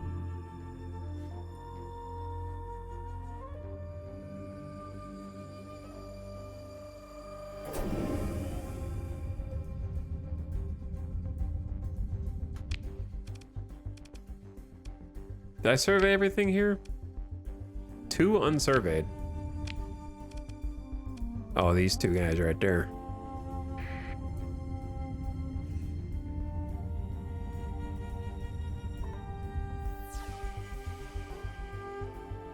Now here's the thing, is this just debris from the battle, or is this something else? Oh. Yeah, it's a coronal hypershunt, a megastructure that once powered unfathomable industrial might of the domain, putting the human civilization well toward Kardashev Type 2 status, capable of extracting energy on an astronomical scale directly from the linked star. Losing control of an active coronal hypershunt without following shutdown procedures can prove disastrous.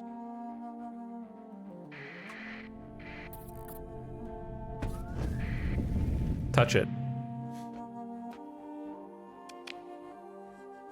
Look who... I've never actually fought one of these. Unknown entry. Unidentified vessel. Please register your Tritachian datapad to receive the latest news and updates. As your fleet moves into a close holding orbit, an executive summary of the hypershunt specifications is helpfully presented by your Tripad pseudo-AI assistant. The bridge sounds an alert as several previously undifferentiated shapes detach themselves from the superstructure and smoothly accelerate toward your fleet just as you finish reading, and for reasons of safety, automated defense drones are no longer a standard feature. Your tactical officer waves for your attention. We're close enough to the mag field generated by the megastructure. The anticipated combat volume should be unaffected by the star's corona. Mostly. However, they examine the console. The hostiles... their unknown profile. Incoming. Fast. They are starting to look concerned and in a brittle voice say, "This might be something new, Captain. These guys will wipe us out, brother." So I saved a minute ago. I'm just gonna show you guys how fast they wipe us out after this quick ad break. I'm gonna take a BRB, go to the bathroom, get a drink. And then I'm gonna save, I'm just gonna engage and then save scum just so that you can see them.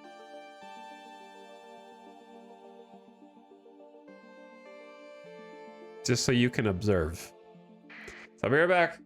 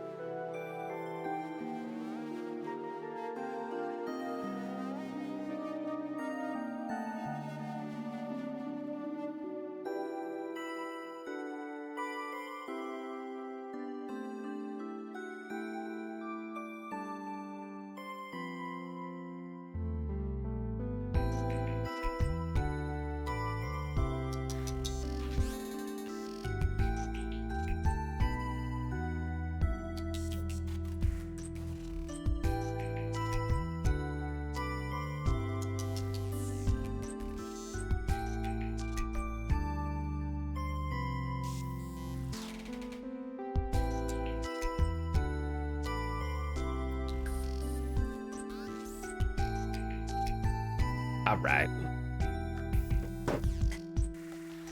Where was I?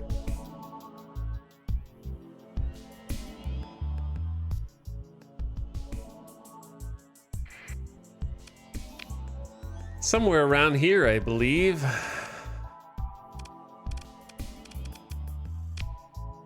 You were gonna win an easy fight. Yep.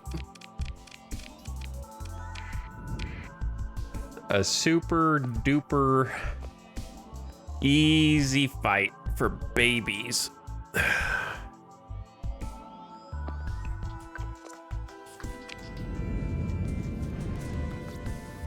You ready? Here they come. You better be looking. Look at how they move, bro. Holy shit.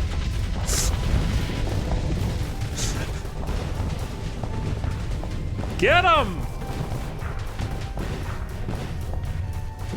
I can't even watch what the other one's doing right now.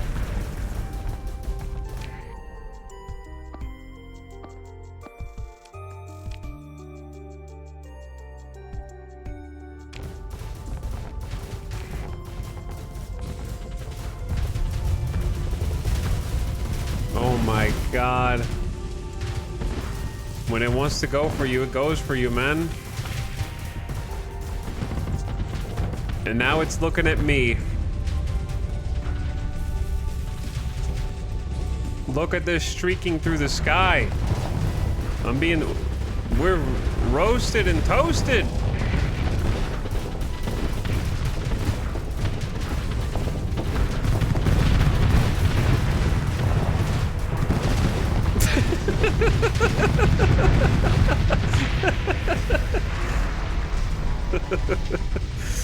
Yeah. Good luck dealing with that, man.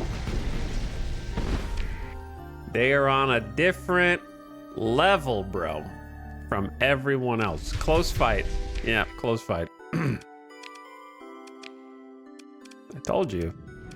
2 ships. How hard could it be?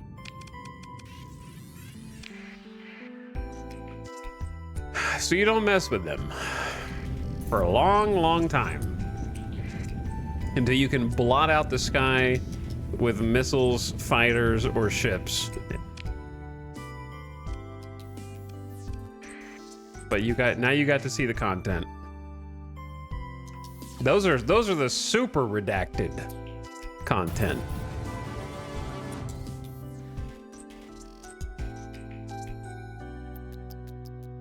Ultimate redacted.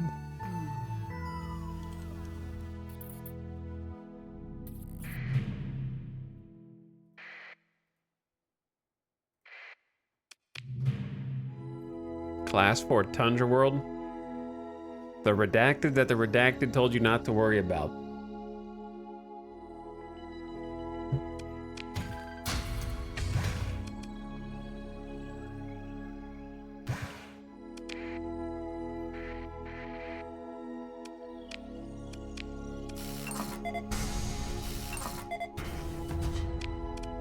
So hard to find the double ultra rich.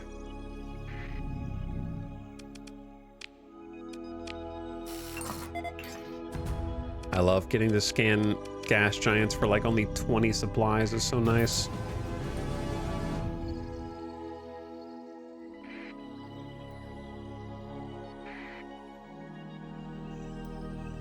There's a redacted looking around for me right now. I could take that one.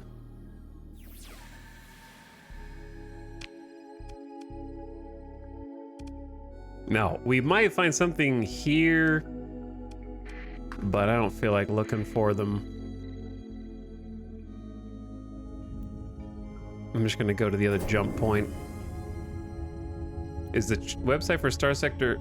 Yeah, Fractal Softworks is the developer. It looks like a website from 2005, but it's perfectly normal.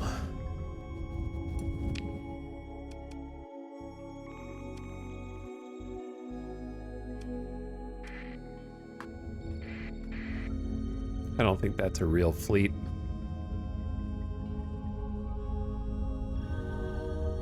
Are you getting a Steam machine?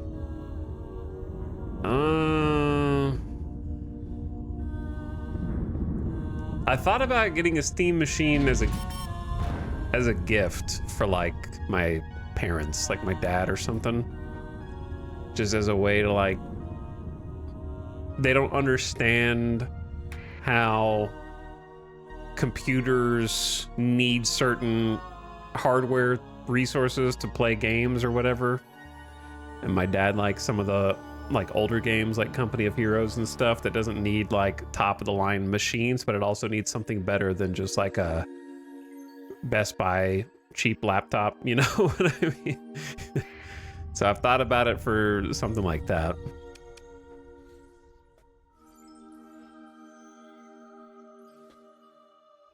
Isn't it a victim of Rampocalypse? I'm sure it is, but I meant conceptually I would think about getting one for like family.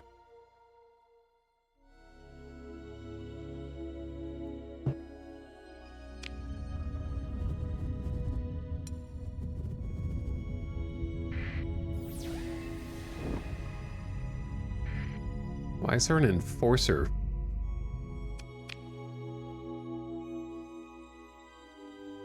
I think that the controller looks interesting, but it's just too expensive for what it is.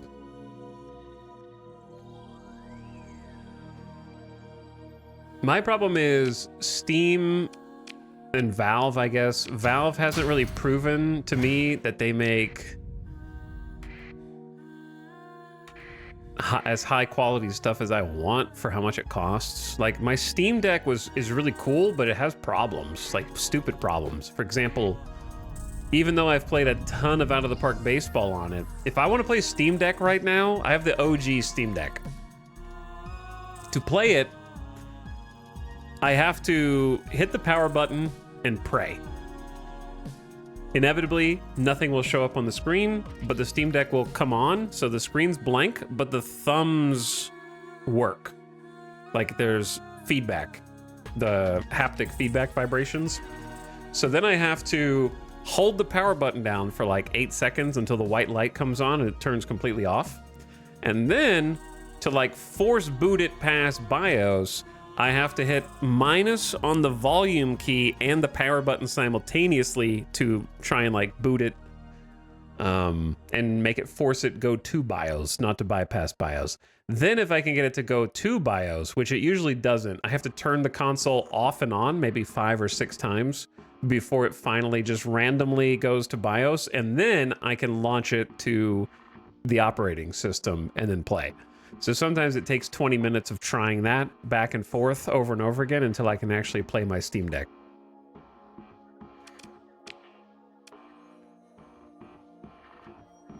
And I can't figure out like a smoother way to get it to that point. Because you'd think like, oh, the screen's broken, but the screen's not broken. So I have no idea why it's just deciding not to turn the screen on. If I hooked it up to a monitor, it might work.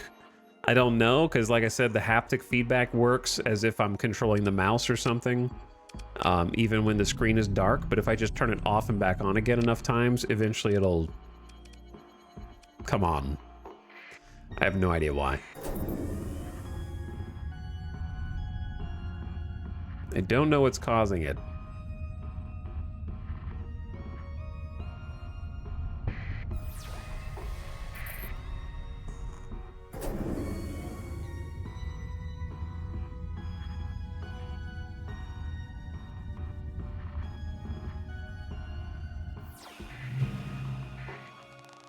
Tired of just finding these probes. Have I been here before? Because this planet is surveyed. Or did I just find the survey data somewhere else? We also got a little slipstream upgrade, which I keep forgetting is a feature. I like the feature. I'm taking too much fuel.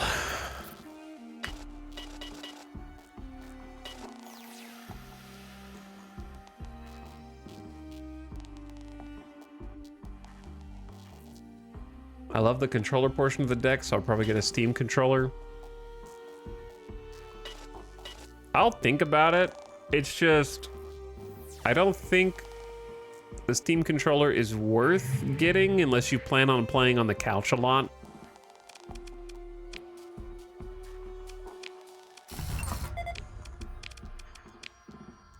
Because otherwise, I'd probably just rather use mouse and keyboard. Stellar Shades on an arid world. This could be good.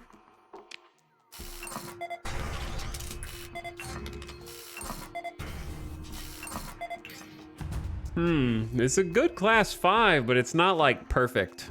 It's definitely not the perfect world. It's kind of poor farmland is unfortunate. The abundant rare ore is good, but it's not amazing. It's just decent.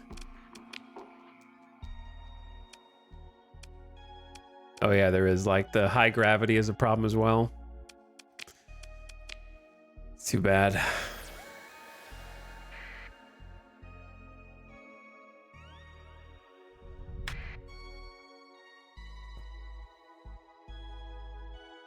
But yeah, the Steam Deck otherwise is pretty decent. It's just stupidly annoying to me as a normie Windows user to try and deal with the backend Linux stuff, like trying to figure out where's my save folder. Just like little easy stuff that is overcomplicated. Why is my save folder so hidden and obscured? Why is transferring data to make backups between Windows and Linux as tedious as it is?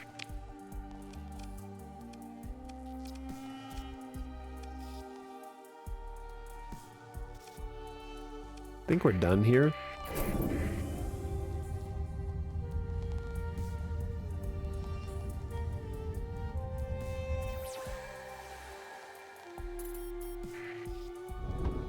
Nothing else going on.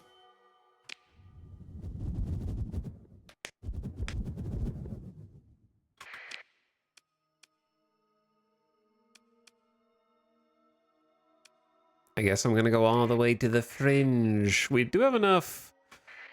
I think we're starting to run lower on supplies. We're doing good on fuel. No worries there.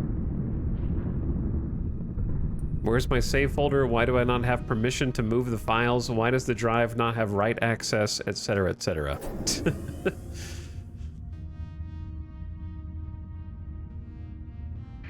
More or less.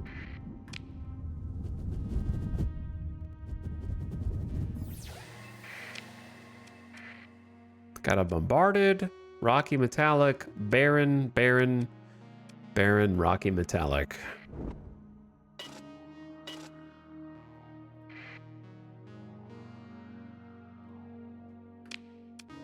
I'm just here to do surveys.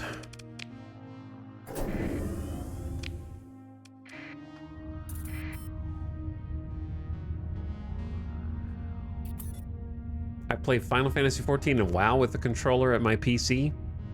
You play WoW with a controller at your PC? Whatever works for you, I guess.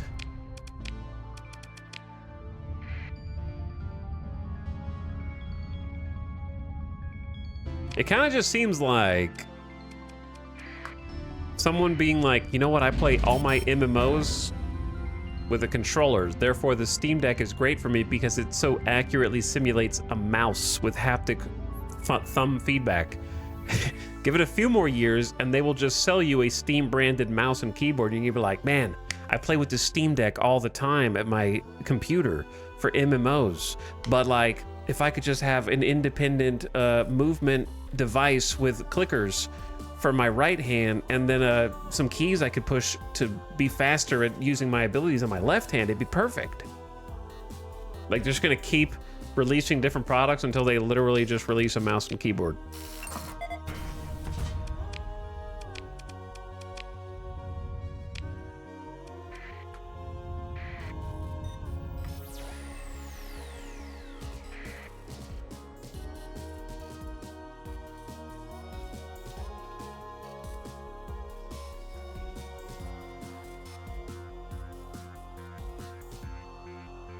I have a friend that still uses one of those thumb trackball mice. Oh man.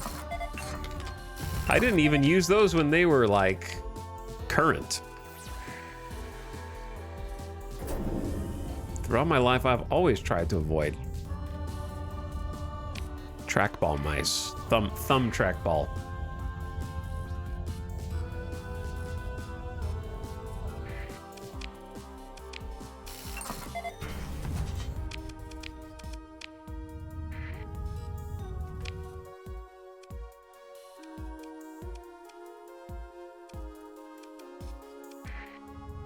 The systems suck.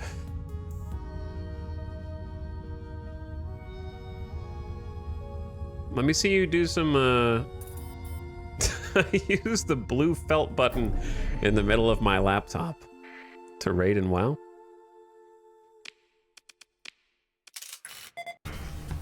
Honestly, those things are not that bad. Like, I would rather use that than a thumb trackpad.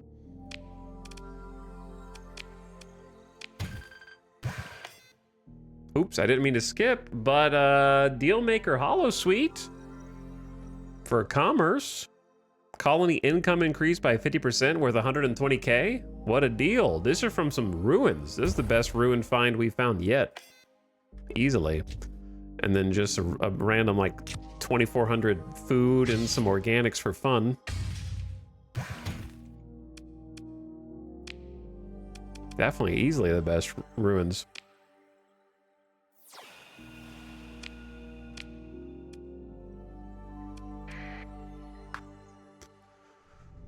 Okay, well,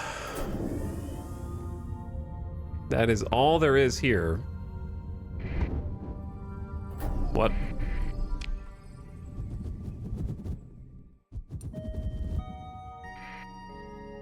I'm not gonna be baited by you.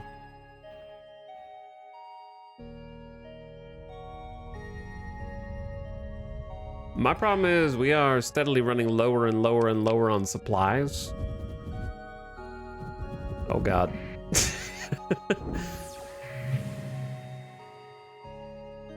That's a pulsar.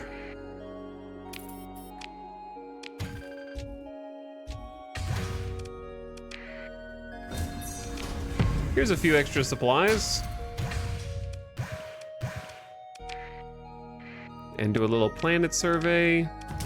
Gotta go fast. Because we're just finding a whole lot of nothing. I think that's it, actually. Yeah, there's nothing here. All right. Transverse jump out because the pulsar has cut me off my escape. This is why transverse jump, you just gotta have it. If you're playing Starsector, you gotta have the perk for transverse jump. It's so good. Also in those moments when enemies are guarding the jump and you need like a different way to get out, lifesaver. Saves so much time.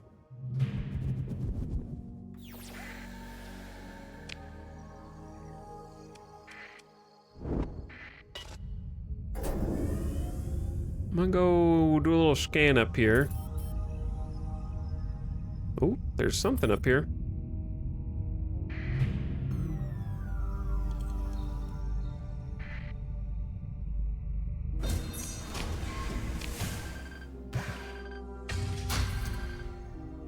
Or just a little bit. A little something, something.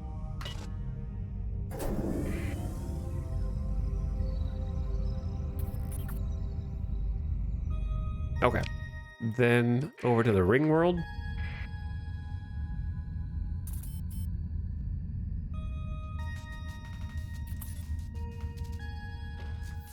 Pop a couple scans.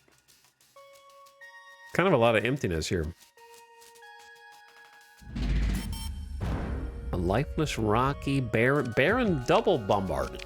It's got two bad things. Going for it. I'm running out of money. I only have like 11 months worth of cash left. And then I'm broke. Get a little closer to the star and do a pulse. All right, I'm out.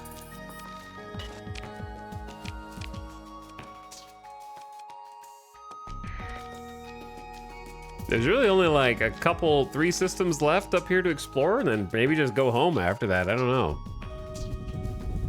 I'm hoping to find something.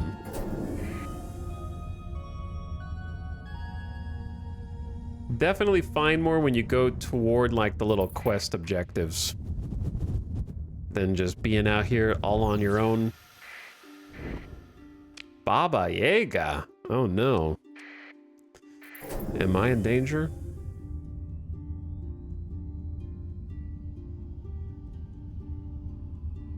Baba Yaga. Baba Yaga. Why is that so fun to say? I just realized it was an arid world. I didn't even look. Also high gravity. What is with the high gravity here? Something near the star. What is it? What do I want it to be is the better question.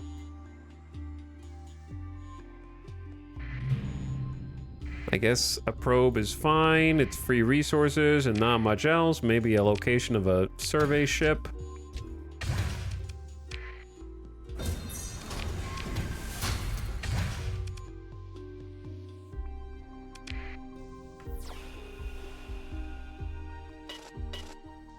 Keeping us afloat.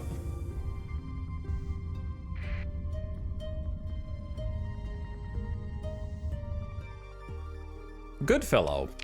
There's a desert. Also with high gravity and hot and extreme weather. Unfortunate. Still a class 4 for some reason. I don't know why. Okay, one that I didn't survey. This one.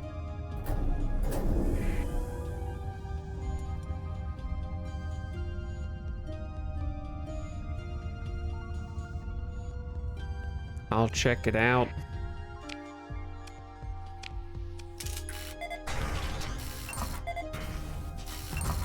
Oh, extensive ruins.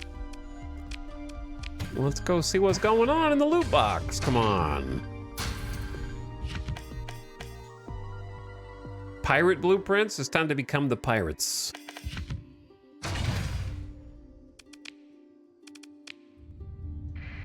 All right, let's go. So we got these 2, and then I'm going home. Back into civilized space, because we got to make money before we go broke.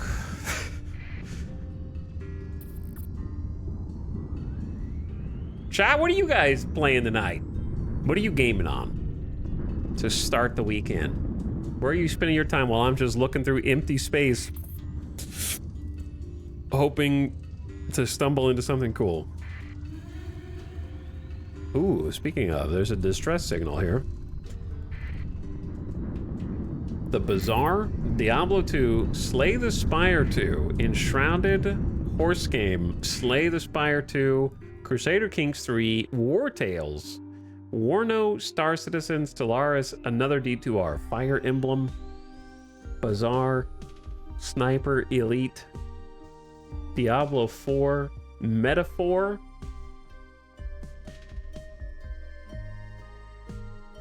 Total War, Menace, Dyson Sphere, League, Quasimorph, Slay the Spire 2, Diablo 4, U-Boat, Returnal. Oh, did the new one make you go back to Returnal? Has anyone played Saros? The new one from the Returnal devs on PlayStation? Dumb question, because none of you guys even have a PS5. No one does, right? Location of a domain era mothership.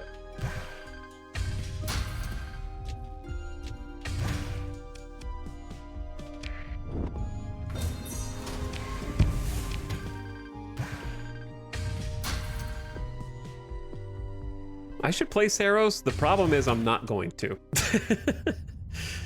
That's the problem. It's kind of a big problem. Because I'm not gonna stream it at this point. It's already came out. Well, there's a domain era mothership. Is that the one you just told me the location of 10 feet away? They're like, hey, psst, there's a domain era mothership over there.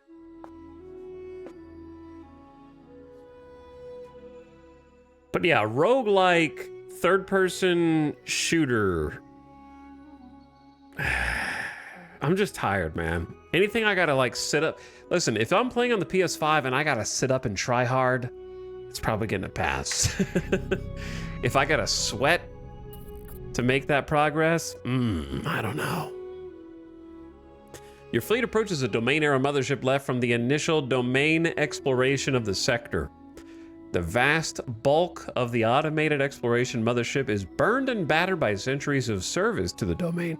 A drifting, forgotten hulk. Those sensors indicate that some systems are still nominal. Sensor returns indicate unusually short-lived charged particles near this derelict.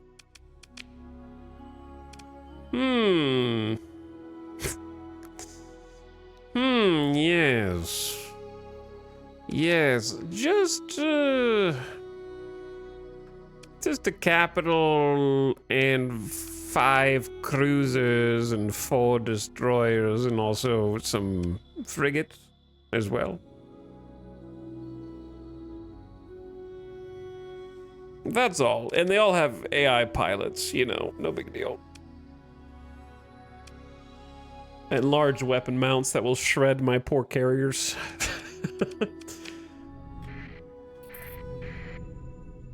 All they gotta do is point 2 of those ships toward my carriers and we die.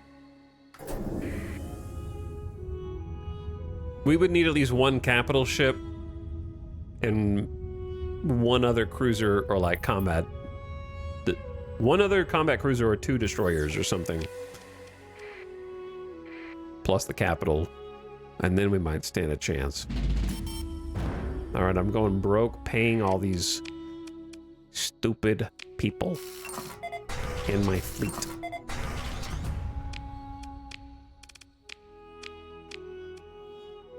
There's still 1 planet? Oh, this planet, I didn't see it. I'm going broke.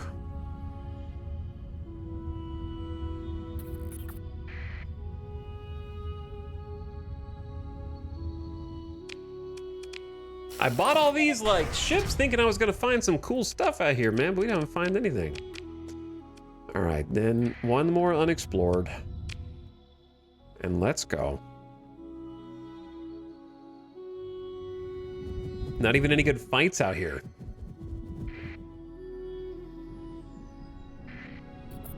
I think this one's empty.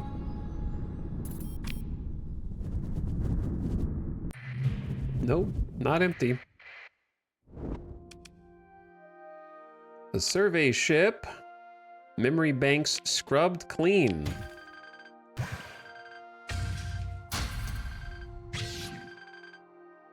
Okay.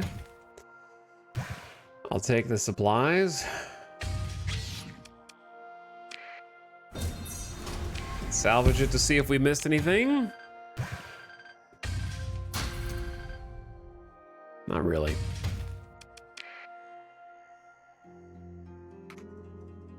You're playing the coolest game ever. It is pretty freaking cool.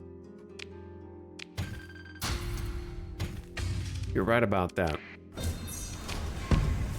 Though I still think that it should be patched to just salvage everything in one go. The double salvage is just extra menus to go through.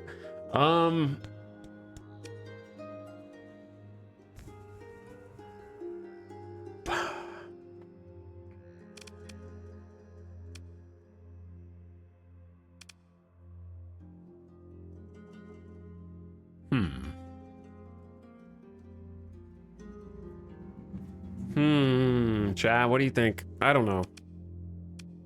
I really do. The automated ships would be cool, but that's not really what I'm going for in this campaign. I could either take the other carrier group 1, faster fighter replacement, and ship top speed.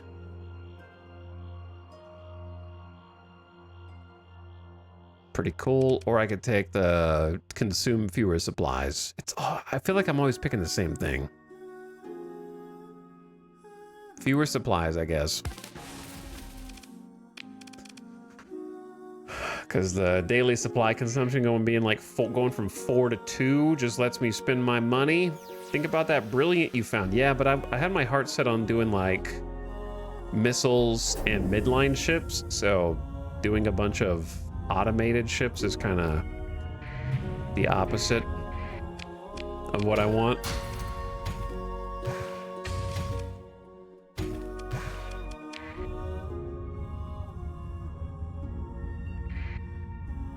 Plus, I can always respec.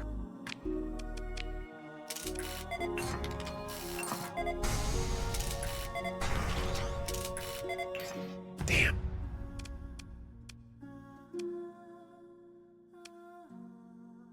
The hazard rating here is 150, but it doesn't have high gravity, and it has ultra rich or rich rare ore, which is something, in common organics. So there's like 3 decent things here, but the hazard rating's a little rougher. What's a midline ship? It's between low tech and high tech, yeah. It's kind of like low tech ships are considered more rough and reckless. High tech ships are like sleek and fast, but expensive, and midline are like these middle of the road workhorses. Kind of a balance of different things.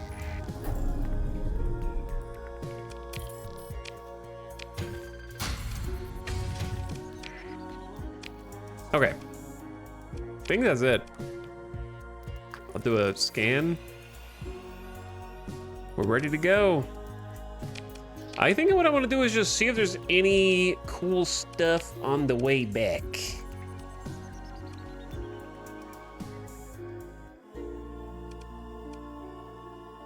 Survey data on a Class 5 Tundra.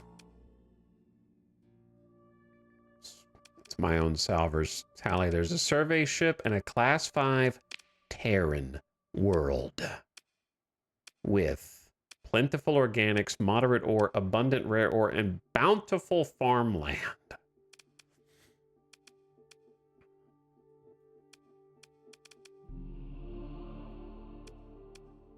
It's a good place to be if we could find like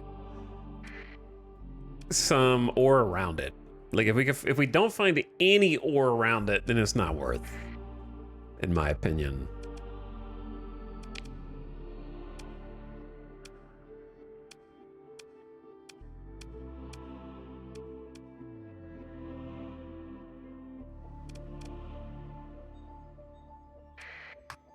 Okay, so I'm gonna go investigate around that area since we've got enough fuel. Well, I need to go back because money. Actually, so well, we can swing back by there on the way, right? Go boom boom. It's not really on the way. I have some stuff in my inventory I can sell, but just don't want to accidentally go to zero.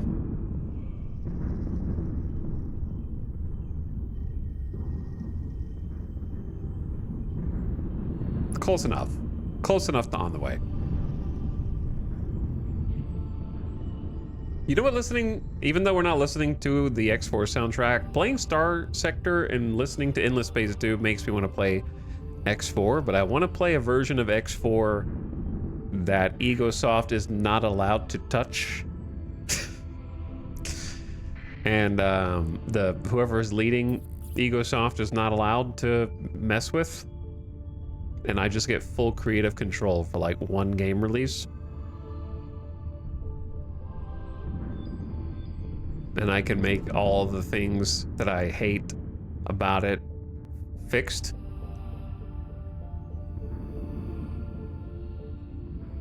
Not interested in the Empire update with no Empire features.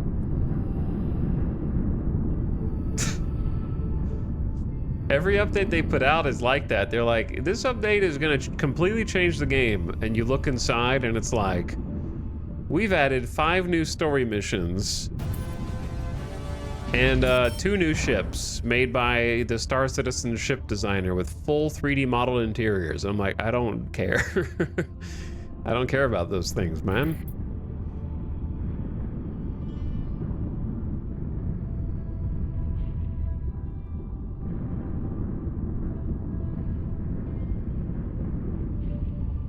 I'm not going to go on a full rant about the X4 story missions, but yeah, that was the diplomacy update. I don't even know what the Empire update is, unless that was the diplomacy one.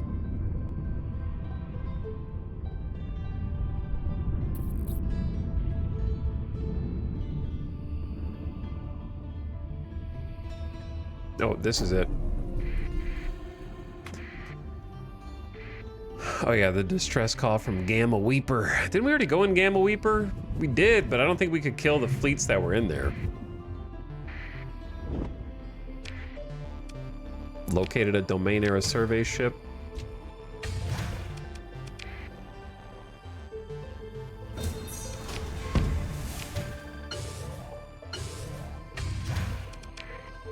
But yeah, X4 is like 75% of the perfect space game. But it's 25% of someone who can't let go of the past. And the 25% drags everything else down for me. Ooh. Ooh, this is spicy. There's a desert world in here with only 125% is habitable desert world, and we got a cryopod in system. What the heck?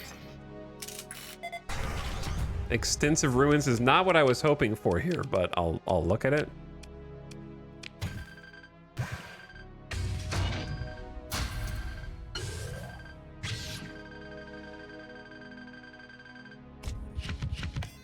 Okay, I guess I'll take the beta core.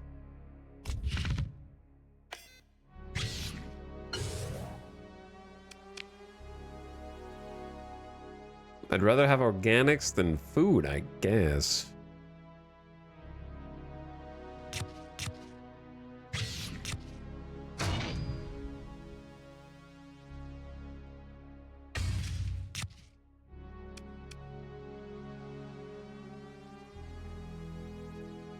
The commitment to save file parity between updates is one of the biggest things holding X4 back. Yes, correct. Absolutely. Basically, the developers of X4 are completely, more than I've ever seen any developer ever, I'm not exaggerating, averse to you having to start a new save. Not realizing that probably everyone who plays X4 just starts new saves all the time. It's actually crazy. They will not release a new expansion or a new update unless it's compatible with the oldest saves for the game. But for some reason, they keep adding new game starts with every DLC. So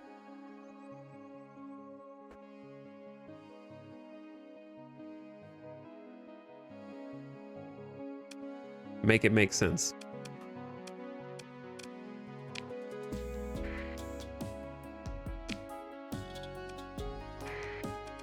This is a potentially cracked system.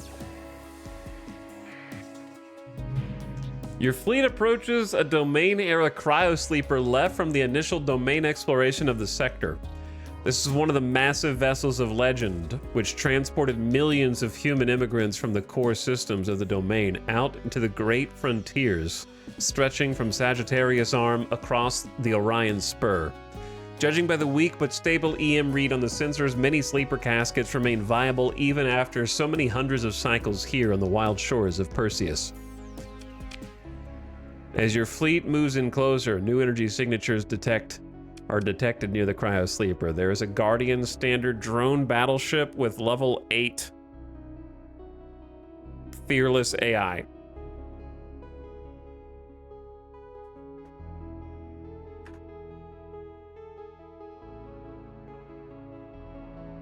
A Mjolnir cannon, 2 Locust SRM swarm launchers. So they're gonna shred my fighters. 2 plasma cannons, which will shred everyone else. Sabos to take your shields down, and 6 flak cannons. So yeah, my fighters are useless.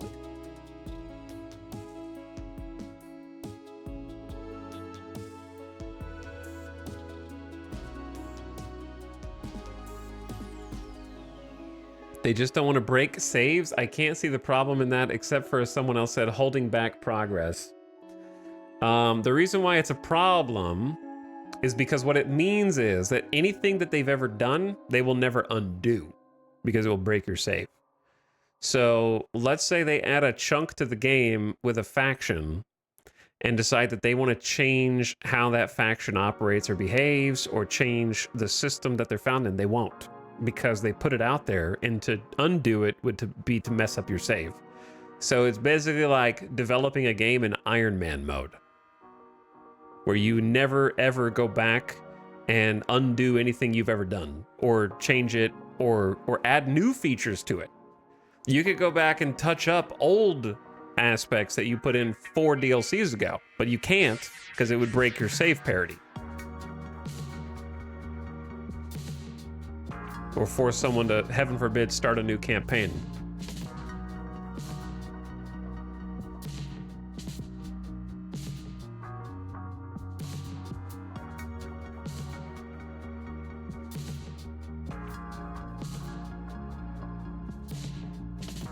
The other problem is that they never touch any core game systems for the most part.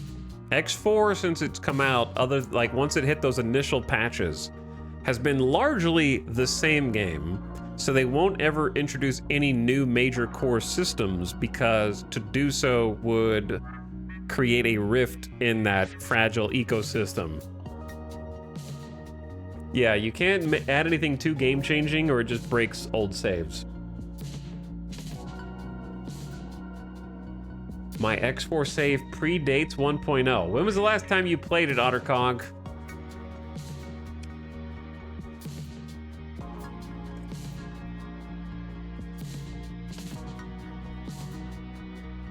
Was there an update to this game? Sure. Yeah. About a year ago. There was one.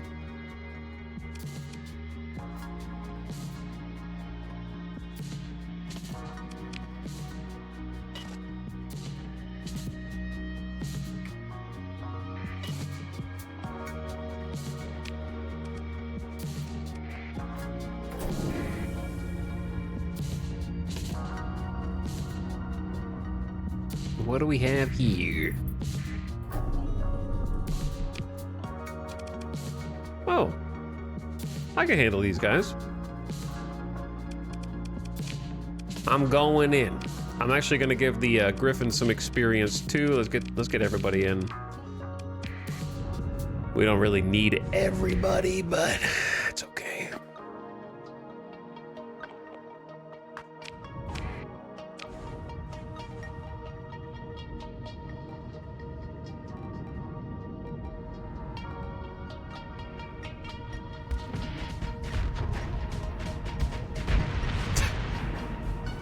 All right, well, let's not go in too deep here.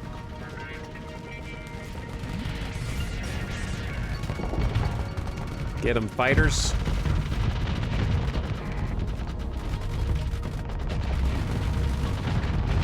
Oops, I wasted some harpoons.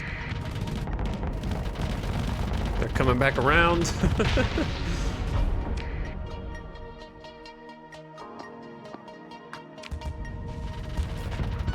Oh, didn't see this bro right here.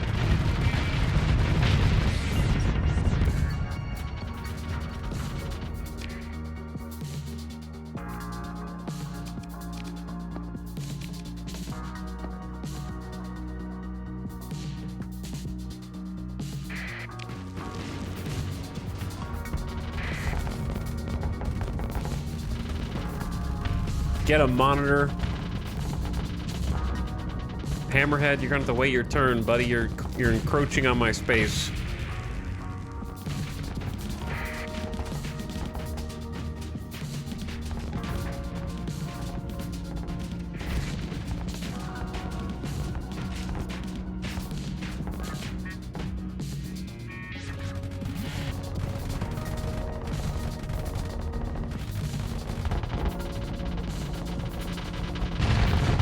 Let me help you out there with a few missiles.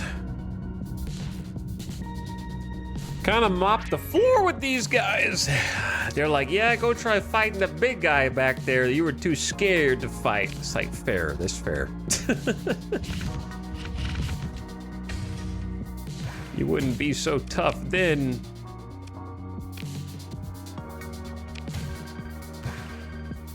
And they're right.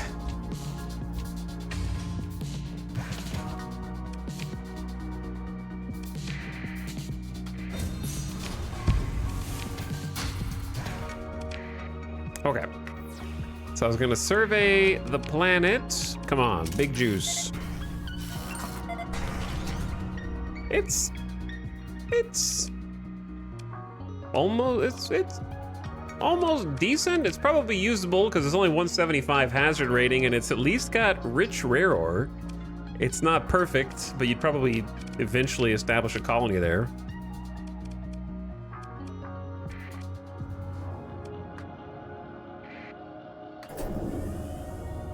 But yeah, X4, man, oh, pains me. So set in their ways. That's what pains me.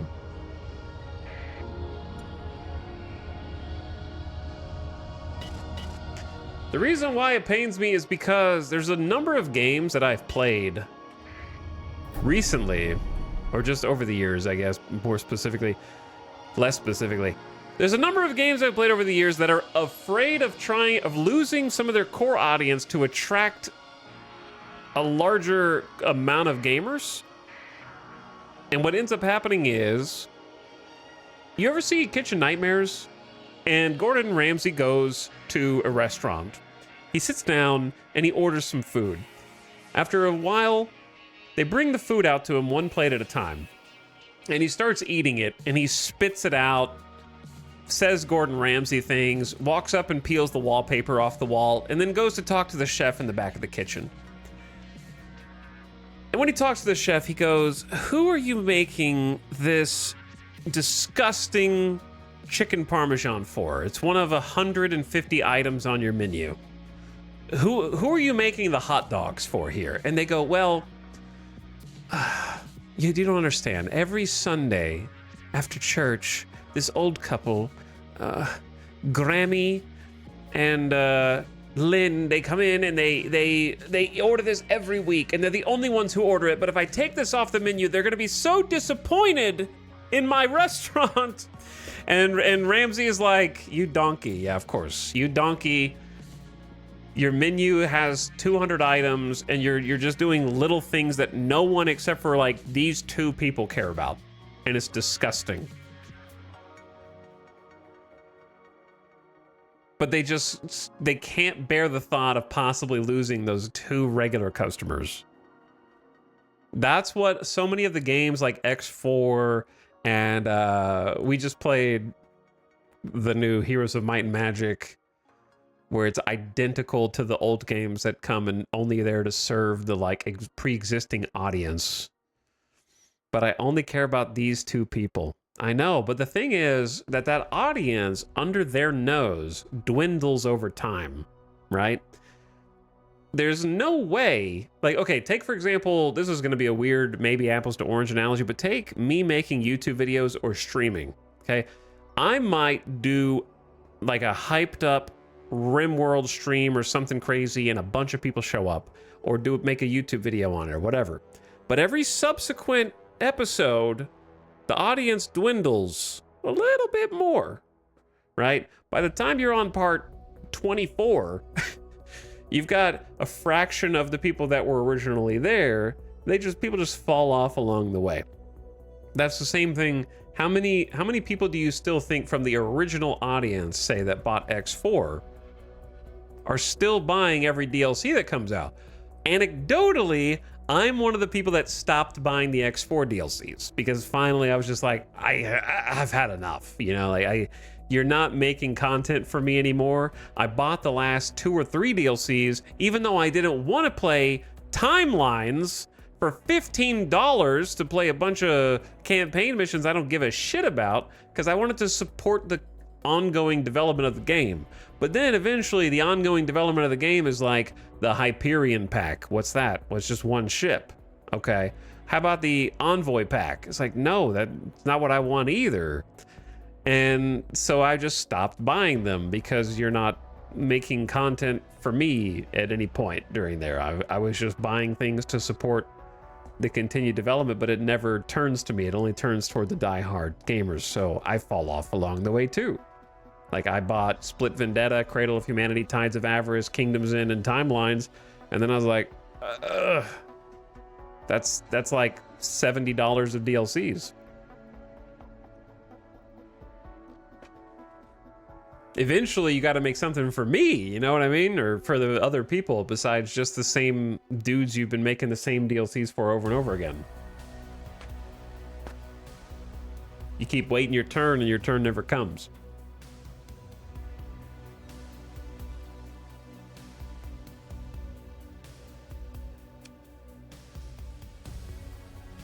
So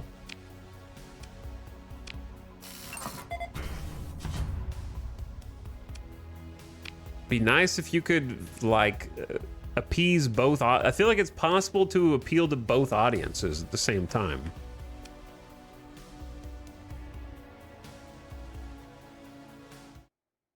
Oh, this is actually the Borderlands 3 soundtrack is pretty good, man, actually.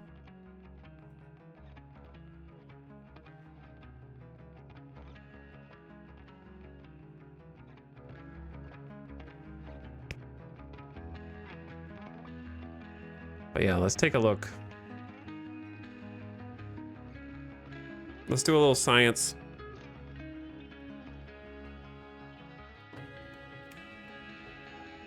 So here's the X4 page. So original game got about 13K reviews. 13,000 reviews. Did Split Vendetta come out? Which came out first? Because they worked on 1.0 for a while. So maybe Split Vendetta did come out first. Down to 270 reviews from 13,000. Okay. What about Cradle of Humanity? 373. So that one was just more popular because it involved like humans and Earth. 324, Tides of Avarice, people were kind of riding the hype. 449. All right, Kingdoms End is actually higher, so I'm wrong. Timelines. Wait. I think it's not that I'm wrong, it's that my analysis is predicated on falsehoods, which is that if people are upset, more people will leave a review. Reviews don't necessarily mean more people bought a thing. So I think this just pissed off more people and they came by to leave like a review, would be my guess. Hyperion pack is very positive, 476. Envoy very positive, 268. This is the most recent release, but also has the fewest reviews of any DLC, other than Split Vendetta. Why is Split Vendetta like so low reviewed?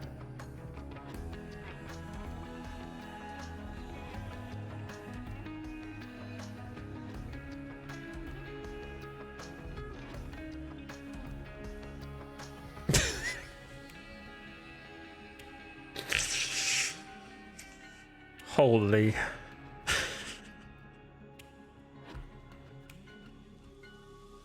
Oh, these are different people. These are different users.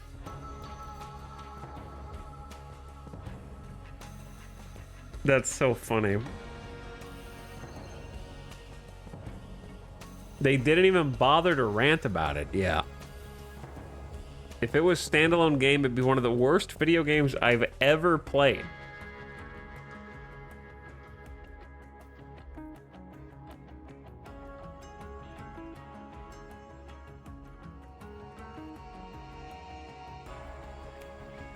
You know those corporate training courses you have to do every now and again? This feels like the game version of that. Also AI voice acting.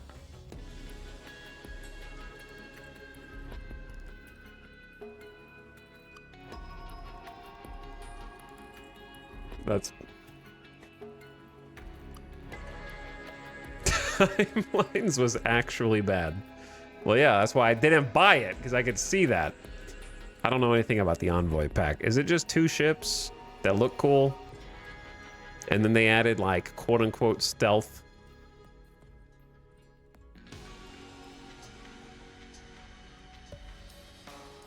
A new game start, but you won't do that because you don't want, we don't want to interrupt your save. You still have a save, right? So you won't need this game start.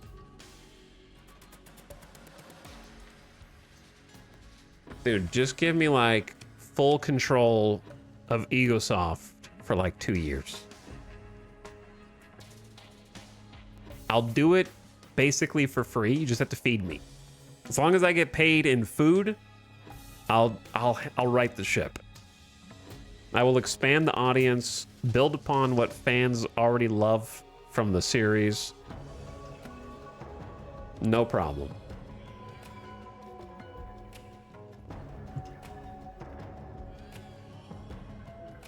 It would be so straightforward. I'm not saying it'd be easy to code. I'm saying it'd be easy to like direct. It would probably be really hard to code because I bet the spaghetti that's holding it together, trying to connect every single DLC to the original save file, is probably dense.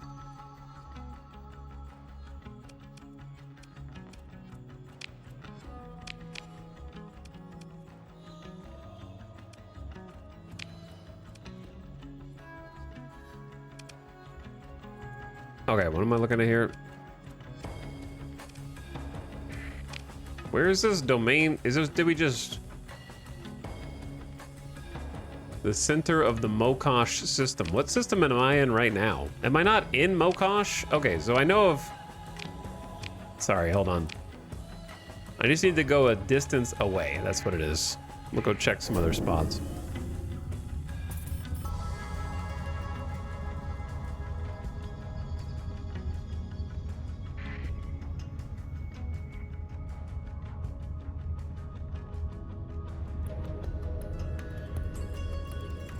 Would be neat if X4 gets a random galaxy generator for replayability. The thing is, of all the things that you could do to X4, that would be one of the easiest. The only thing you'd have to worry about is a couple of like highways connecting different sectors and come up with a way to randomly generate some initial core world highways. Then you just have to have gates, which literally teleport you to anywhere you want to go, link up to each other. The location of the stations in each system are already randomly generated. It's the sectors themselves that are not random. So most of the heavy lifting is already done. It's kind of easy if you generate the highway first. Yeah, just generate the highway first and populate sectors around it. Boom, done.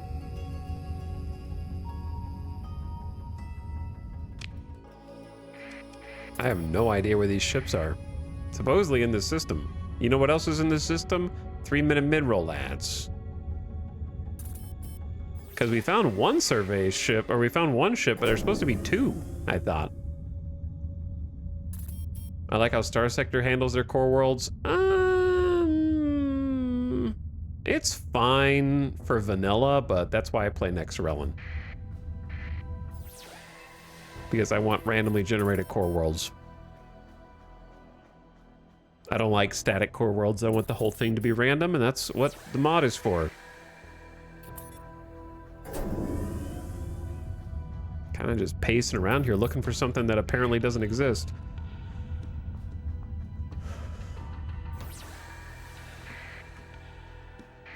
Cause like, am I misreading this? It clearly says, domain era survey ship, some distance away from the center of the Mokosh star system. I am in the Mokosh star system right now. There's supposed to be 2 of these. I'm hitting the wrong button. Sorry. And I don't know where it is. I'm going some distance away from the middle of the system, and I haven't found either one yet. forgot this is a cryo sleeper, not a survey.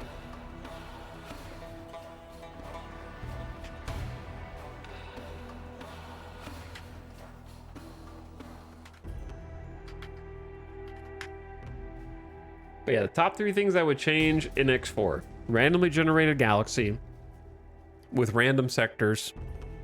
Number 1.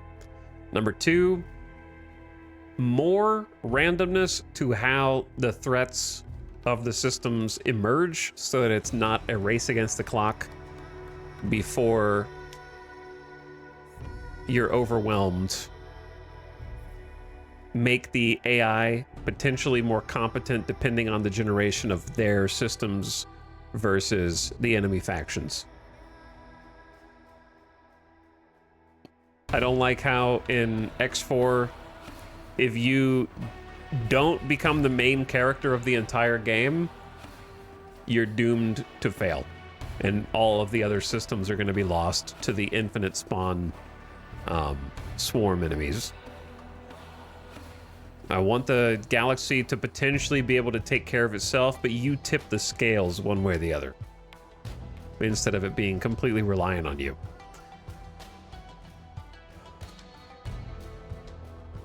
The AI economy in X4 being deliberately designed to grind to a halt is so damn annoying. Yes.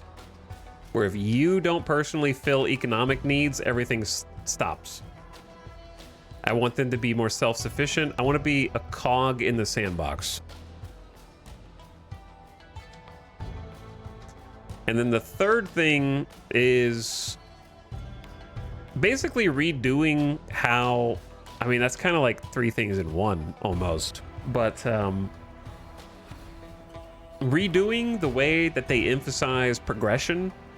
I don't think progression in X4 is good from like a player standpoint, where bigger is always better, always. Maybe the stealth update changed that, where you have like a reason to use just the stealth ship, but otherwise bigger's better, always. If you're a trader, you always want the biggest ship. If you're a miner, you always want the biggest ship. If you're in combat, you always want the biggest ship. Give utility roles to small, medium, and large vessels and have them all be viable. Medium mining ships should not be purely outclassed by large mining ships under all circumstances. There should be some like smaller trades. Star Citizen struggles with the same thing of making it where trading in bulk is not always the best way. It's a really difficult balancing issue to solve. Basically, you have to come up with like smuggling where smaller ships move faster and you need to outrun system authorities, taking like smaller units of cargo, of very like highly specific cargo to different places, or having like the larger ships take longer to load or something like that. In my X4 playthrough a couple years ago, I ended up having to constantly play whack-a-mole to save factions from the Xenon. Yes, that's by design.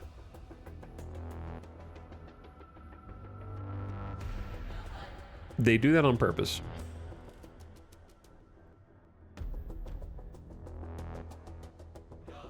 Which is one of the issues I got with the game.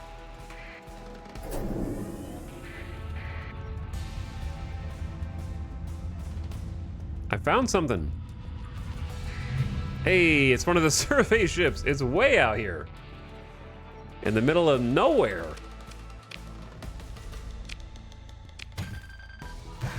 What are they surveying in the void?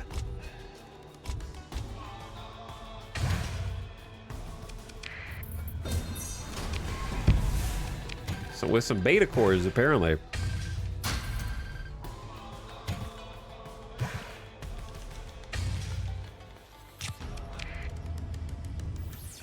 Well, that's one survey ship. Who knows where the other one is?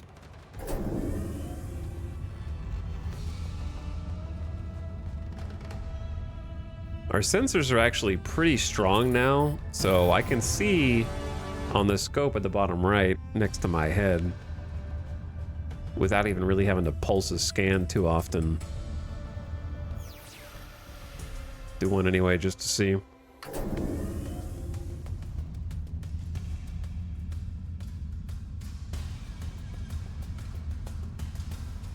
Needle in a haystack? Yeah, this is a bit of a needle in a haystack.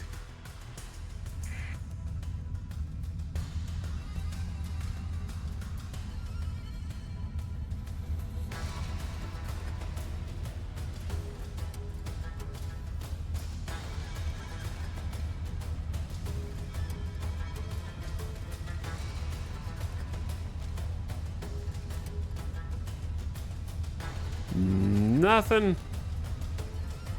Surely it's not like further out than this. It's about the same distance as the last one.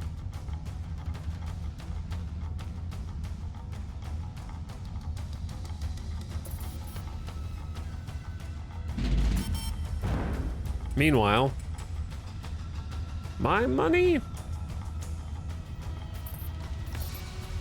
No. I don't know.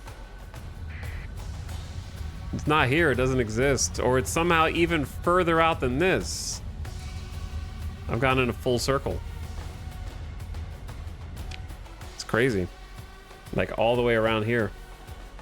There's, unless I got, hold on. Nope, there was only one. They just gave me 2 notifications for the same survey ship. Cool.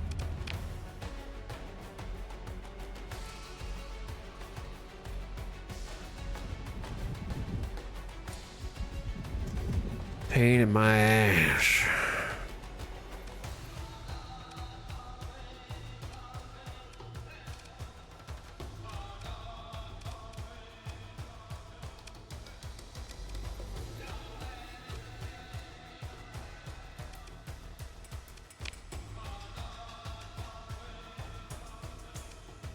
So, Mokosh is pretty interesting because of the desert world that's here.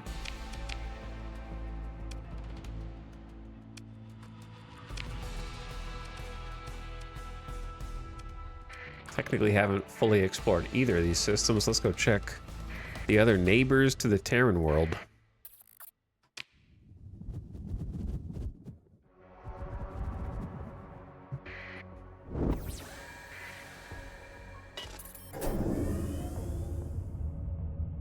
See if we got any ultra rich ores.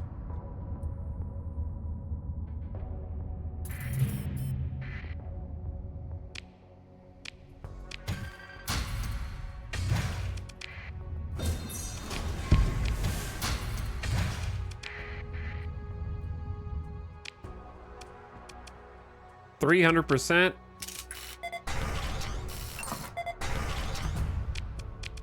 Not great. I think that's the only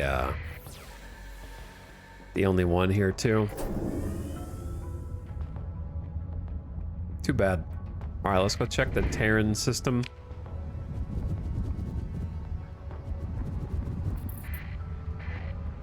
I am rapidly running out of money though. It's expensive being in debt up to my eyeballs.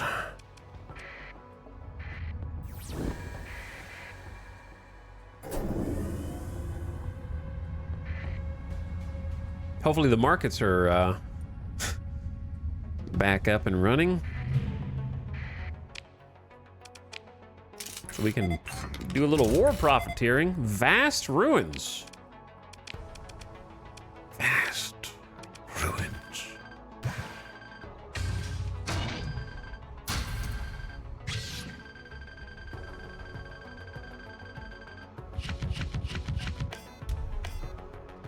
Our first nanoforge. It's corrupted, but it's ours. A powerful and versatile manufacturing black box capable of building itself out to an industrial scale. Given the necessary raw materials and human assistance, this one has seen better days. Well, and we got a missile blueprint package.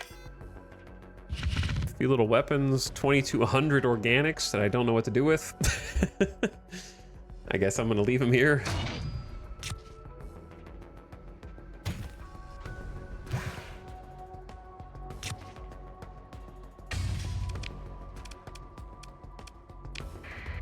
How much does it cost to stabilize this? 13 for 400 days? I'd consider coming back and getting all this stuff.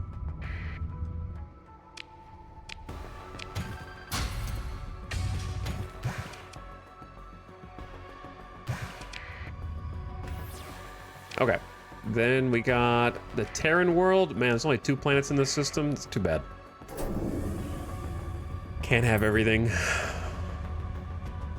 I love those rare systems where you get like 2 places that you want to colonize in the same system. The juice.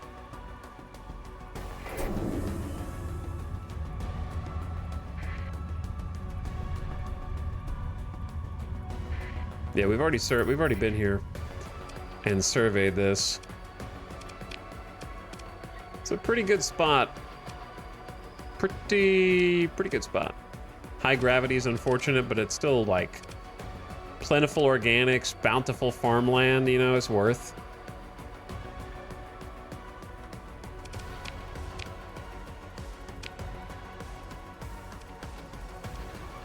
Gotta explore these too. All right, let's go back home.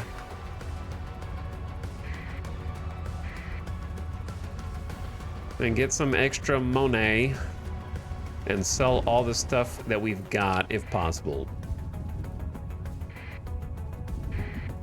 We did fill up the cargo, so we ended up with more fuel than we needed, which I guess is a good problem to have.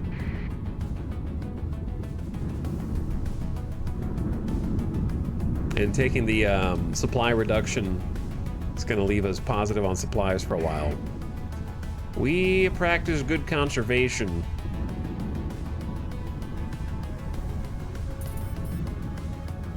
Of resources. Gotta go fast. Okay, all right. Pushing me the wrong way.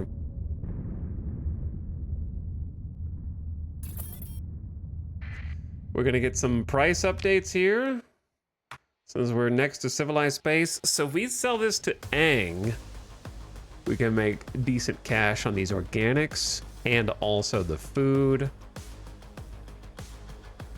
Also reasonable on the transbotonics just to dump them.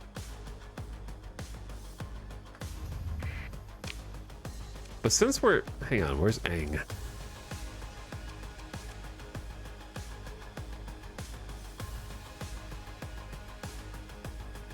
Where is Aang?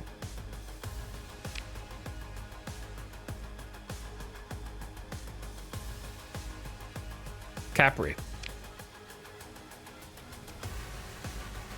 Okay, let's do a quick pit stop in here. Go say hi to the Tritakians. Give them a little help. And by help, I mean sell them a few cores.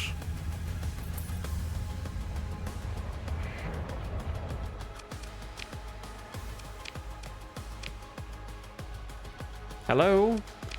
I'd like to talk to Fozzie. Fozzie Quaid. I'd like to turn in these AI cores I found. 17 gamma cores. Well, that's a tidy sum. Okay, I thought we were broke, but actually we have just made 690,000 in credits. Thanks to some Tritakian transactions.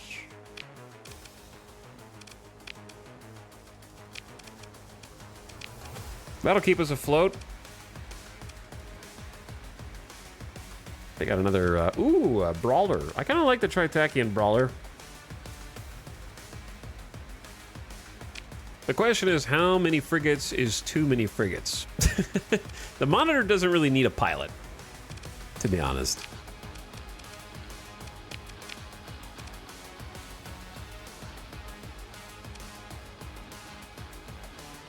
There's a scarab in here. What's that doing here?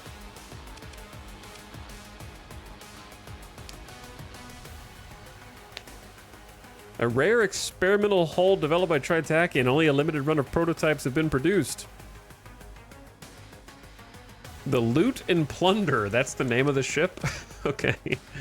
Listen, now that I gave you guys the AI cores, it should be fine if I just, you know, do a little under the table action here with the black market.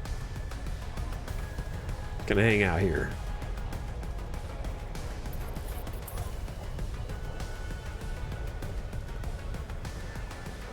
Why are they not investigating this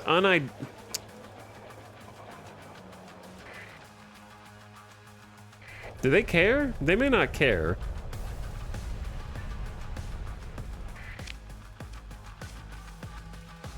How do you tell if a system cares about transponders again?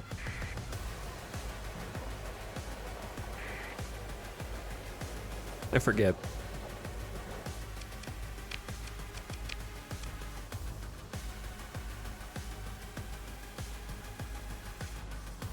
Okay. Anywho, we're here to buy a couple of things. Definitely, I think I'm gonna pick up both the Scarab and the Brawler.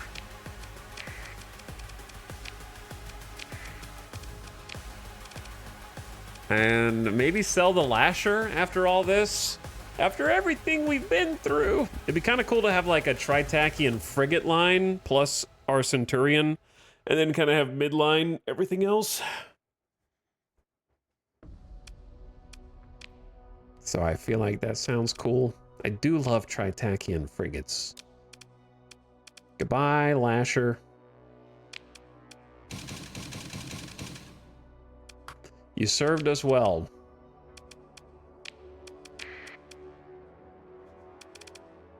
So we have 5 pretty competent frigates now. I'm pretty satisfied with that. So here's the Scarab. They've got torpedoes plus an antimatter. Oh, I don't know about that.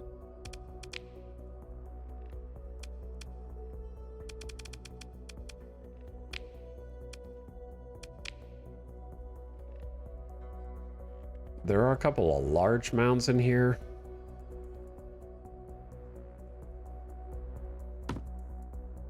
I don't think we have any Atropos torpedo racks, so I'm gonna buy some of those. Buy a couple more heavy machine guns. I don't know if we have heavy blasters.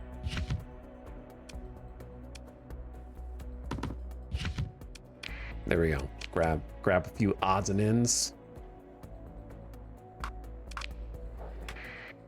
Thank you for your business.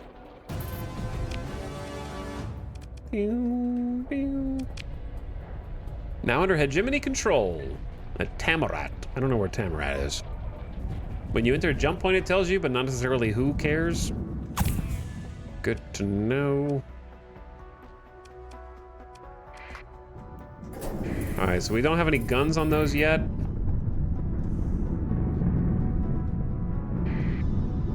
But we'll get there. We're gonna surf the waves, pay some supplies to go a little faster. Now we got a little bit of cash, 800K.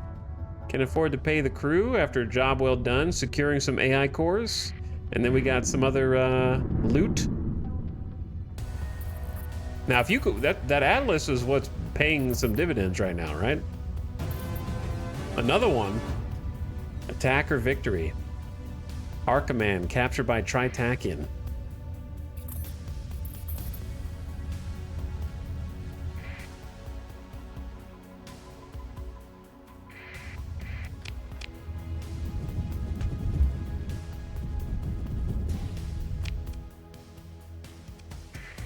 This is a busy system.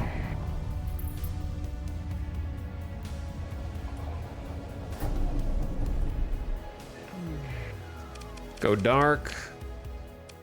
Say hello. Sorry, Sindri and Dikta, don't hold this against me, but I need the money. Ooh, 56 credits per food, and we have 1,000 food, so there's 50K. This is not as much money as I hoped, but hey, it's still 220 grand that we didn't have before, and I'm just gonna go ahead and get rid of the other bits. I don't feel like min-maxing on Transbotonics.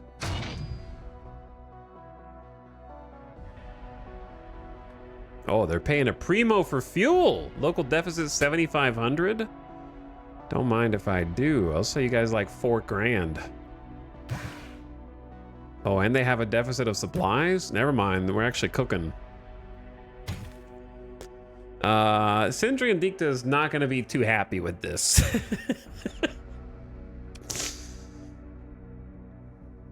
None too happy. at all.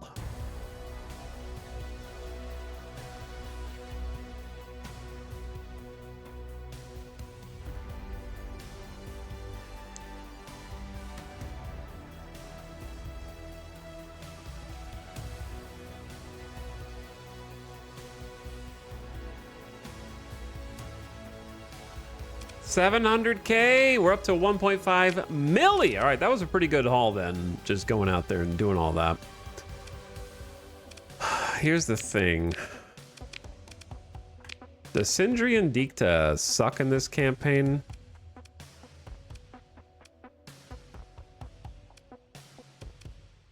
They have like a level 6 world up there. They do kind of suck. Yeah. Yeah, they're pretty bad. They're not doing good at all.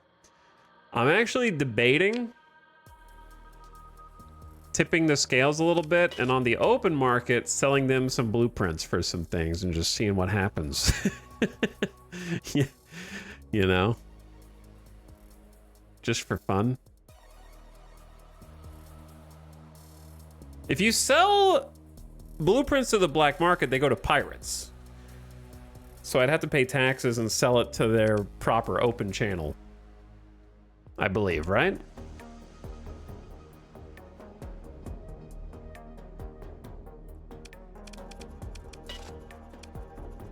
What do you guys, how do you guys feel about selling an Afflictor class phase frigate, Harbinger class phase destroyer BP, and a couple other odds and ends just to tip the scales?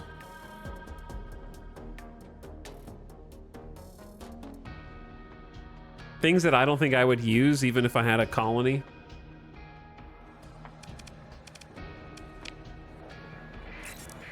Turn the transponder back on, hit the open market.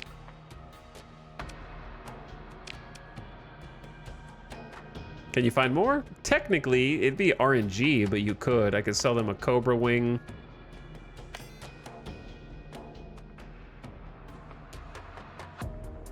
I just don't think I would personally use them. I want to do more... I don't know, I don't really do phase frigates that much. They're cool and whatnot, but I also have the Doom class phase cruiser. That's a little cooler. Here you go. You can have a Manticore while you're at it.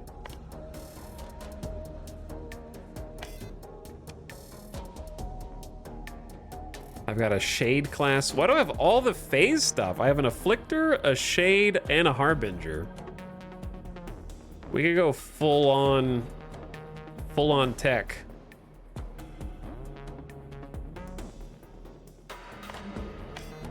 Here's a Vanguard class heavy frigate BP that I don't want. I think I'm gonna keep the rest. Actually, get rid of the Shade as well. They can have all of my phase stuff, and I'm curious if they'll start using it.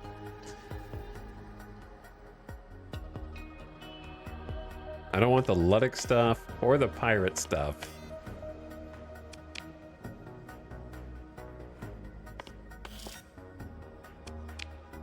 There. And just hang on to the rest. We're gonna give them some options of what they want to, how they want to build out their fleets. It's sold. Can't take it back now. Why not? Why not stir the pot a little bit? For fun. Okay, so I need to buy more. I could just go to Gusoin in Libertas.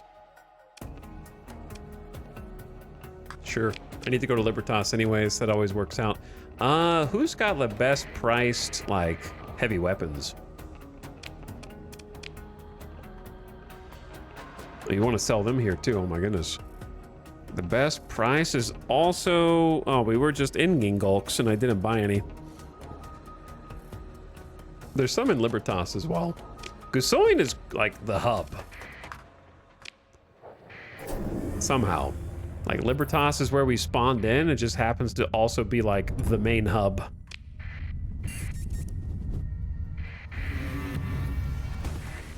Relationship with Sindrian increased by 1. Luddic Church reduced by 4. Change caused by trade with enemies. When do you get hostile? I'm about to be hostile with the whole Luddic Church. I'm like negative 19 already.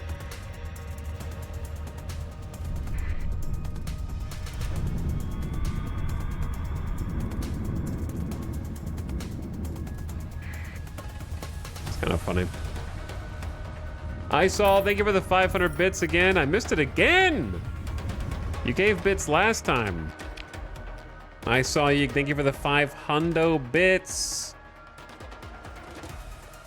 That was 2 hours ago, my bad. 2 hours ago, Socks on the Lawn also subbed for 42 months, said, hey gamers, how's the fleet doing? Sabres just made it to round 2. I do not follow the hockeys at all. I just have a hockey mug. And that is pretty much it.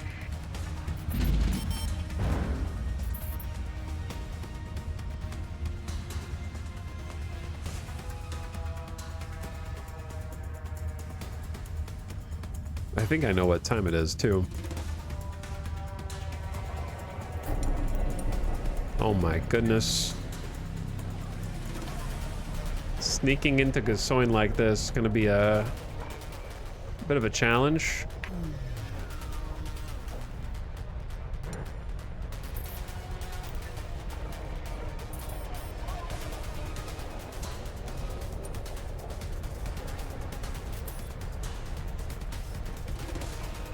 Sabres are sort of like the Mariners in recent history. Oh, well then I hope they lose. Just kidding, Socks on the Lawn. If you're still out there, sorry I missed it earlier, but I do appreciate it.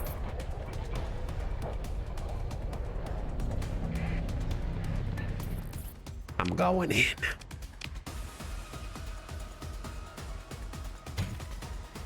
Buy some cheap supplies. We're gonna buy some real cheap fuel. How's the crew? I think I'm gonna need to buy some crew as well. Hired. You got, because I want to get the big boy ship out. Let's go like at least 1250.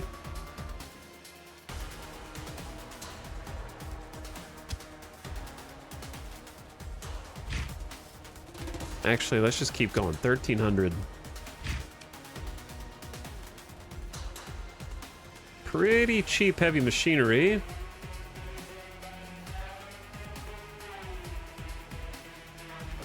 They're supposed to have 600 heavy machinery. They probably have some on the open market.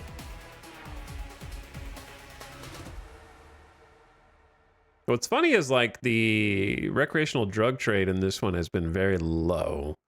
The heavy weapons have been high. Sometimes I do some Nexerelin runs where you really can't move very many of the heavy weapons for whatever reason. But this time it's good.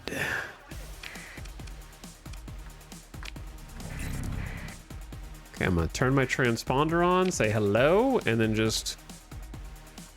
Wait, doesn't it say that they have a bunch? Do they not? I don't think they sell them on the open market.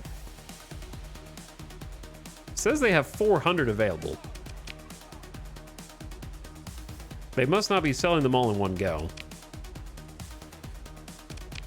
Wait, I have enough rep with the hegemony to do military? What's my rep?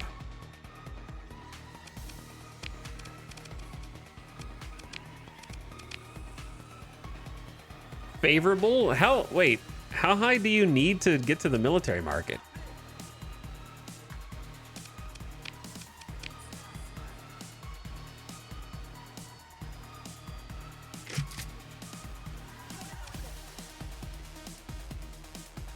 I don't know if it's worth buying this many at the same time.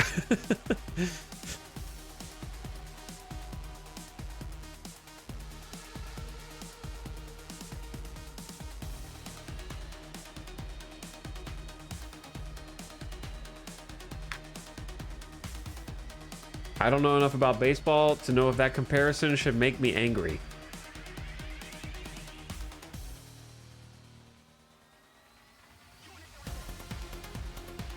Well, Depends. That depends on if you have the misfortune. Do you feel like, as a fan of your team, you're just angry all the time? And you've also never won a World Series in your team, or you never won a championship in your team's history, and that just infuriates you, so you take it out on the other teams in your division? What are you doing with all those heavy mechs, Mr. Privateer?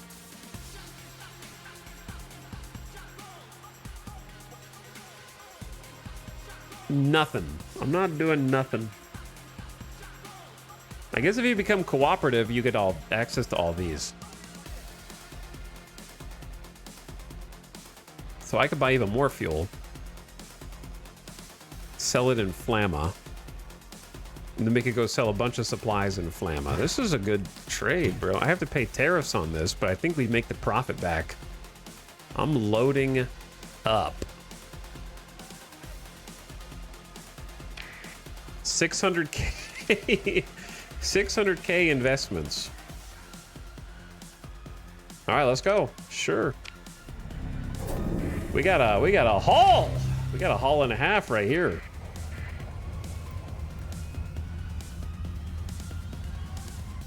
You know what time it is? Not Gamer Deathbot time. It is time to bring out the big guns.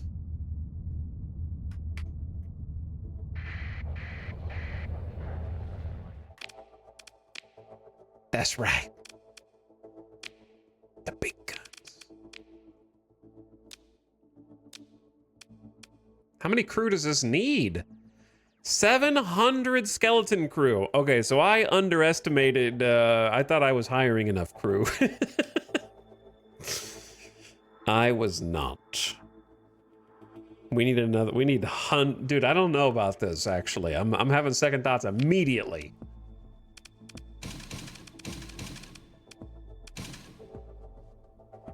It's currently at 1% combat readiness, which is why it looks so garbage. This is the Legion class assault battle carrier. Classified as a battle carrier, the Legion mounts an impressive array of heavy weapons, hangar space, and command controls sufficient to field 4 fighter wings. Later models were upgraded with nanoforges keyed to replacement of fighter craft, significantly increasing tooth-to-tail ratio on distant deployments. After the legendary success of the Onslaught design, it became clear the rebellious systems without ultra-heavy industry were able to develop carrier-based strike craft capable of countering the old man of the Armada. Alongside new weapons, nimble anti-fighter missiles, and rapid tracking point defense cannons, the Strategic Council decided to deploy a carrier worthy of service alongside the Onslaught. Thus, the Legion was designed to provide a platform for interceptors and strike craft while standing on the line of battle. Proponents of the cruiser school criticized the Legion for insufficient specialization, maintaining that similar fighter volume can be fielded at less cost and greater flexibility if combat roles are separated into distinct ship hulls. These economic arguments pale in the face of an incoming Legion engaging a burn drive to deliver crushing firepower at a key point of the battle. This thing comes with the burn drive, so you just click a button and you just like ram into somebody else and collide. We got 2 large ballistics. I have been accumulating some large ballistics. When used Devastator cannons. They seem so cool, but also so situational.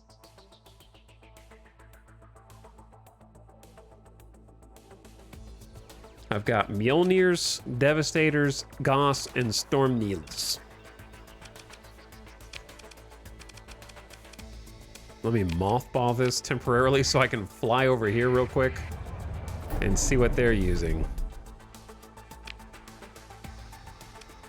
They've got some Mark 9 autocannons, which for some reason I just don't have.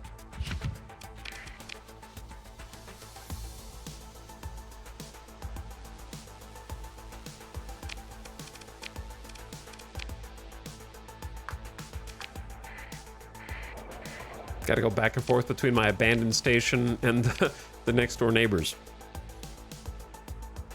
Mark 9s are kind of the budget pick.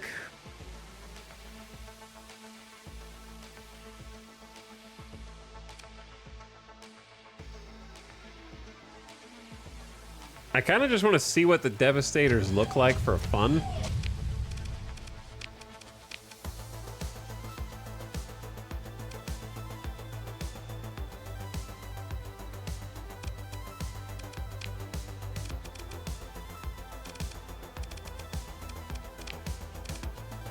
Throw it up against some fighters and just see what's going on.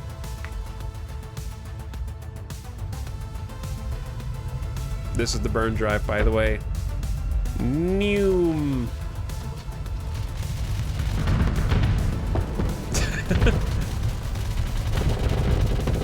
Get him, Devastator. I'm dead. Are you telling me it's not okay to put 0 points into your ship, Flux and Vince? Get them, Devastator. Just face tank their ass.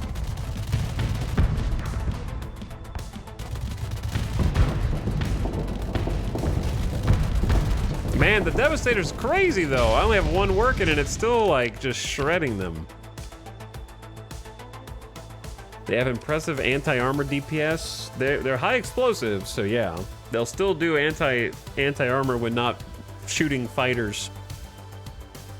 It's pretty cool.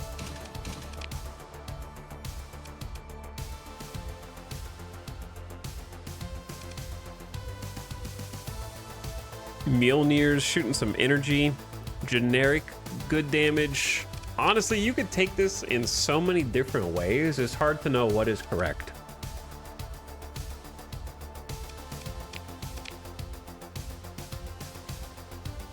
Personally, I think I'd rather go low tech with like the Mark 9 autocannons, get the shields down,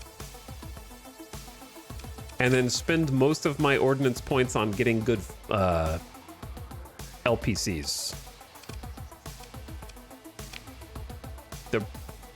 Oh, I have 11 light dual machine guns now. That's good. I thought I ran out before. I am kind of tempted to try the Devastators and just be like, they just seem so cool.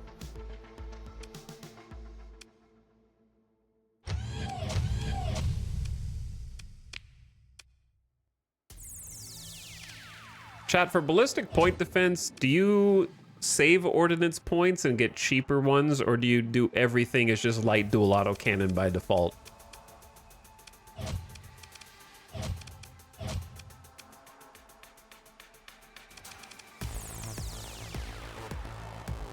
Vulcans always are cheap. I just find that the Vulcans shoot bullets but never hit anything. Because by the time it gets close enough for them to start shooting, they don't line up with the target and then it just hits you. I like them in theory. Maybe if you have integrated targeting, it's just better.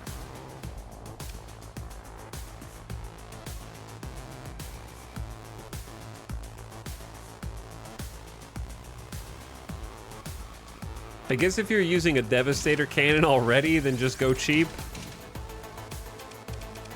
We'll do a little bit of this and a little bit of that. Let's do... There's nothing protecting the tailpipe of these things. So let's do light dual on the sides like this. I'll try some Vulcans. Kind of like in between. And on the front, because we just don't really need it to be crazy. Devastators make your general vicinity a no-fly zone. Yes, that's why it's pretty cool. I never get to use them either. Medium composite turret.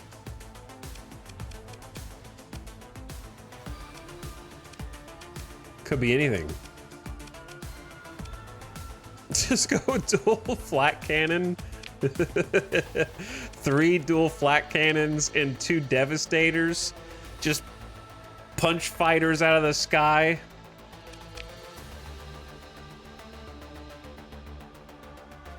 Yeah, there's so many options with how you build this ship.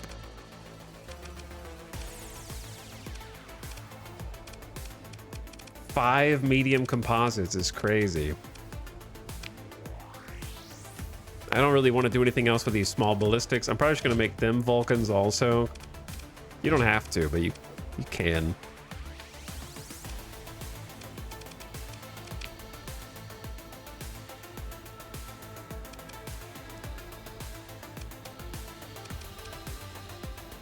All right, let's get some fighters in here first. What fighters? I wish I had more copies of each thing. I just have a ton of broadswords, which is not really what I want. I kind of want more bombers. We just don't have them.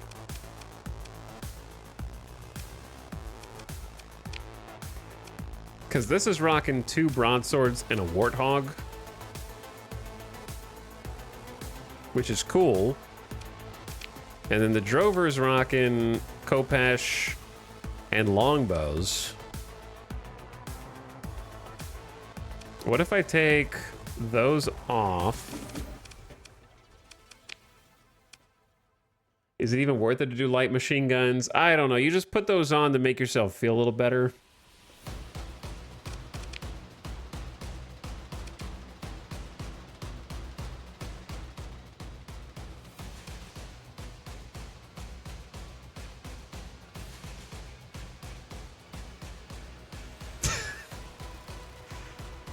So what you're saying is 2 Devastator cannons on the front for anti-fighter, anti-small ships, then 2 Sarisa support fighters that each have canister flak and 2 light autocannons. No fighter will touch my ship. And then throw out 5 proximity charge launchers and just ram into enemy ships, drop all 5 proximity charge launchers around you in an area. Just like detonate everything immediately. The Zone of Control King. I only have 3 proximity charge launchers, apparently. Dragonfires are cool, I just can't have just one. Also, these are supposed to be mediums. 4 medium heavy machine guns.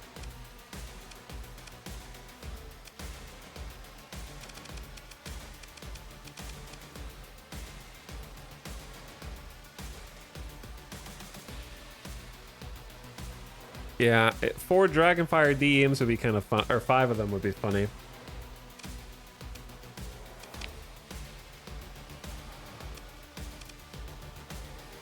Zyphos support also do burst PD and ion beams. That's not going to do much against like other ships.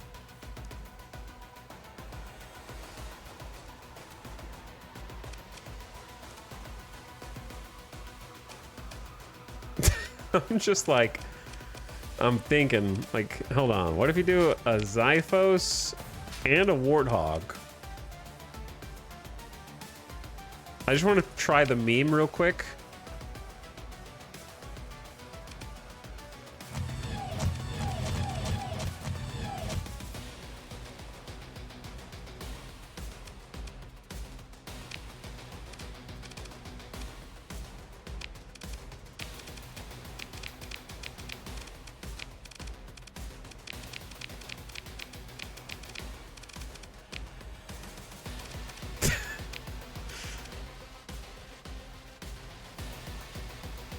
Erratic fuel injector, supply cost to recover from deployment reduced by 20%, increases fuel use by 50%, and decreases the 0 flux boost. Oh no. It's gonna take 17 fuel per light year, brother. That is a problem for, I mean, that's why we got the Gigatanker, right? So these things can have 50 capacitors and 50 vents. Oh my god.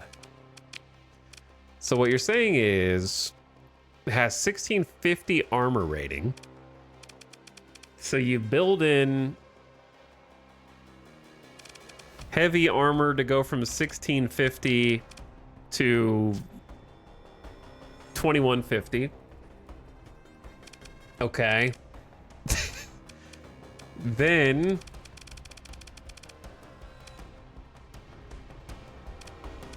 Isn't it slow? Yeah, it's a max burn of 7. Which isn't really gonna cut it. And its sensor profile's 150. Which means it's gonna be hard to sneak.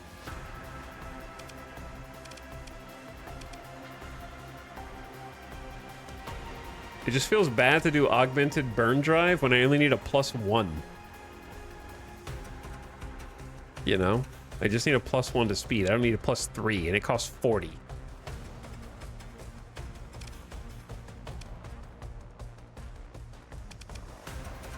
This thing's gonna slow us down. What I should probably do is just build augmented drive field into it, and then just speed up my other ships to make us go, like, faster overall.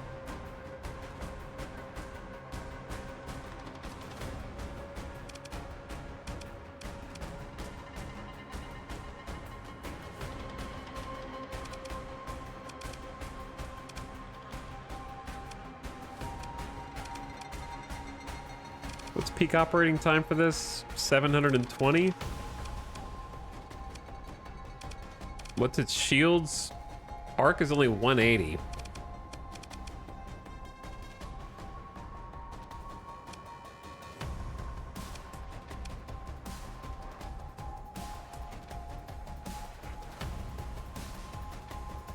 Just give it defensive. Extend the range of ballistic and energy weapons of the ship's fighters by 100 units. S-mod defense targeting array into the ship. I do have dedicated targeting core.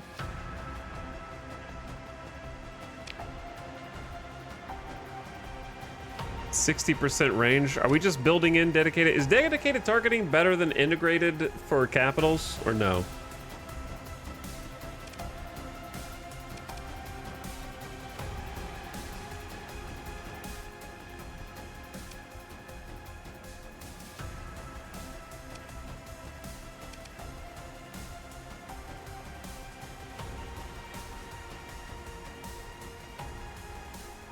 Actually, S-mod defense target array. That's what I was just thinking. Like, I was unironically thinking that, and just be a brawler and just dive in. Because then all your fighters can keep shooting while not leaving the vicinity of your ship.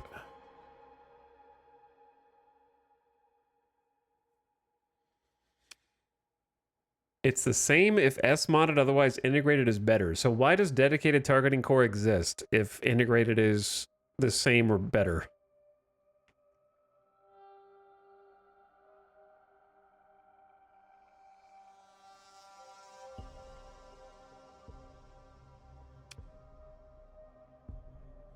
Integrated needs to be found. I don't like when there's strict upgrades to things when you can like S-mod stuff in, but you can't S-mod stuff out.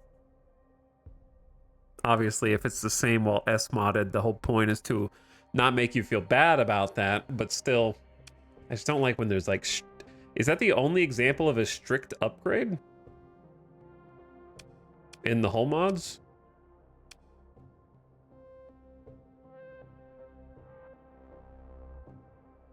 Maneuverability by 50% would be nice. Armored weapon mounts is kind of necessary. Increase the rate of fire of all non-missile weapons by 10%. That's a pretty solid one, dude.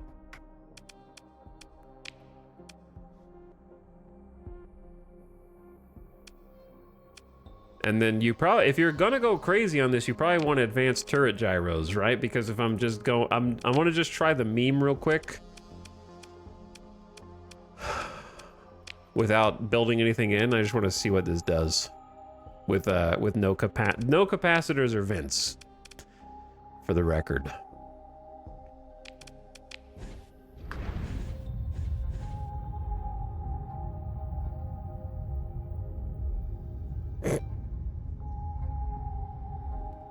Hello. I am going to come visit you now.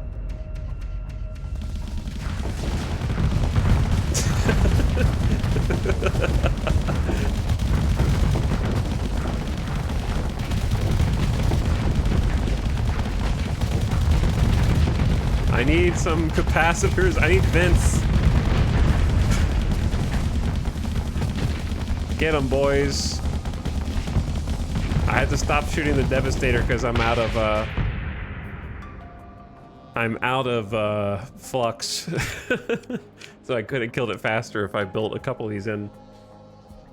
That's so funny.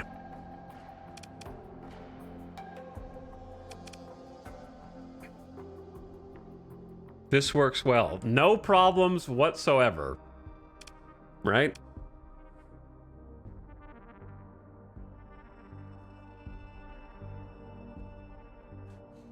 Okay, so hypothetically, that was just a cruiser, so take it for what it's worth. But the premise is just that we have these support fighters that eradicate all, like, we have flak support fighters and devastators. There will be no missiles. There will be no other fighters. We just go in and it's us versus the other ship, period. We just boop them on the nose. And then, I guess the only downside is we don't really get through shields, do we?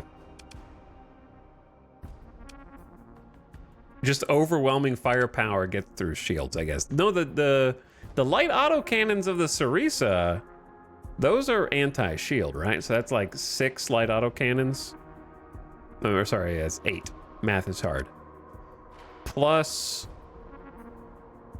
ion beam if their shields come down for little EMPs. Then the light mortars.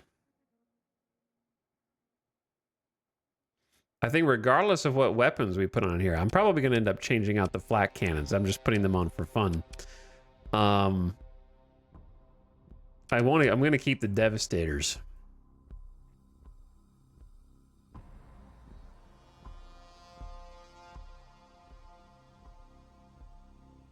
I can either save 40 ordnance points by pocketing heavy armor.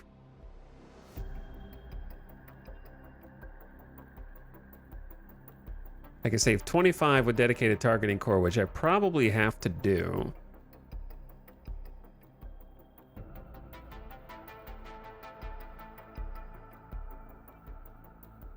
I don't, yeah. It's probably I'm scared to S-mod this ship, man. You can't undo S-mods, right?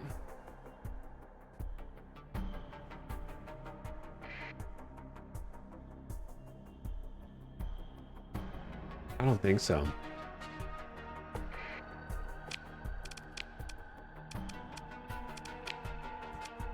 I'm just gonna go for it. Build in dedicated targeting core so we get the extra 10% to range. Next update you can? Oh, that'd be so nice. The fact that they're permanent is the worst part. I think I'm always doing dedicated no matter what. It's the other ones I'm not sure about.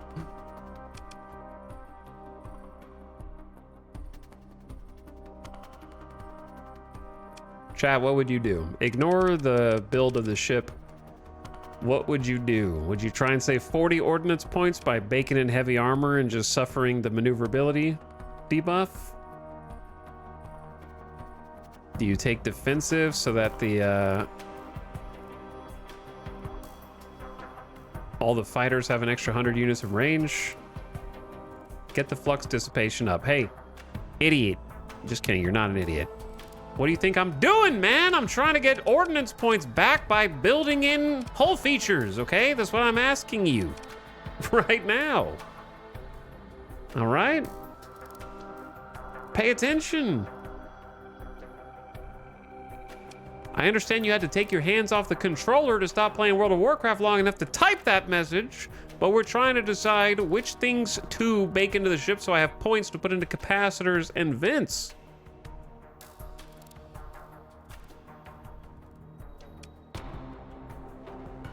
Final Fantasy XIV, but yes.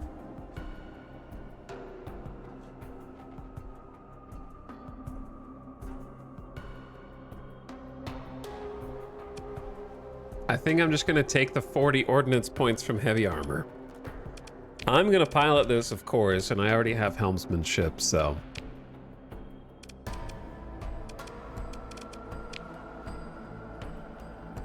It's pretty much locked in.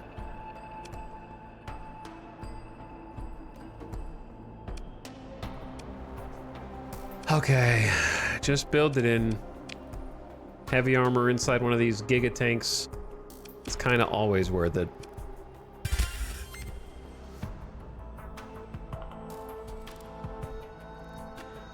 Now I can put points into vents. See? See how that works? I kind of personally want... I gotta do a little like science to see how this feels, but...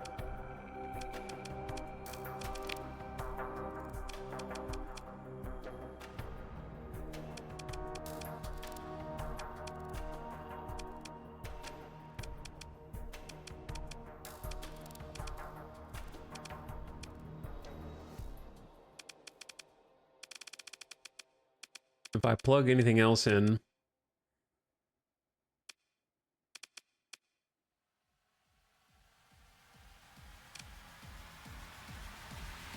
I have armored weapon mounts,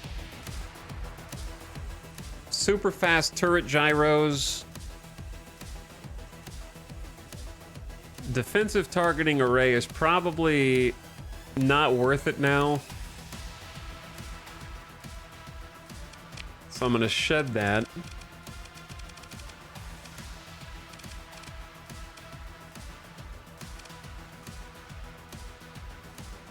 Automated repair unit might be good, or just ox thrusters, I guess. Turn even faster.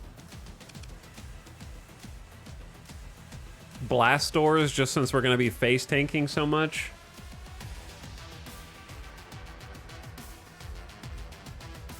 Flux distributor, meh. I'm gonna be face tanking more than I shield tank.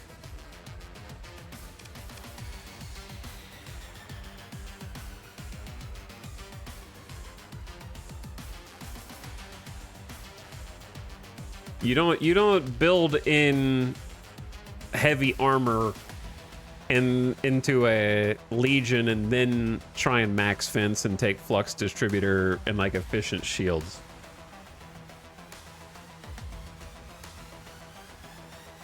In my opinion, you face it head on.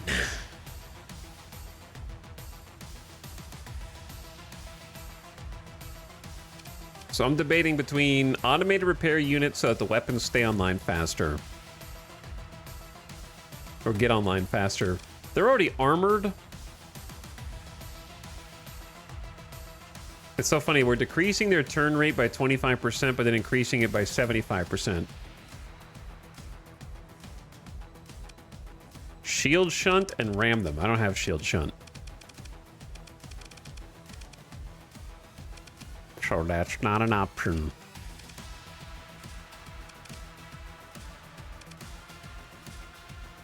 Blast doors for the extra hull. Yeah, that's what I was just saying. Blast doors to take fewer casualties from phase tanking.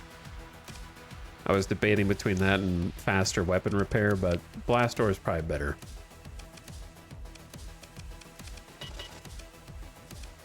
Okay, let's give this a whirl for fun. Run a little combat sim.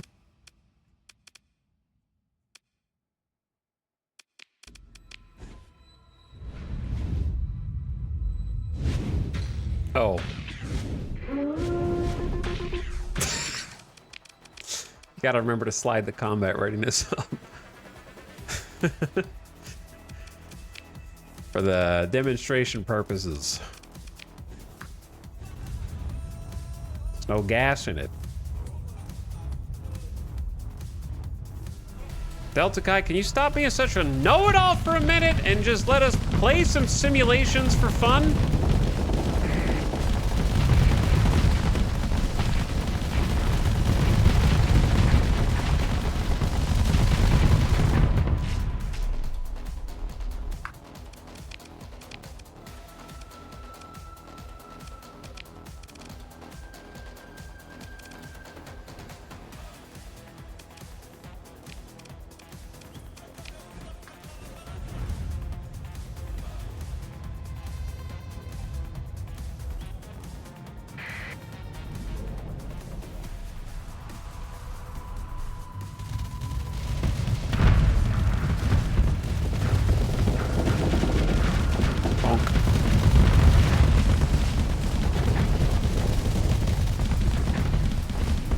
we pushed it like too far away.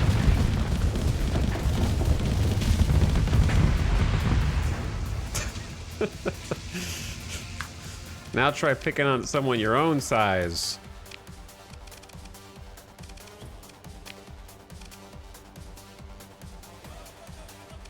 I'm gonna get beasted on by one of these bros.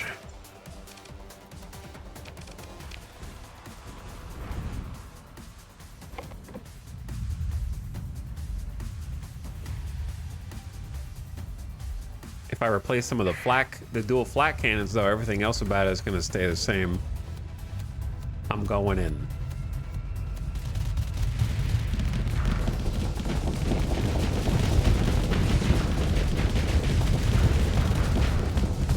There, see how they're disabling various weapons? I don't know. I guess that might be EMPs.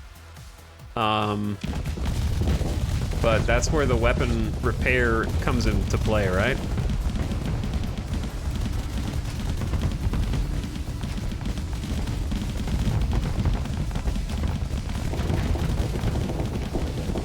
It's like, look how long they're out.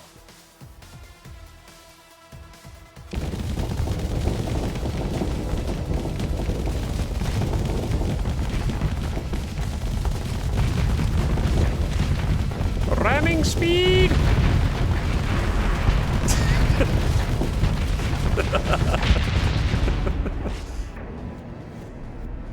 Event's pretty fast, actually. Faster than I thought. Didn't you once ram a Legion into a station as a finisher? Probably, yeah. See, like... on the one hand, I think I like blast doors. But on the other hand, it feels like I really do need automated repair unit.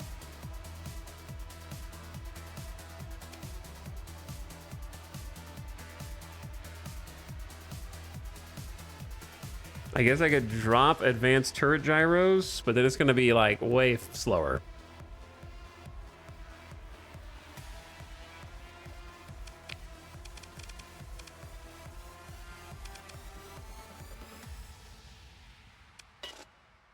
And then I need to drop another 5 points somewhere else.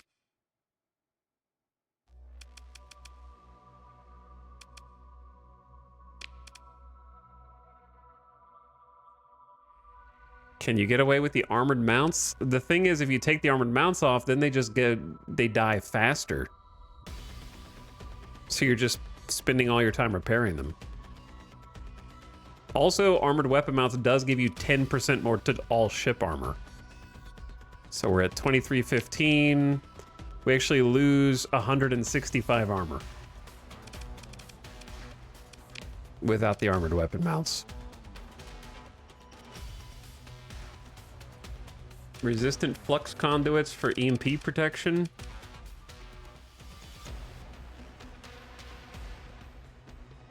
Yeah, it's just another 15 points. It's hard to pick what is most necessary, you know what I mean? Like, we built in the 2 most expensive ones.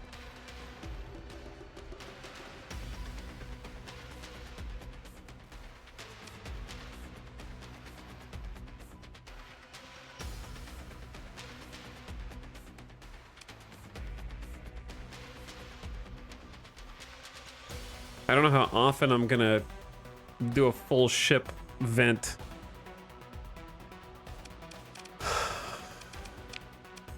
Okay, let's just, before we do this, let's try a different medium weapon here besides dual flak.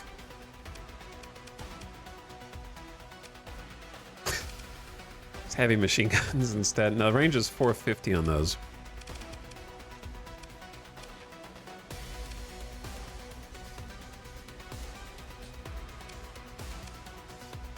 Just a bunch of dragonfires would be kind of funny.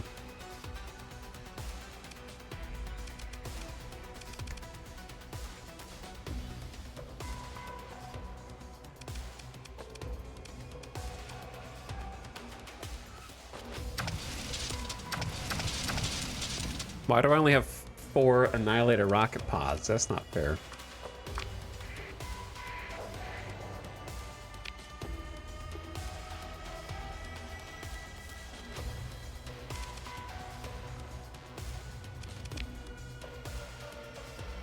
They got nothing.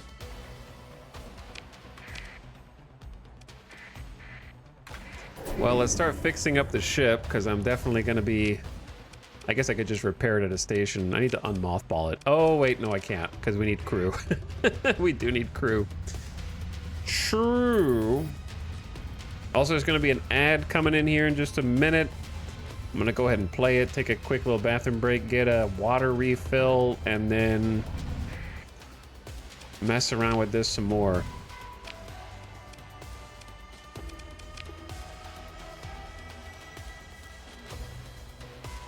They got... Not really the stuff I'm looking for, unfortunately.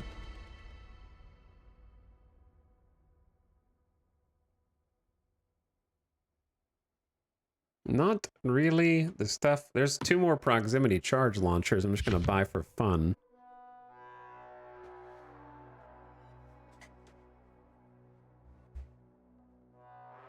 And then I don't really want any of these.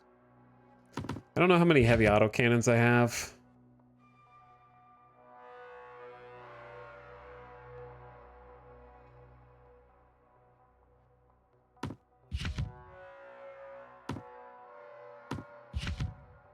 Yeah, I forget how much I have of each of these. I am not suspicious. Oh, I bought those off the open market. That's why. Because I'm a good boy. Anyway, ads starting now. Turn your volume down, ad watchers. And we'll be back right after this. I need to go to Sun Wukong to hire crew. That's where I just was. Is there another station here? 2 other stations, actually. I guess I could go check them out. See what's going on. Time to buy an entire city worth of crew. We're hiring. Yep, we are hiring. Oh, I wanted Pelums earlier. Now they have some, just to have as a support option. I don't think I have any heavy mortars either.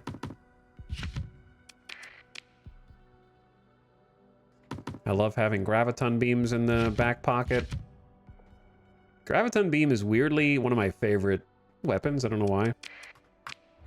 Okay, ad is coming in now. And then my BRB. I'll put some other music on.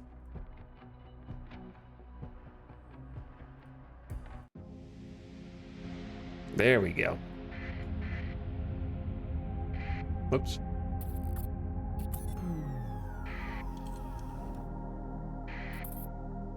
Take a little pit stop in Yang. Oh, that's a big fleet, brother. Don't bother me.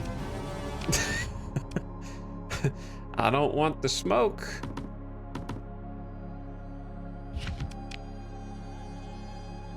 Do I have any arbalests? I don't even think I have found any arbalests. I'm not sure if I have ion pulsers.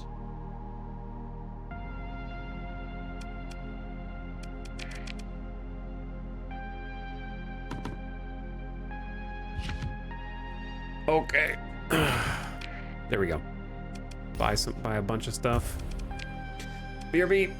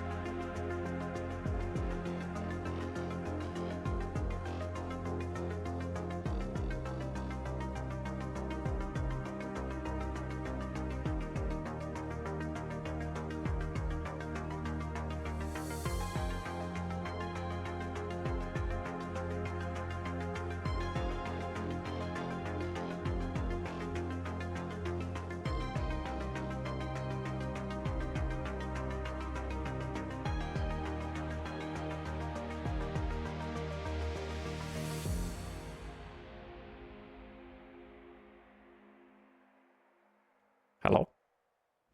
What up? Music? Oh. There it is. What up? What are we doing?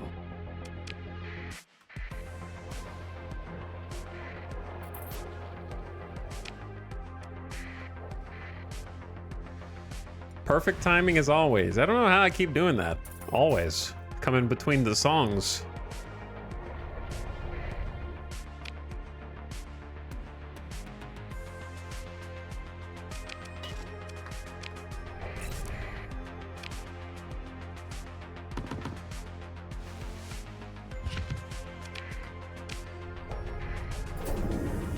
Okay, nothing there.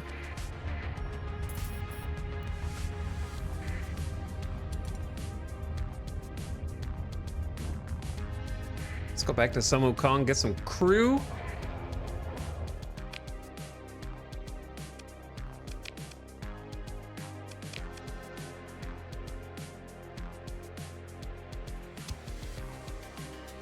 We're gonna need a lot.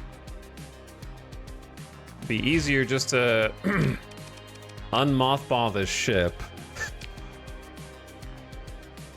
1,575 skeleton crew minimum. So let's just go up to 2,000 crew. Coming in with 7 hundo recruits all at the same time. Imagine you're part of this fleet and they just go in and increase your fleet size by 50% with one ship. You'd be like, I don't know anyone anymore. This used to be a close-knit community. Now it's just a bunch of strangers. They can actually hold like 4,000.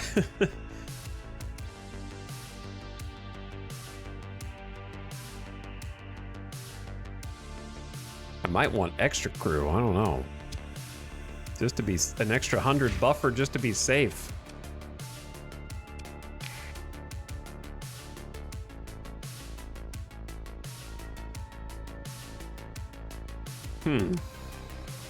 I'm going to take all these heavy armaments somewhere. Fearsome engine. So if I'm going to fearsome engine,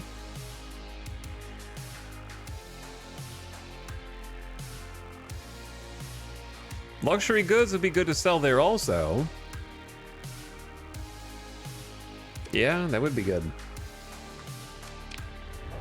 Well, let me just turn off my transponder and say hello.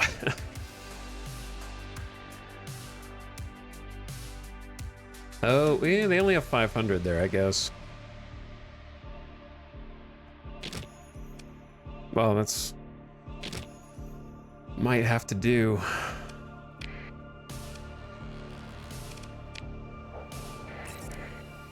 And I'll just buy the rest with my transponder on.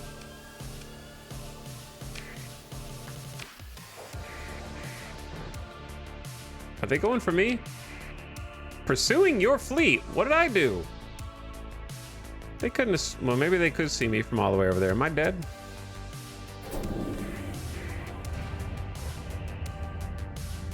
Catch me if you can, hegemony. I'm slower now than I was before, and you guys still can't catch me. I don't have time to play these little games, hegemony. I'm paying my crew 50K a month right now. I'm going broke. Have you played Age of Wonders 4? I have not. I have not played Age of Wonders 4. Unfortunately. Why am I turning this, I can't sneak as good because my ships are too fat now.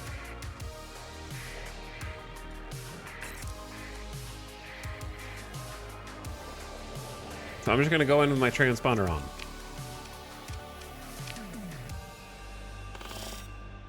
Okay, we need to get organized here.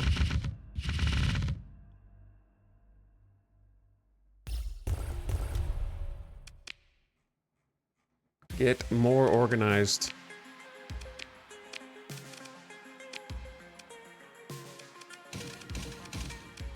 Oh, Yeah, I was looking for another Annihilator rocket pod, but I couldn't find one.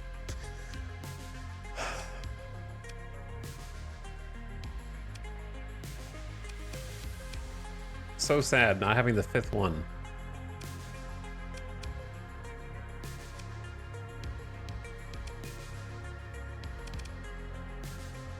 $120 flux per second. These are 150.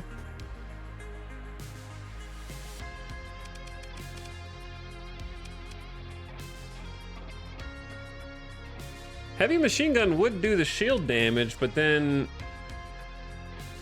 how do I do the armor damage? I mean, I guess the Devastators themselves do the armor damage. Here's what I was wondering. What if I just put 5 proximity charge launchers on there?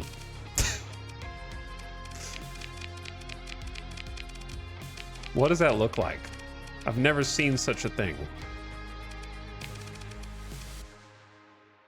And just fart out 5 medium proximity charge launchers worth of charge. What does that even look like?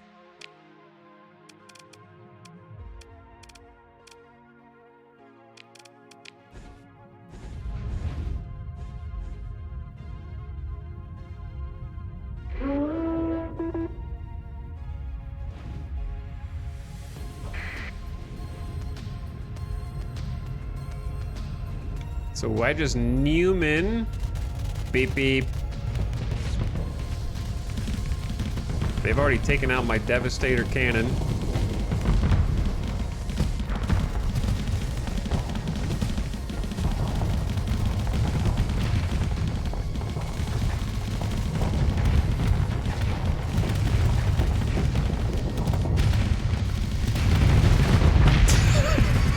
Okay. There's these like purpley things.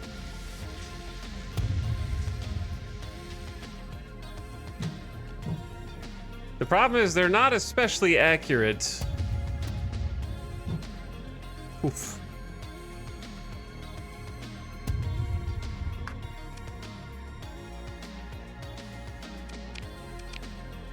Oh yeah, I guess we are at low combat readiness, my bad. Big meatball launching tiny meatballs, because these are like 200% armor damage, but not as good against shields.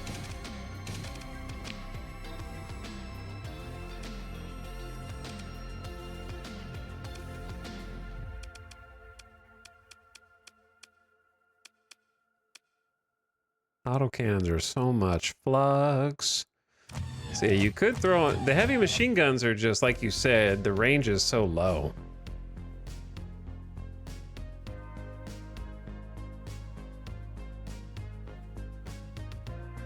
I thought it was automatically set to max. No, you can set it yourself by dragging the slider up here to whatever you want, because your combat readiness affects a lot of your stats, like top speed and damage and whatnot.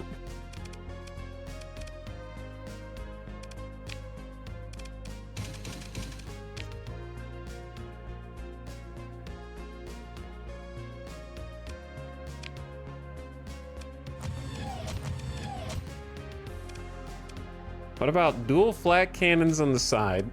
I'm like stuck on the dual flat cannons for some reason. I don't know why. I like Arbalest for anti-shield. I don't know if we're gonna have a problem with shield just with sheer bombardment overload.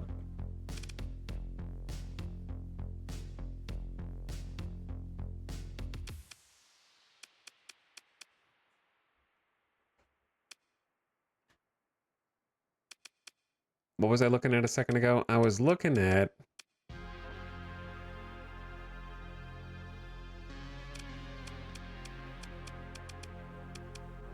Where are the pods? Oh, there they are.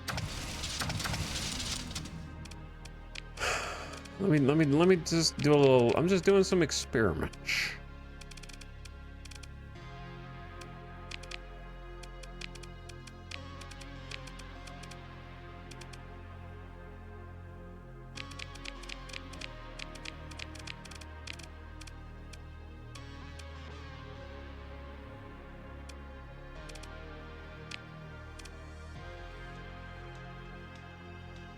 Doing some experiments.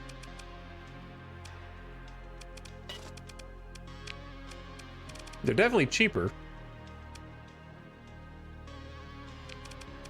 This is not really, this is more of a support ship that we're facing off against here, so it's not really a equal battle, but it's more just to see the tankiness of it.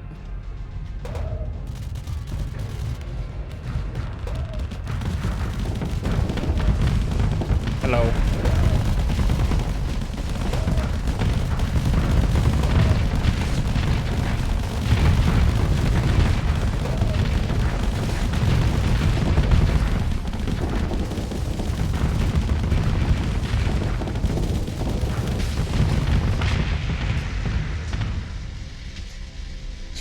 Pretty good.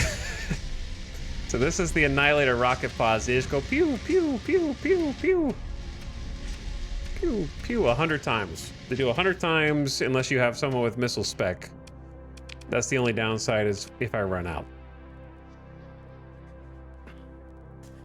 I feel like people are gonna disagree with me, but I wish space battles lasted a lot longer? Well, why don't you get to end the game Starsector, where each battle can take like 30 minutes of careful planning to make sure that your ships don't explode.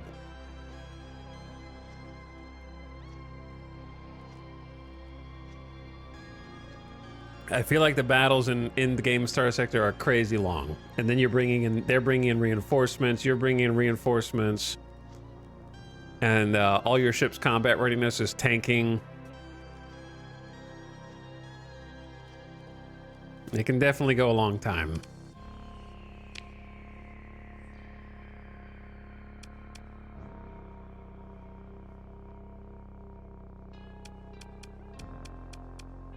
Why do I only have one assault chain gun? That's 400 flux per second. Maybe I don't need...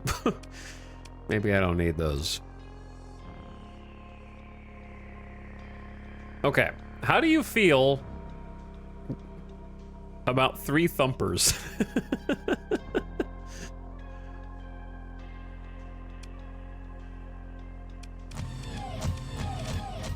Because, like, the Devastators will handle the armor. They're 200% armored. That's high explosive damage.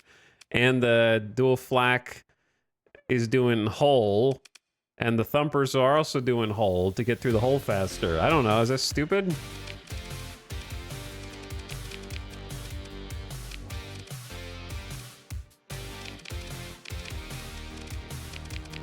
These keep resetting. Thumpers are my I don't know what to add weapon. How do you fare against an Onslaught? I mean, the Onslaught probably should win in a 1v1, right? I'm supposed to be like a battle carrier. I'm part carrier, part brute. Onslaught is all brute. So it should win in a matchup like that, I think.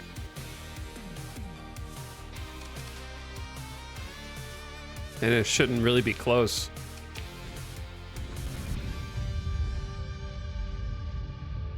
Forgot to auto-fire group 4. It's okay, you can do it in battle. Like, look how big it is.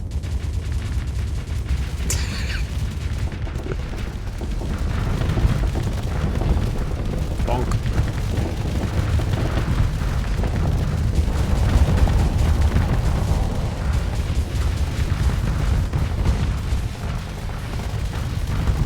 Or am I?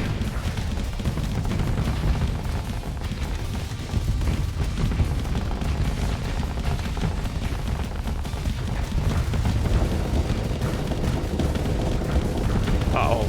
It was going well until I ran out of flux.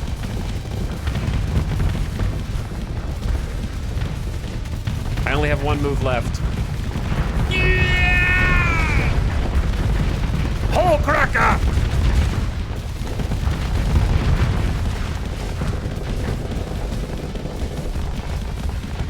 Maximum flux, no time for shields, just win!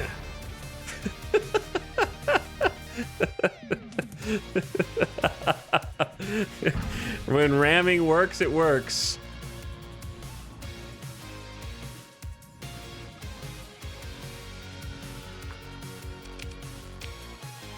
I hate how effective this thing is.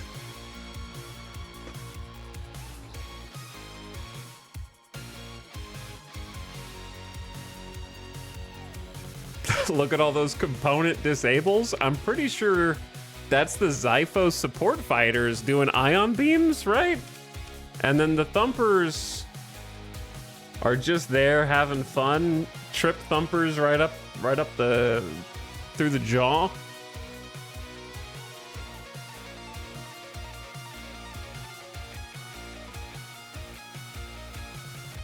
I think the main problem is their flux per second is 333 is ridiculous. I don't think that that's viable long term, even though it's funny. Were like proximity charge launchers actually good?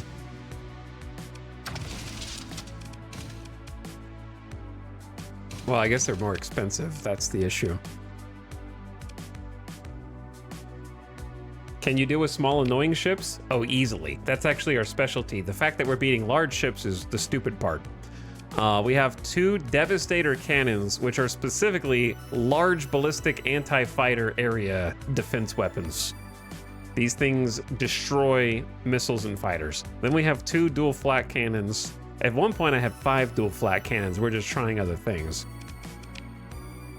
to see what we can make happen or what makes the most sense. Not to mention we have 4 fighters defending us. 2 of them have canister flak to destroy other fighters and missiles. Then we have the Zyphos, which have burst PD for anything that gets through that. And then we have 1 Warthog that's just there to shoot light mortars, pretty much, because I didn't have any other fighters. I don't even need these support fighters. I just don't have the bomber wings that I want, is basically what's happening. I have like a Kopesh and a longbow.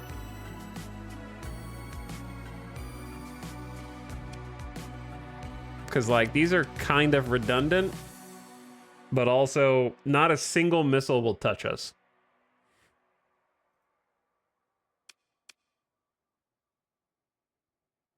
Unless all the fighters are dead and my flux is maxed. Not a single fighter or missile will touch us. Point defense saturation, brute force. And the reason why I'm surviving so much is because we have built-in heavy armor, so we have an extra 500 armor. Then we have blast doors for hull integrity. Then we have armored weapon mounts for another 10% armor. So we're just armored to the core. Armor maxing. I actually kind of like the Annihilator rocket pods the most up front. That way it keeps the flux down.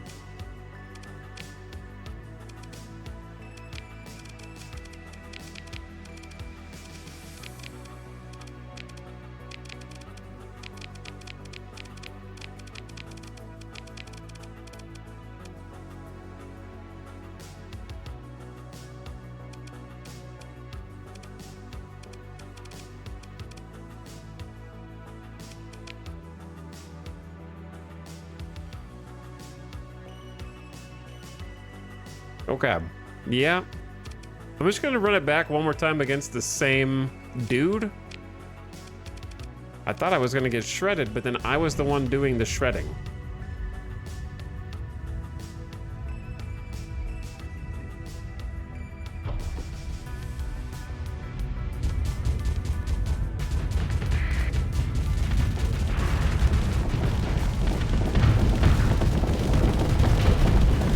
Crack. My engines are gone. My engines! Turn!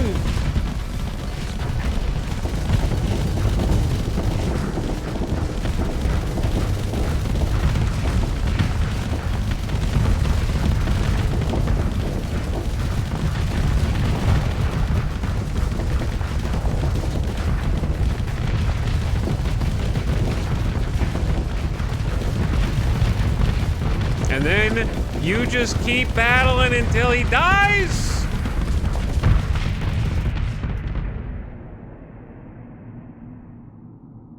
You are tanky AF. I know, right? We didn't even like, a little bit of hull got bruised. Pretty good, right? Can't get through the initial armor. I know. I see why you're winning so hard. Those dual flaks are destroying all the Onslaught's rockets. Yeah, well, I mean, so are the Devastators. Devastators are targeting both. They'd be doing even better if I still had, what's it called? Advanced turret gyros. I had to take those off. So yeah, you just dominate. No missiles can touch you, so it's just they're laser or kinetic only. And then we have anti-missile, anti-missile. 3 of these are anti-missile fighters that just hang out around your ship. So I don't think that the rocket pods are great for me to be the pilot. They're good with someone who has missile spec. Not having double, I think I'm gonna run out of missiles, is what I'm saying. That's kind of what I'm worried about. For another pilot, but I want to be the one that pilots it, of course. Like, they have 100 missiles, so I could probably make that last through the average engagement.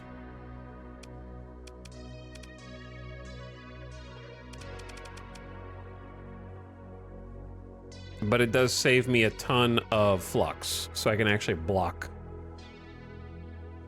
as well.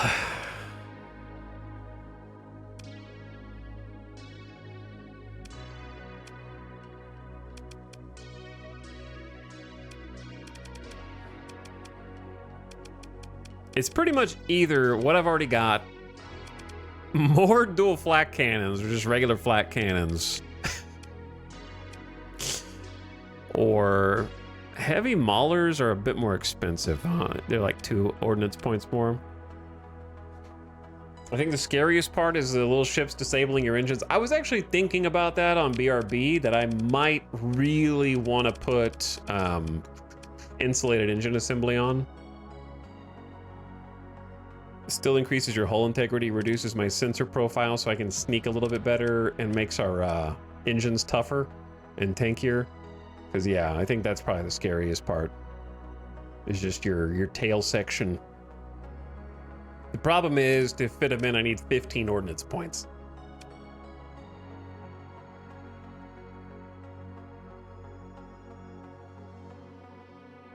But if I'm not using that much flux with the rockets, it seems like I've got overkill vents and capacitors right now. But I'm scared to take out like 15 points.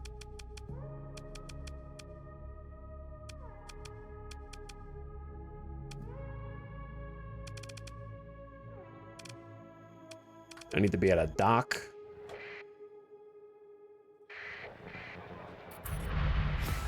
Huge fleet right there. What music is this?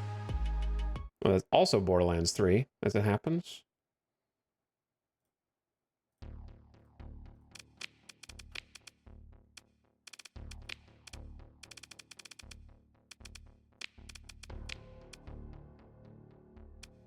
Okay, so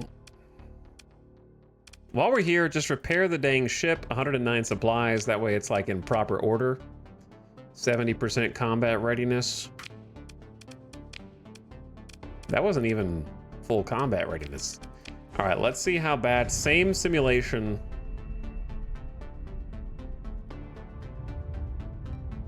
If the flux looks bad.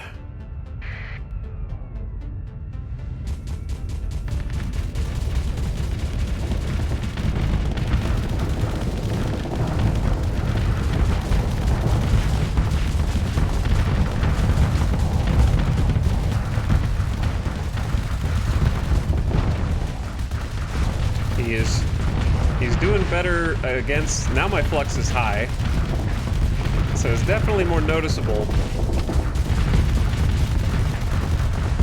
And I feel like we're putting less pressure on him. We're still winning, but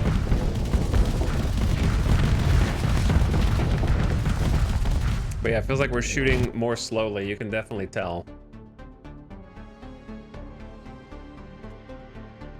Do you have access to heavy needlers? Yes, but heavy needlers are 200 flux per second, and we're already max fluxed.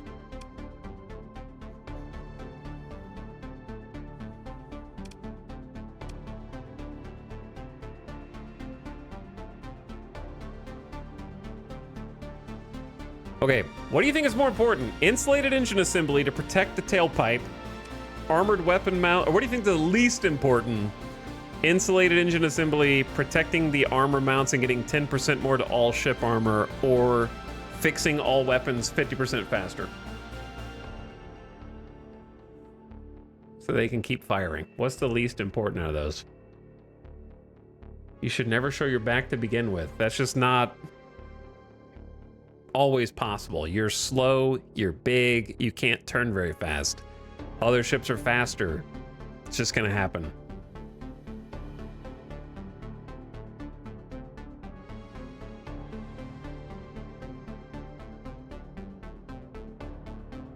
Can we get anti-fighter fighters? I already have them, basically. That's what these three are.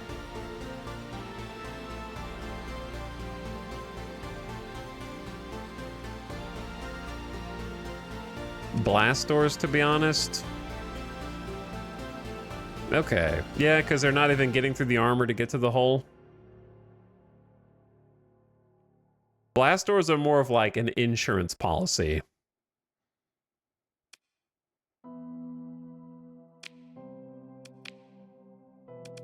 But they actually are probably the secret fourth option. See, then I could throw advanced turret gyros back in and have all of my point defense go and just like auto-acquire their targets. And then you can just throw the rest of the points in vents and capacitors. Probably.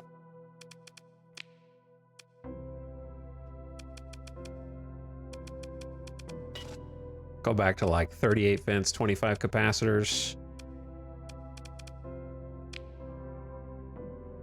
Somewhere in that ballpark.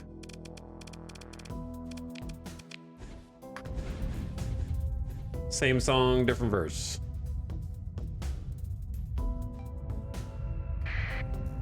I like how we just charge each other. It's very noble, you know? Like two knights in a joust. Just straight in.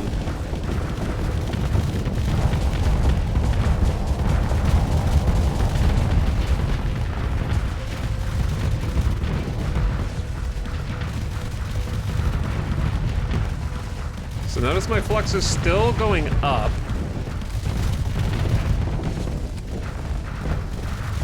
Until it maxes. But it's not maxing nearly as fast. I'm missing like all of my stuff. We're definitely killing faster.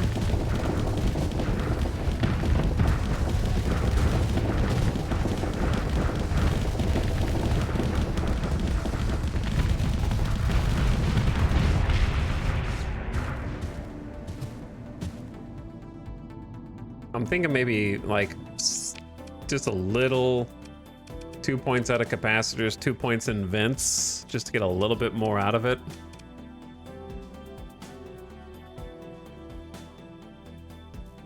Because we just need to be able to keep firing the weapons. That's how you win. As long as the Devastator cannons and the dual flak can keep shooting, we're good. All right, this thing is sick. This is not the meatball. This is the, what is this?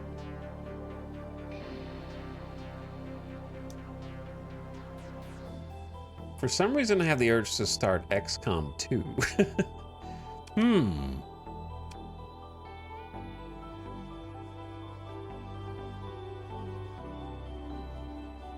This is not the meatball. This is the meatloaf.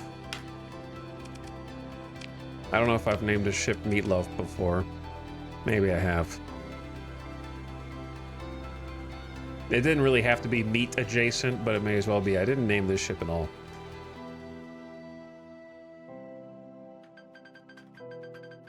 Paper airplane. And I wouldn't mind a pilot in here. But I don't really want an aggressive pilot. That's all I got left.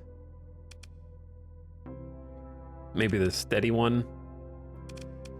They got field modulation. Extra missiles. Which is good. Then we got these other frigates that don't have any pilots in them.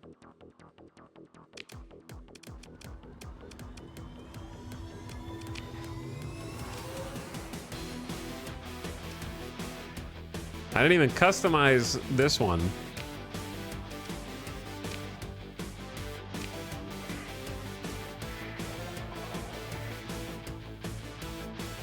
I kind of want to fight this pirate armada, but it's kind of a waste of my time. We're just gonna squish it. And they're already in battle.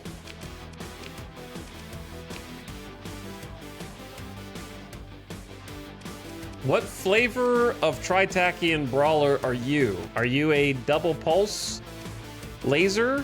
Are you a ion beam enjoyer?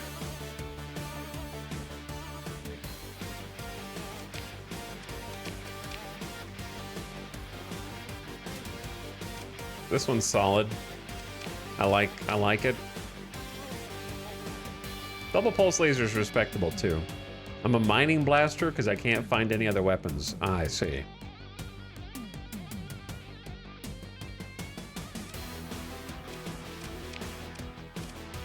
I actually do really like the one that they have set up from the beginning.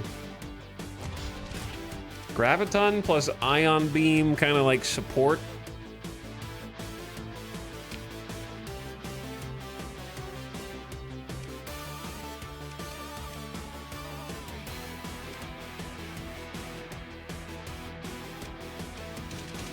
That being said, wait, the Scarab needs to be customized too? Oh god. We're never gonna fight with these ships, are we? I forgot that I bought these.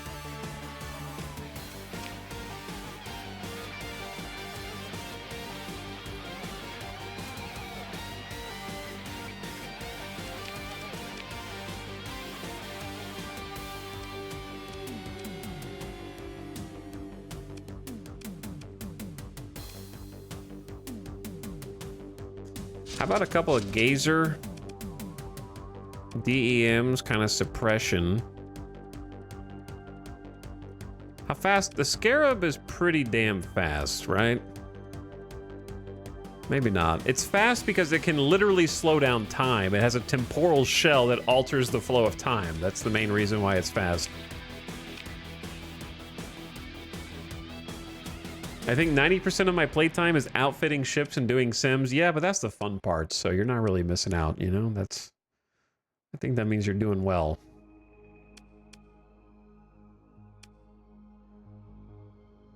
Antimatter's 1500 flux per shot. Kind of like sneaks in there and nukes.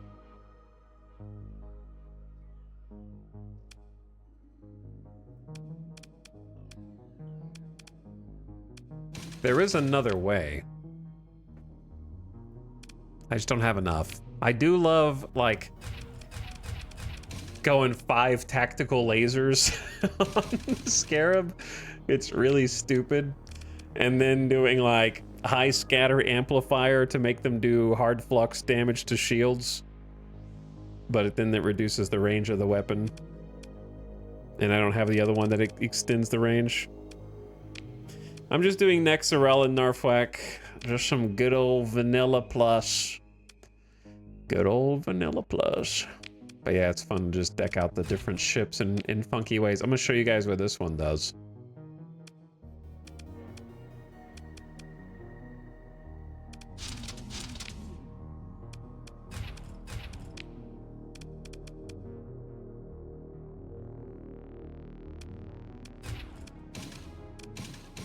Do I not have another laser? I don't really love throwing LRPDs on this, but... What other hull mods. Hardened subsystems, flux, and hardened shields. Well, hardened shields kind of makes sense.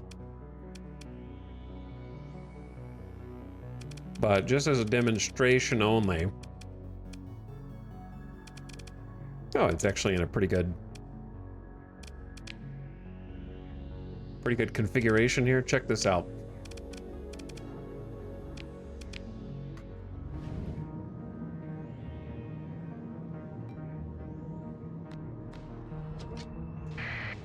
This poor vigilance does not stand a chance, so I can literally manipulate time. Watch this.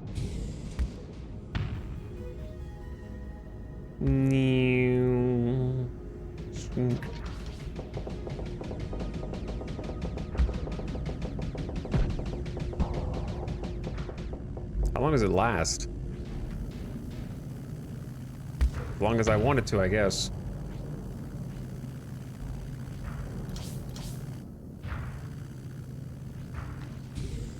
And then I can do it again. Grenade!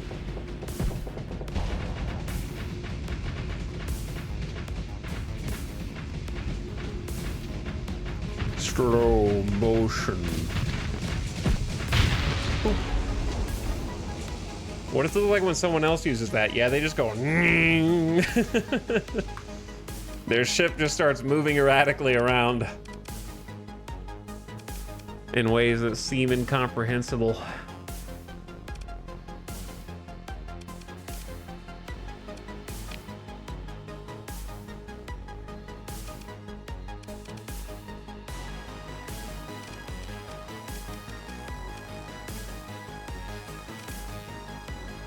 What do you build into this?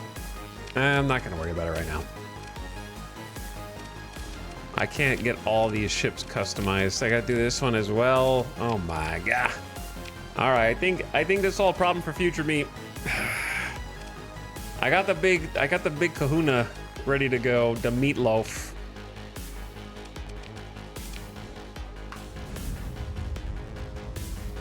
And I'm pretty happy with how it looks. I need to test it in an actual combat environment.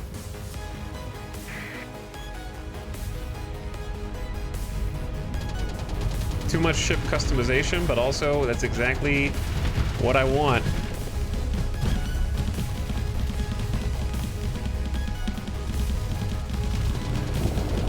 Oh my god. This thing is insane. Now that's a capital ship! Ramming speed! Bonk. Now that's a capital ship right there.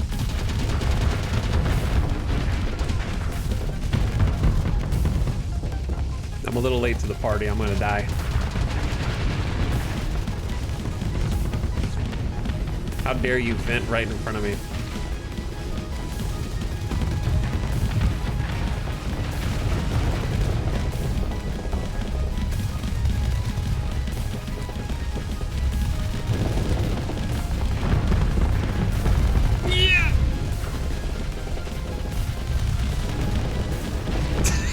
My engines are out.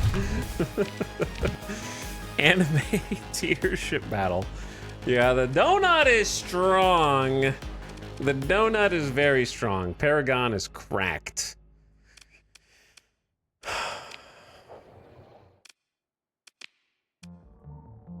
Third fleet was the charm, actually, man. We got kind of a, I won't say god tier fleet, but this is a pretty strong fleet now.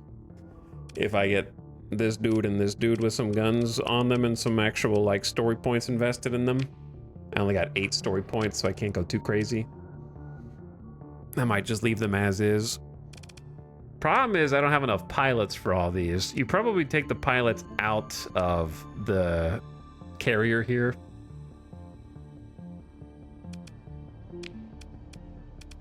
And then you definitely want to pilot in the Scarab.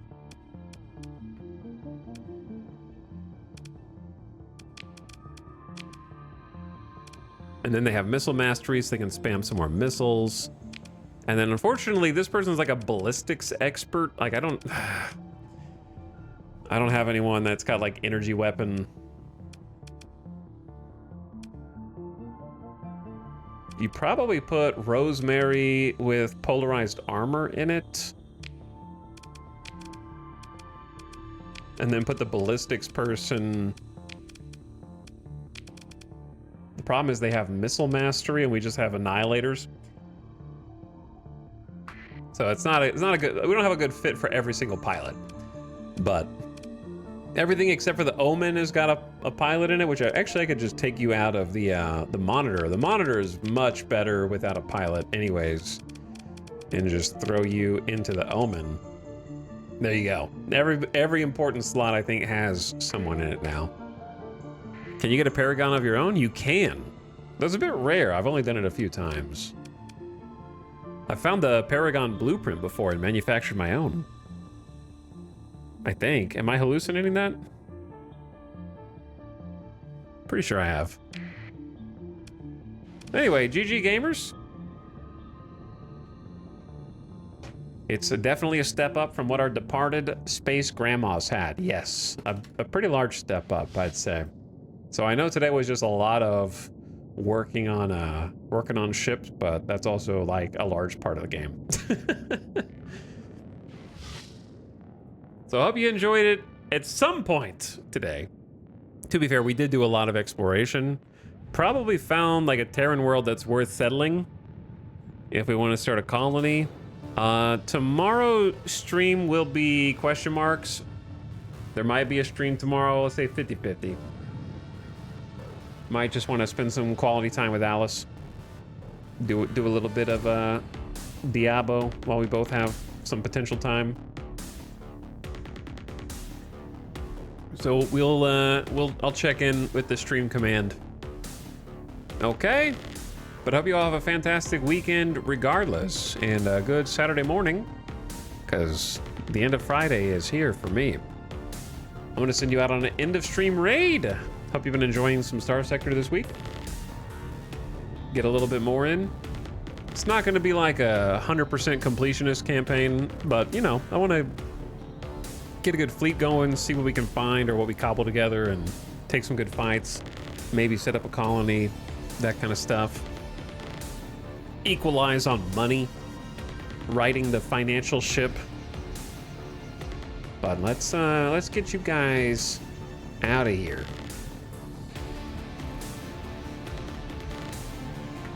Why don't you go say something to...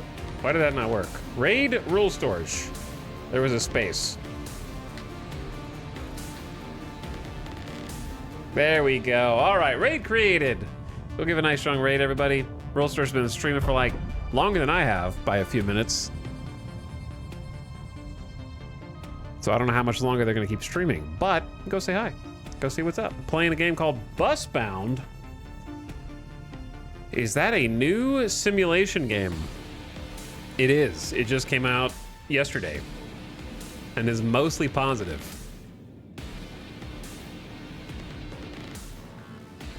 A bus driving simulation game. I might enjoy that, actually. Let's go check it out. All right, good night, everybody. I'm gonna get some food and wind down. I'll catch you next time. Come back in a day or two. 3 tops, but probably not 3. All right, good night. Bye. Thanks for watching.